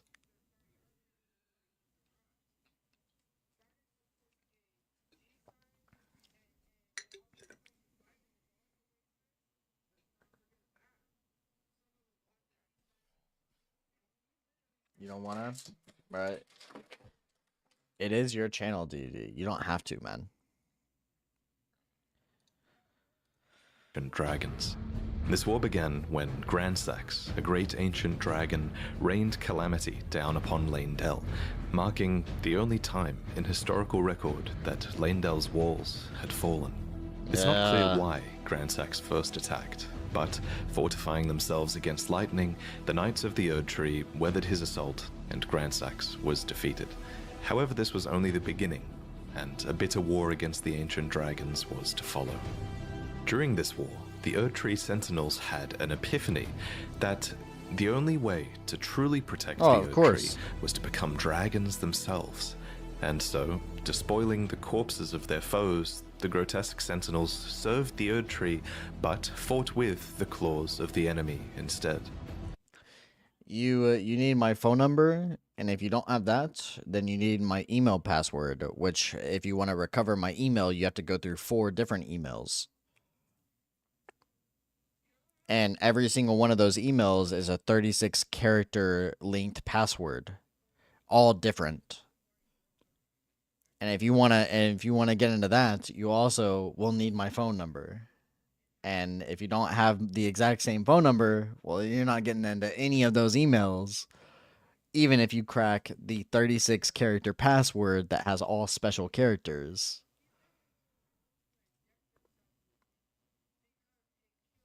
And I remember every single password I do. And so I don't have that written down anywhere.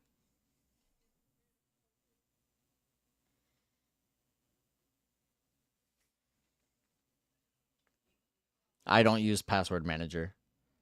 I remember every single password I put in. And the only way I used to do that,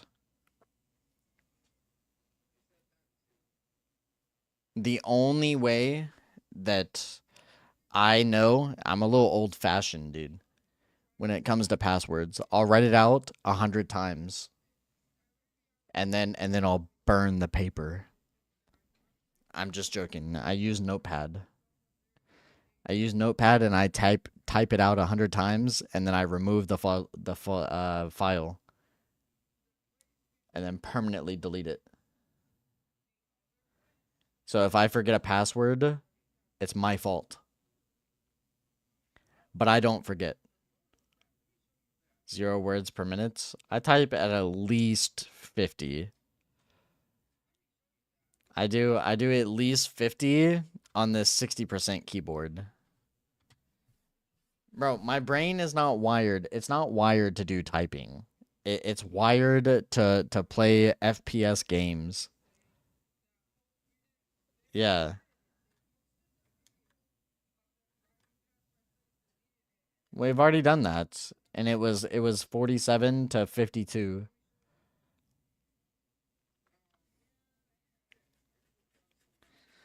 I will learn how to type on a keyboard with 2 hands, but right now I like to chicken peck.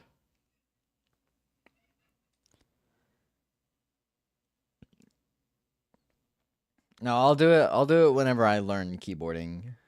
But the only real keys that I like have down to heart are Q, W, E, R, A, S, D, F, G, and then J, I, K, L.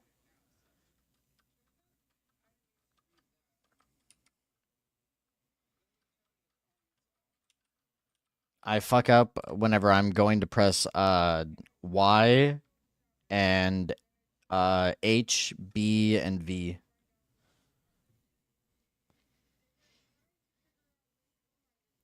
So like any characters or any words that have those characters in it, I'm always slower to type on those, which brings my average down. Test for 80. Yeah, but like in my computer class, it was all about learning PowerPoint because it's old. It was an old class, man. We had to learn how to do PowerPoint and Office Word. So I didn't have to learn how to type.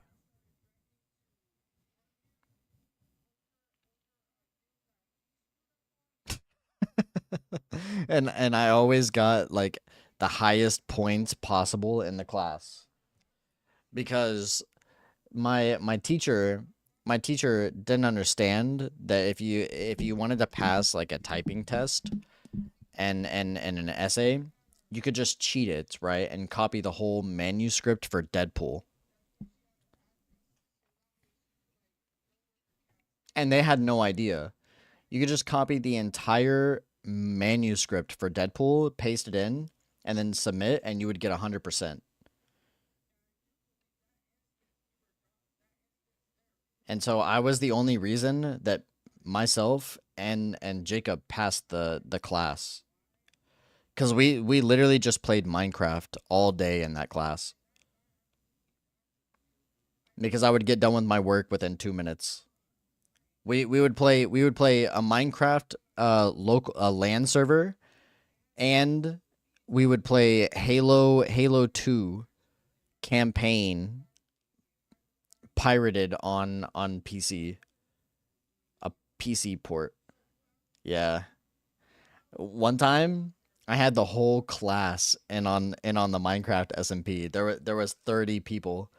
There was 30 people just all logged in because I had a flash drive. I just walk around, put it in people's PCs, and then install Minecraft on them. Gave them like modded accounts to where they could have whatever name they wanted.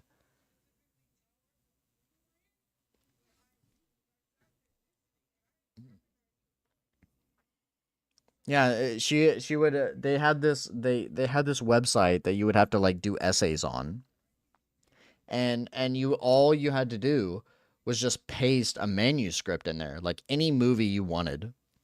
You just paste a manuscript in there, and it would accept it with 100% because it was just going off words typed instead of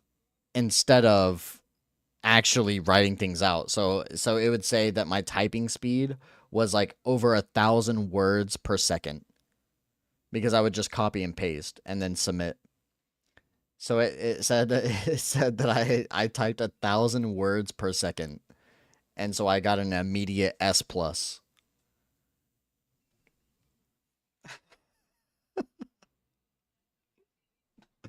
But see, the thing is I figured that out. Like people were over here trying to like copy and paste something off Google, but it wouldn't work for them because it was not a manuscript that had multiple different words from someone who actually wrote something out.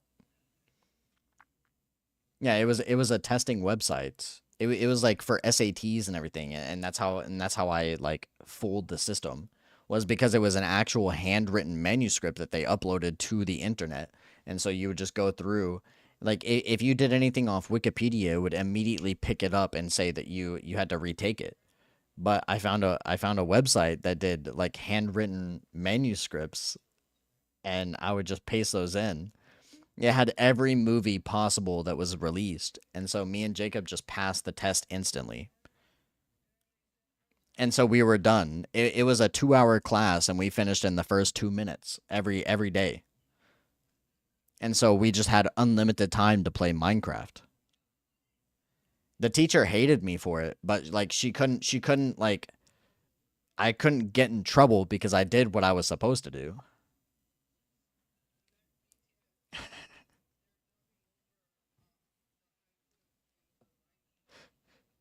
I just took advantage of the system that they created because I'm just like really computer smart, technologically smart.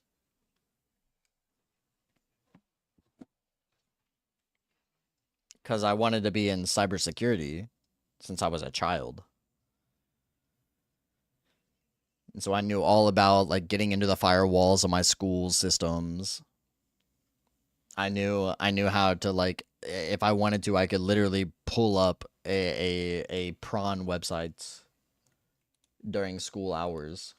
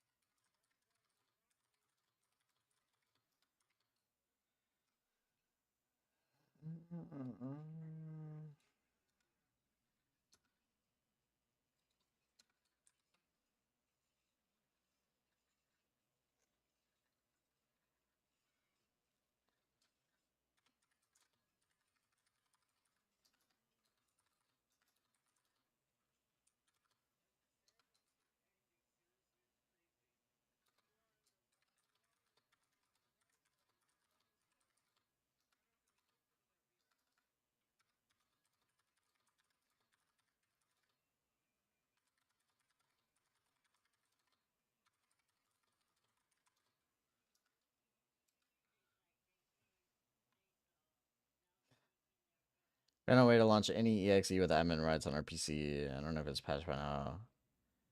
Yeah, it was always like that. Like I knew how to bypass anything, any website. Like our school system, you could literally just type something into the browser, and if you put a special phrase in the very beginning of it, like your LAN network 127.00.1.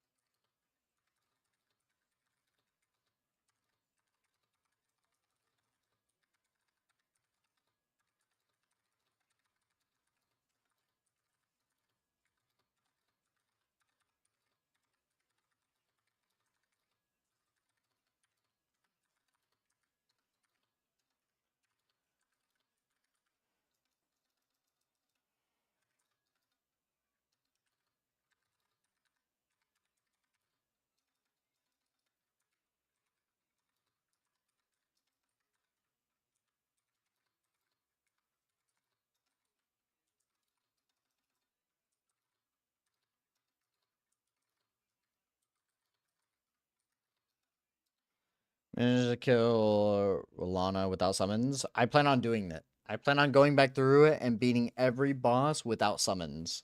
You can't use summons in the DLC whatsoever though. The DLC makes it to where if you use a mimic tier or summons, it makes the fight 2 times harder because they never know when to back off and it's always input reading both players. So there's never a time where it lets off you so you can heal.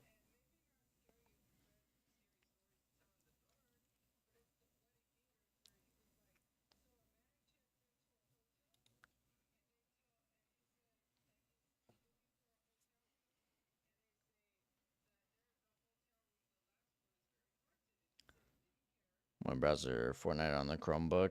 Bro, like, Fortnite on Chromebook is actually unreal.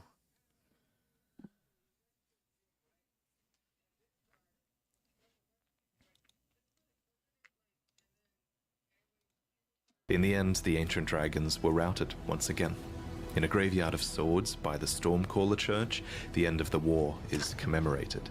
You have to install a separate OS if you want to play games on your Chromebook.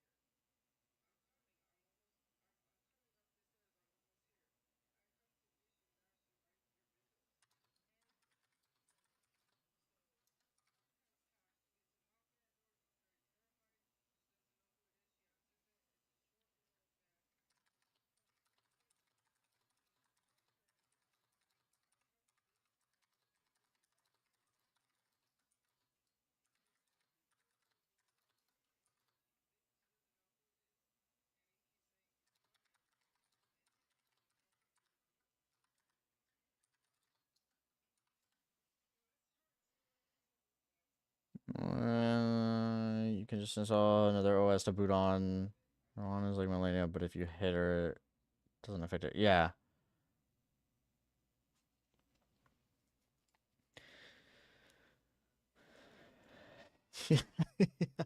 Yeah, just wait. You won't be saying it's cool whenever you get to Radon, bro. Like honestly, the only fight that made me fit like mentally just unwilling to play the game. But now that I see that how everyone's beating him, it seems just ridiculous. Like people are already doing no-hit runs with Radon, dude. It's just unreal. I saw a dude do a no-hit run on Radon in less than 8 minutes, and I'm just pissed, dude. I feel just useless. Like a sack of potatoes sitting in the fucking back of your pantry that you forget about. Learn that during battle, Godwyn the Golden defeated Fortisax, called the mightiest dragon of them all. I do. He did not kill Fortisax. I plan on doing it, and I'm gonna do it on New Game Plus. So I'm gonna make it even harder on myself, and I'm not going to quit until whenever I get back up to him. I'm not going to end the stream until I beat him. That one boss, I'm not going to end until I beat him.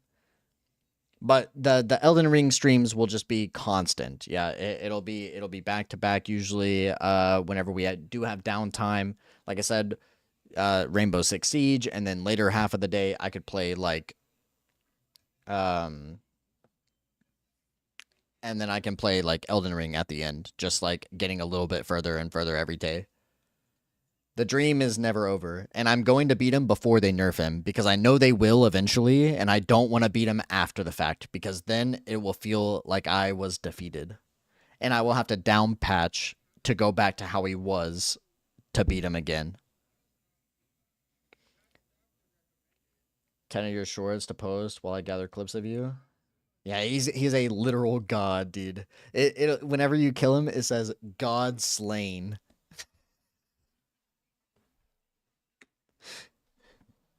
Kai gave up on his Dex build and went to the build that I'm playing right now.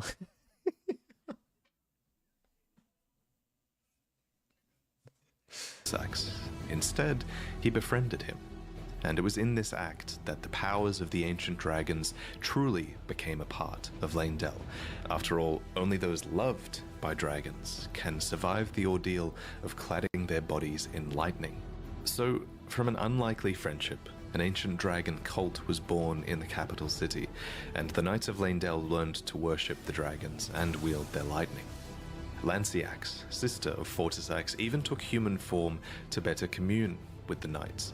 It was officially decided that the worship of the ancient dragons did not conflict with belief in the Erd Tree, and it was all thanks to Godwyn, commander of the dragon's golden lightning, and a true child of the golden lineage. But I will beat him. Let's talk about Morgott and Moog, the Omen twins, who were also born of Godfrey and Marika's golden lineage. First, what is an omen? Well, to put it simply, an omen is an accursed child, seen as impure, the ones with as the horns, they're born yeah. with horns on the body and face. When this happens, the correct thing to do, culturally at least, is to cut off the horns of the omen, an act which usually causes them to perish. It's pretty messed up, but some omen do survive this process, and some omen are even given a cleaver, crafted specifically for them and awarded as a tool of war, although these weapons are bestowed with a readiness to take them away. We find one such omen in an Erd Tree camp upon the Altus Plateau. Before you fight it, you might have noticed another omen nearby, writhing in its sleep. It's said that omens see evil spirits in their nightmares, and I think this omen is dreaming, haunted by the vengeful spirits of its accursed kin. This brings us to the Omen Killers, who are horrifying butchers of twisted conscience. They wear these horned masks that make a mockery of the Omen's nightmares, and these butchers hunt the Omen and amputate their horns. The first Omen Killer was named Rollo, a famous perfumer who had to imbibe a physic to rid himself of emotion so that he could better perform his tasks. Yeah. Remember, it seems many omen have their horns excised. I'd be an omen poacher too. They're very young. That's definitely disturbing enough to warrant... Yo, just think about it. Their horns have to be worth a lot, dude. Like, if you're just sitting here and the moment you remove their horns, they're just writhing in pain. They have to be worth something, dude. The runes you could be getting from selling these horns, dude, it's unreal. An emotion-killing physic in my book. However, if the omen is born of royalty, then their horns are not cut off, but the omen is kept underground, unbeknownst to anyone, and imprisoned for eternity. By way of example, you would have seen all kinds of omen confined to the sewers beneath Leyndell.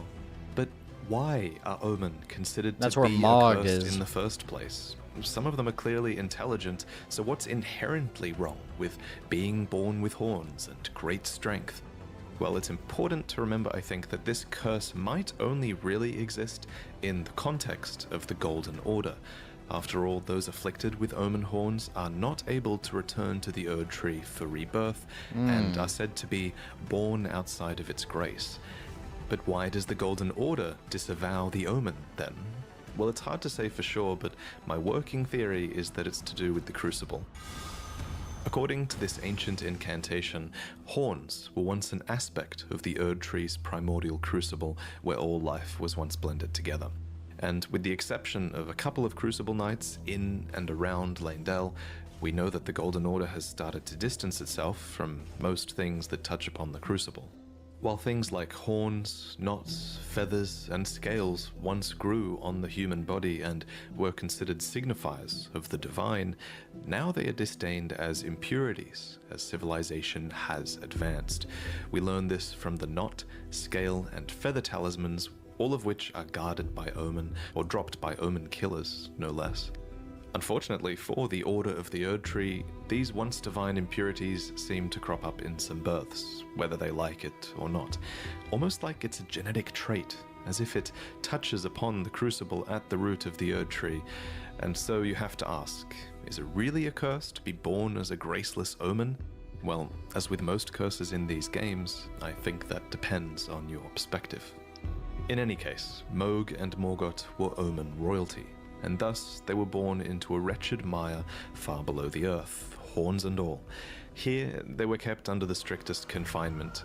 Each of them were bound with charmed shackles that were covered in roots or thorns and bathed in golden magic.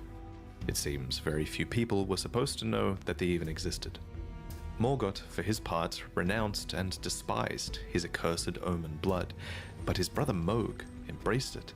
Deep underground, Mohg stood before an outer god, a being called the Formless Mother who craves wounds, a being capable of bestowing power upon accursed blood. In this moment, Mohg's accursed blood erupted with fire, and he... Bro, you know who's really goated? The people that go through and play these games and, like, take notes of every little detail.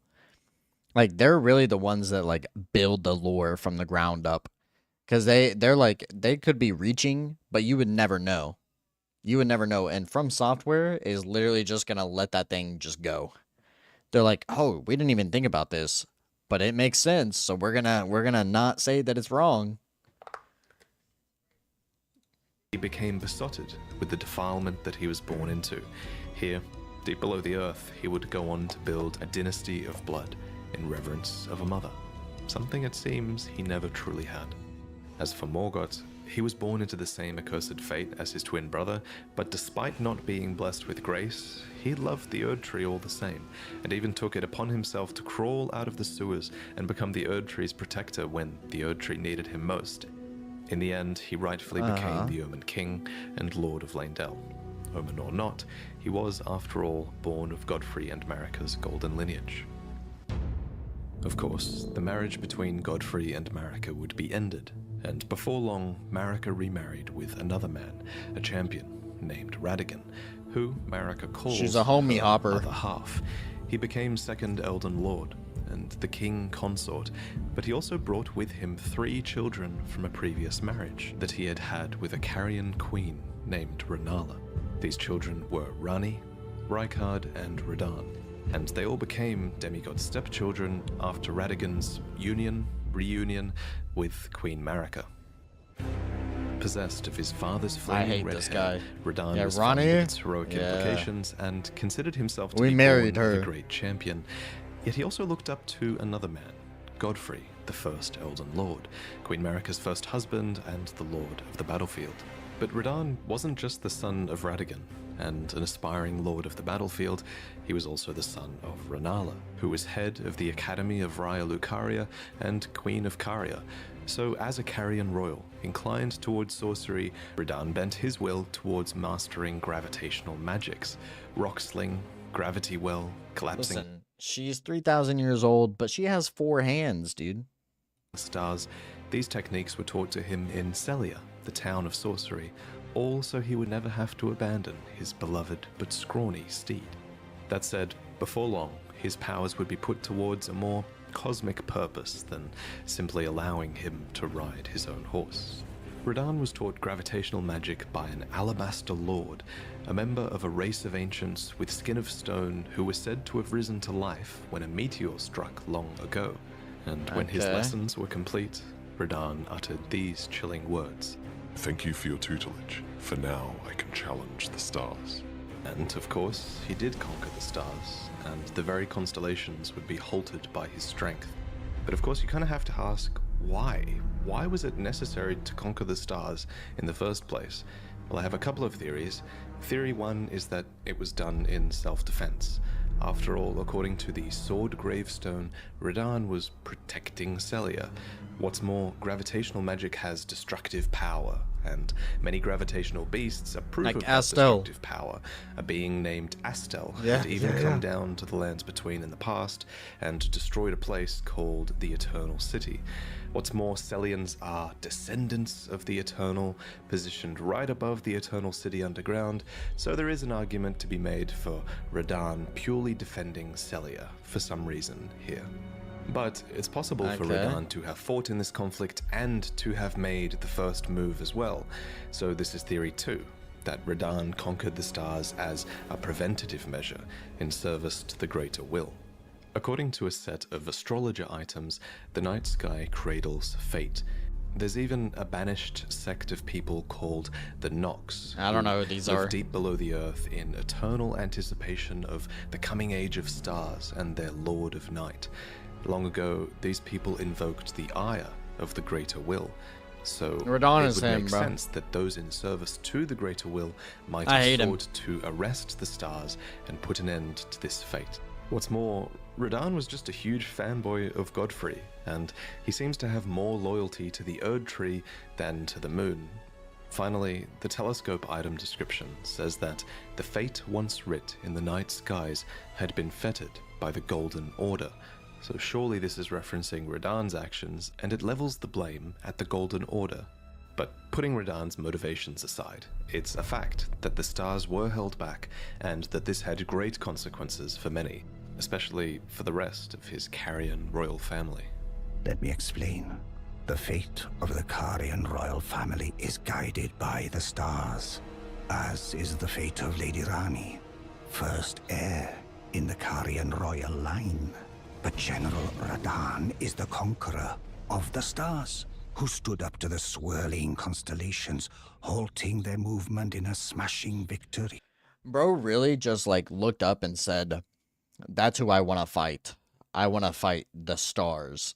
Like, bro is just him, dude. Like Radahn is just someone different. Like, it makes no sense. The stars are there, therefore I must fight them. It's like, why? And so, if General Radahn were defeated, the stars would once again resume their movement, as would Lady Rani's destiny. Lunar Princess Rani was the daughter of Radagon and Rennala, Hey. and sister to Radahn. Interestingly, if you look at her true body atop the Divine Tower, it looks like she might have also inherited the red hair of Radagon. Cool detail. But unlike her brother, Radahn, she quite clearly took after her mother more, who was Rennala, head of the Carian royal family. The House of Caria has this storied history, one that seems to go way back to the astrologers. In the Carian Manor, we find one of their treasures, the Sword of Night and Flame. It reads, astrologers who I didn't preceded the pick that up. sorcerers established themselves in mountaintops that nearly touched the sky and considered What the the fire hell? giants their neighbors. Rennala herself was an astrologer, always chasing the stars in her youth. Yeah. Then she met the full moon, and Oh, in of time, course. the astrologer became a queen, establishing the House of Caria as royalty. Caria appears to have a matriarchal hierarchy with Bro. multiple princesses. The next playthrough, I'm going to cop the Godskin Peeler, dude. Just run a pure arcane bleed build and just run around like 3-shotting things. I gotta take a leak. I'll be right back.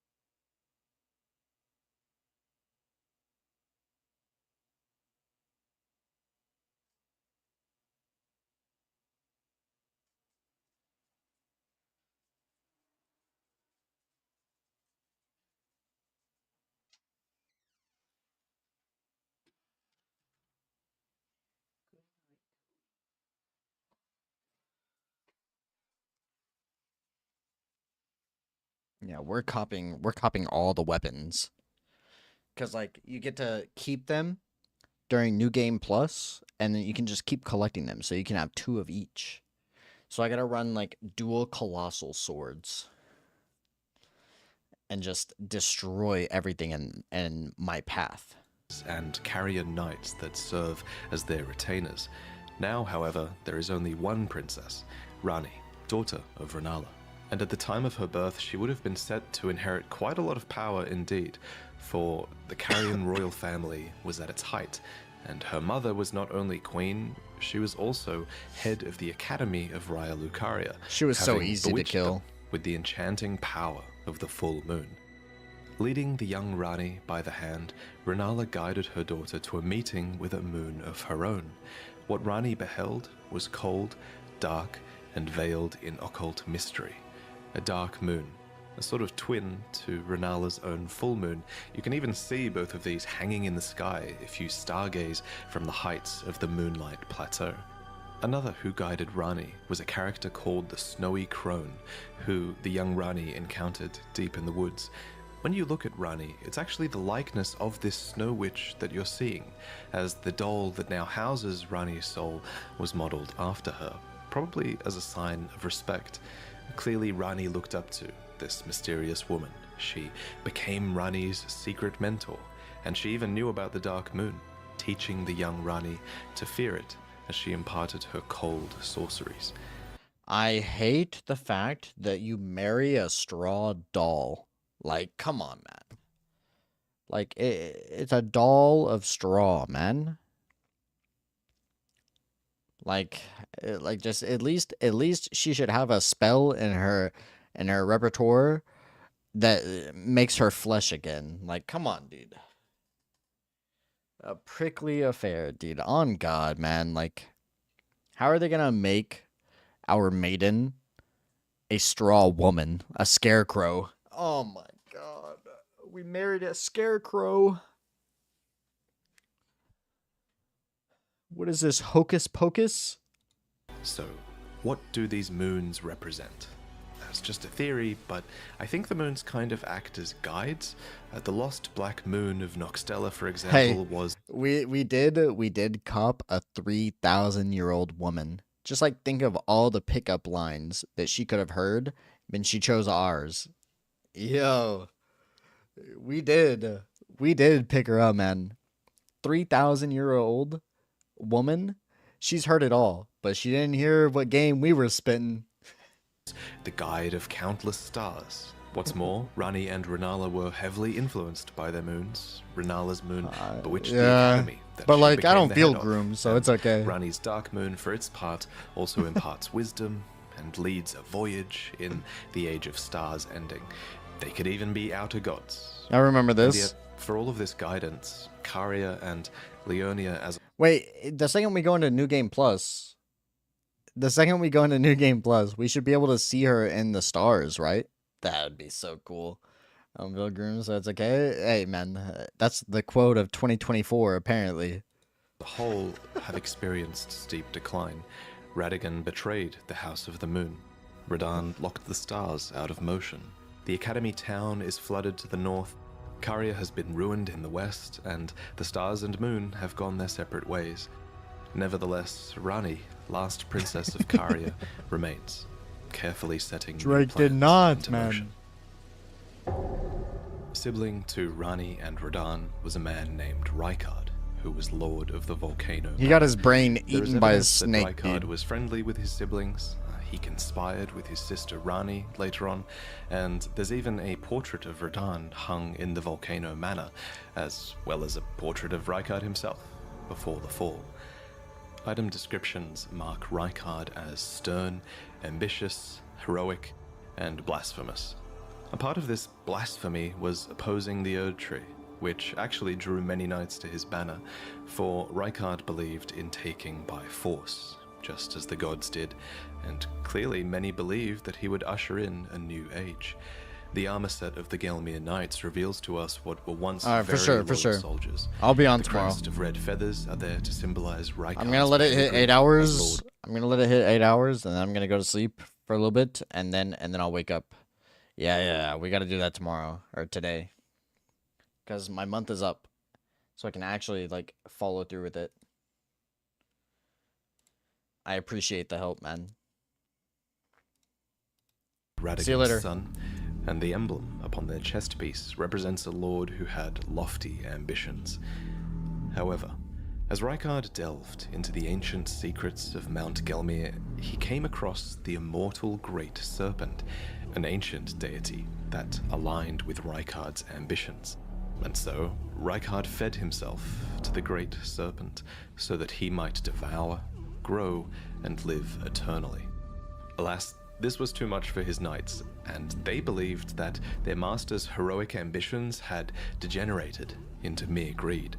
So they searched desperately for a weapon with which they might halt their lord, and they found it too.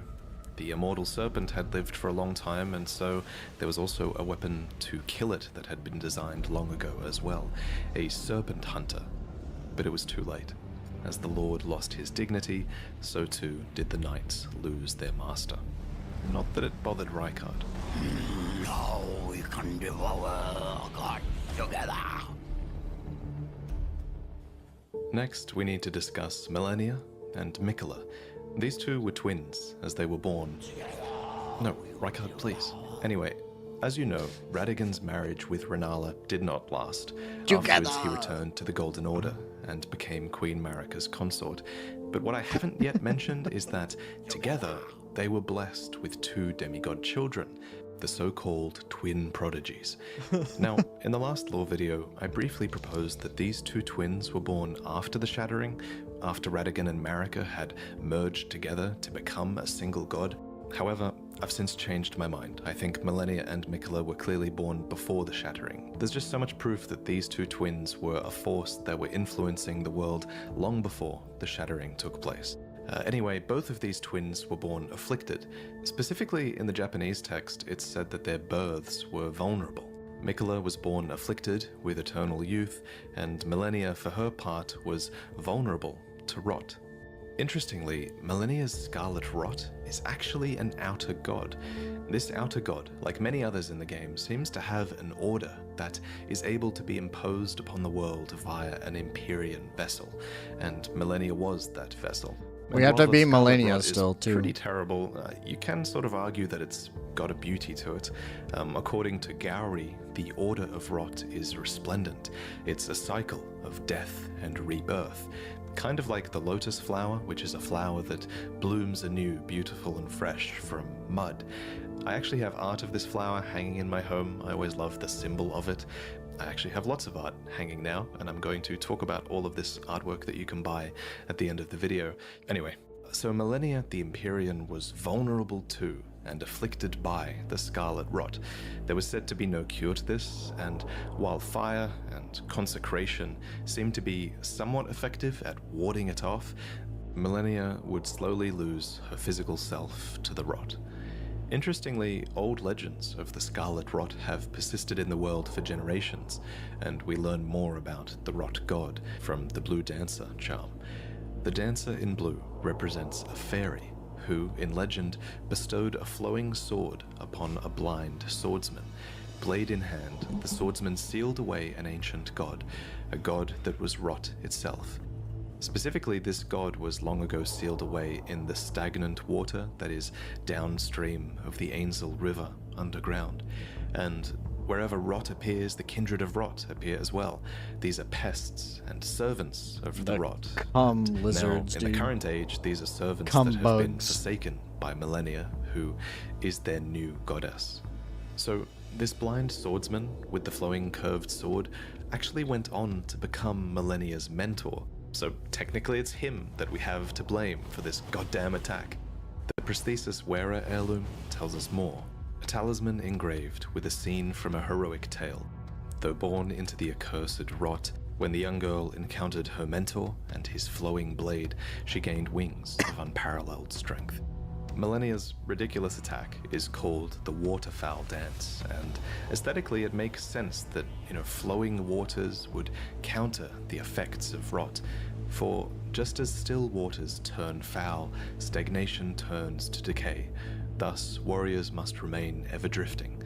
And indeed, Malenia does resist the call of the rot. There's a lot of evidence that she's not really a willing vessel, but through sheer will and sense of self, she resists the rot. And only when she is truly pressed in battle will she abandon this will and bloom into the goddess within. Malenia's first bloom was during her fight against Radahn, and releasing her scarlet rot was a last-ditch effort that would forever taint the land of Caelid and cripple Radahn. So, whatever she was fighting for in this fight against Radahn, somehow it was worth this terrible act. In general terms at least, it's clear that Malenia was fighting for her brother. Apart from the times where she relapses into being the goddess of rot, she is known as the Blade of Miquella. She actually goes to great lengths to tell you this. I don't know if you heard. Despite being the toughest boss in FromSoftware history, she's actually fighting for his right to godhood, not her own. In Malenia's own words, her brother Miquella possesses the wisdom, the allure of a god. He is the most fearsome Empyrean of all. For his part, Miquella did a lot to earn his sister's dedication, not the least of which was inspiring her armor and a prosthetic of unalloyed gold. And it's not just his sister that loved Miquella, many people did. The Bewitching Branch is an item that you can use to turn enemies into temporary allies, and it reads, "Indeed, he has learned very well how to compel such affection." For his father Radagon, Miquella fashioned and gifted to him a fundamentalist incantation called Triple Rings of Light. Radagon then returns the favor, gifting back an incantation called Radagon's Rings of Light. These interactions show some of Miquella's positive connections with his father and also Golden Order fundamentalism. And yet, the young Miquella abandoned fundamentalism, for it could do nothing to treat Malenia's accursed rot. This was the beginning of unalloyed gold. So, what is unalloyed gold? Well, an alloy is a composition of metals, so unalloyed gold is pure gold, essentially, with no external mixtures.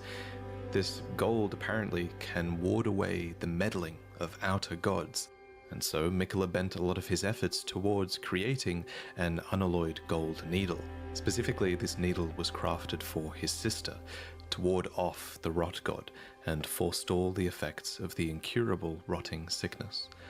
We see the bond between the siblings as well when we visit Miquella's Halig tree. We see a statue of a one-armed woman embracing a child, Miquella. In this place, we see the biggest example of Miquella's benevolence, the Halig tree, and the society that was built into the brace that supports it. This was a promised land, seen as a salvation to many who were shunned or persecuted, provided that they can actually find the path here, of course. And like many other Empyreans, Miquella seems to have had the will within them to create a new order, and his is an order that's somewhat modeled on the ones that came before it. The biggest thing is that the Halig tree is clearly inspired by the Erd tree. But the difference is that Miquella's Halig tree is said to be accepting of all, even those the Erd tree shuns. Miquella himself was once embedded inside of the Halig tree, and he watered it with his very own blood since it was a mere sapling. Tragically, however, he was ripped out of this womb during the shattering, and his Halig tree ultimately failed to grow into an Erd tree, becoming a misshapen husk instead. But that's the story for another day. There's also a ton of cut content to do with Miquella, and he's one of the most mysterious demigods, who I'm sure we'll learn about more later. But there is one more thing that I want to mention before I go. It's kind of one theory I had during the making of this video. So, Miquella and Malenia each have their own butterflies. Malenia's is the Aeonian butterfly, which inhabit the swamp of Aeonia and are rumored to come from the wings of the rot goddess herself. And I think it's fair to say that Miquella's butterfly is the nascent butterfly, which appears as if it's just emerged from its cocoon for its entire life. This is a reference to Miquella's eternal youth and his cocoon in the Halig tree. But there is, of course, a third butterfly, right? There's the smoldering butterfly. It's said to be an eternally burning butterfly that serves as kindling. Now bear with me, but it's my theory that this butterfly is a reference to Melina, who the Blade of Calling calls No. the Kindling Maiden, and It's Mesmer. the one who We know that now because of the DLC. walks alongside Flame. This might suggest that Melina is a sibling to Malenia and Mikola. Again, that's just a theory, but what I really want to talk about here is that, at the very least, Melina is almost certainly the daughter of Marika. We learned this a long time ago from looking at her name in the game's files, and we can further infer it from her dialogue, as she has a few lines that refer to mothers and one that says that she was born inside the Erd Tree. So her being the daughter of Marika is also just a theory, but this one is much more concrete than the butterfly one. Although the reason I like the butterfly theory is that it gives us a hint as to who Melina's parents might have been. Her parents would have been Radagon and Marika, which is to say, Marika herself alone, I guess, because Radagon is Marika. Honestly, Melina as a character has only become more mysterious since the game was released, and I'm really only scratching the surface with this theory. But speaking of times before Elden Ring was released, back then, a long time ago, I commissioned this piece from a renowned artist named Marco, and now I'm so excited to reveal it for the first time. This storybook scene is heavily inspired by the early looks we had at Elden Ring, with a red-haired protagonist, spirit companions, a mount that looks like Yakul and a bit like Torrent, and a few other hidden details in the piece. This piece and all of my other prints are now available over at Spring. Yeah, W video, man. We still have a lot more lore, but I think I am going to get some sleep, come back in the afternoon, go live again, and then we'll play some games, and then at the end of the day, I do want to begin a new game plus and at least start a playthrough. Okay? All right. Goated. W people sticking around, hanging out. I love you all, and I hope to see you there tomorrow. Or today, because it's 4 o'clock in the morning. Bye-bye.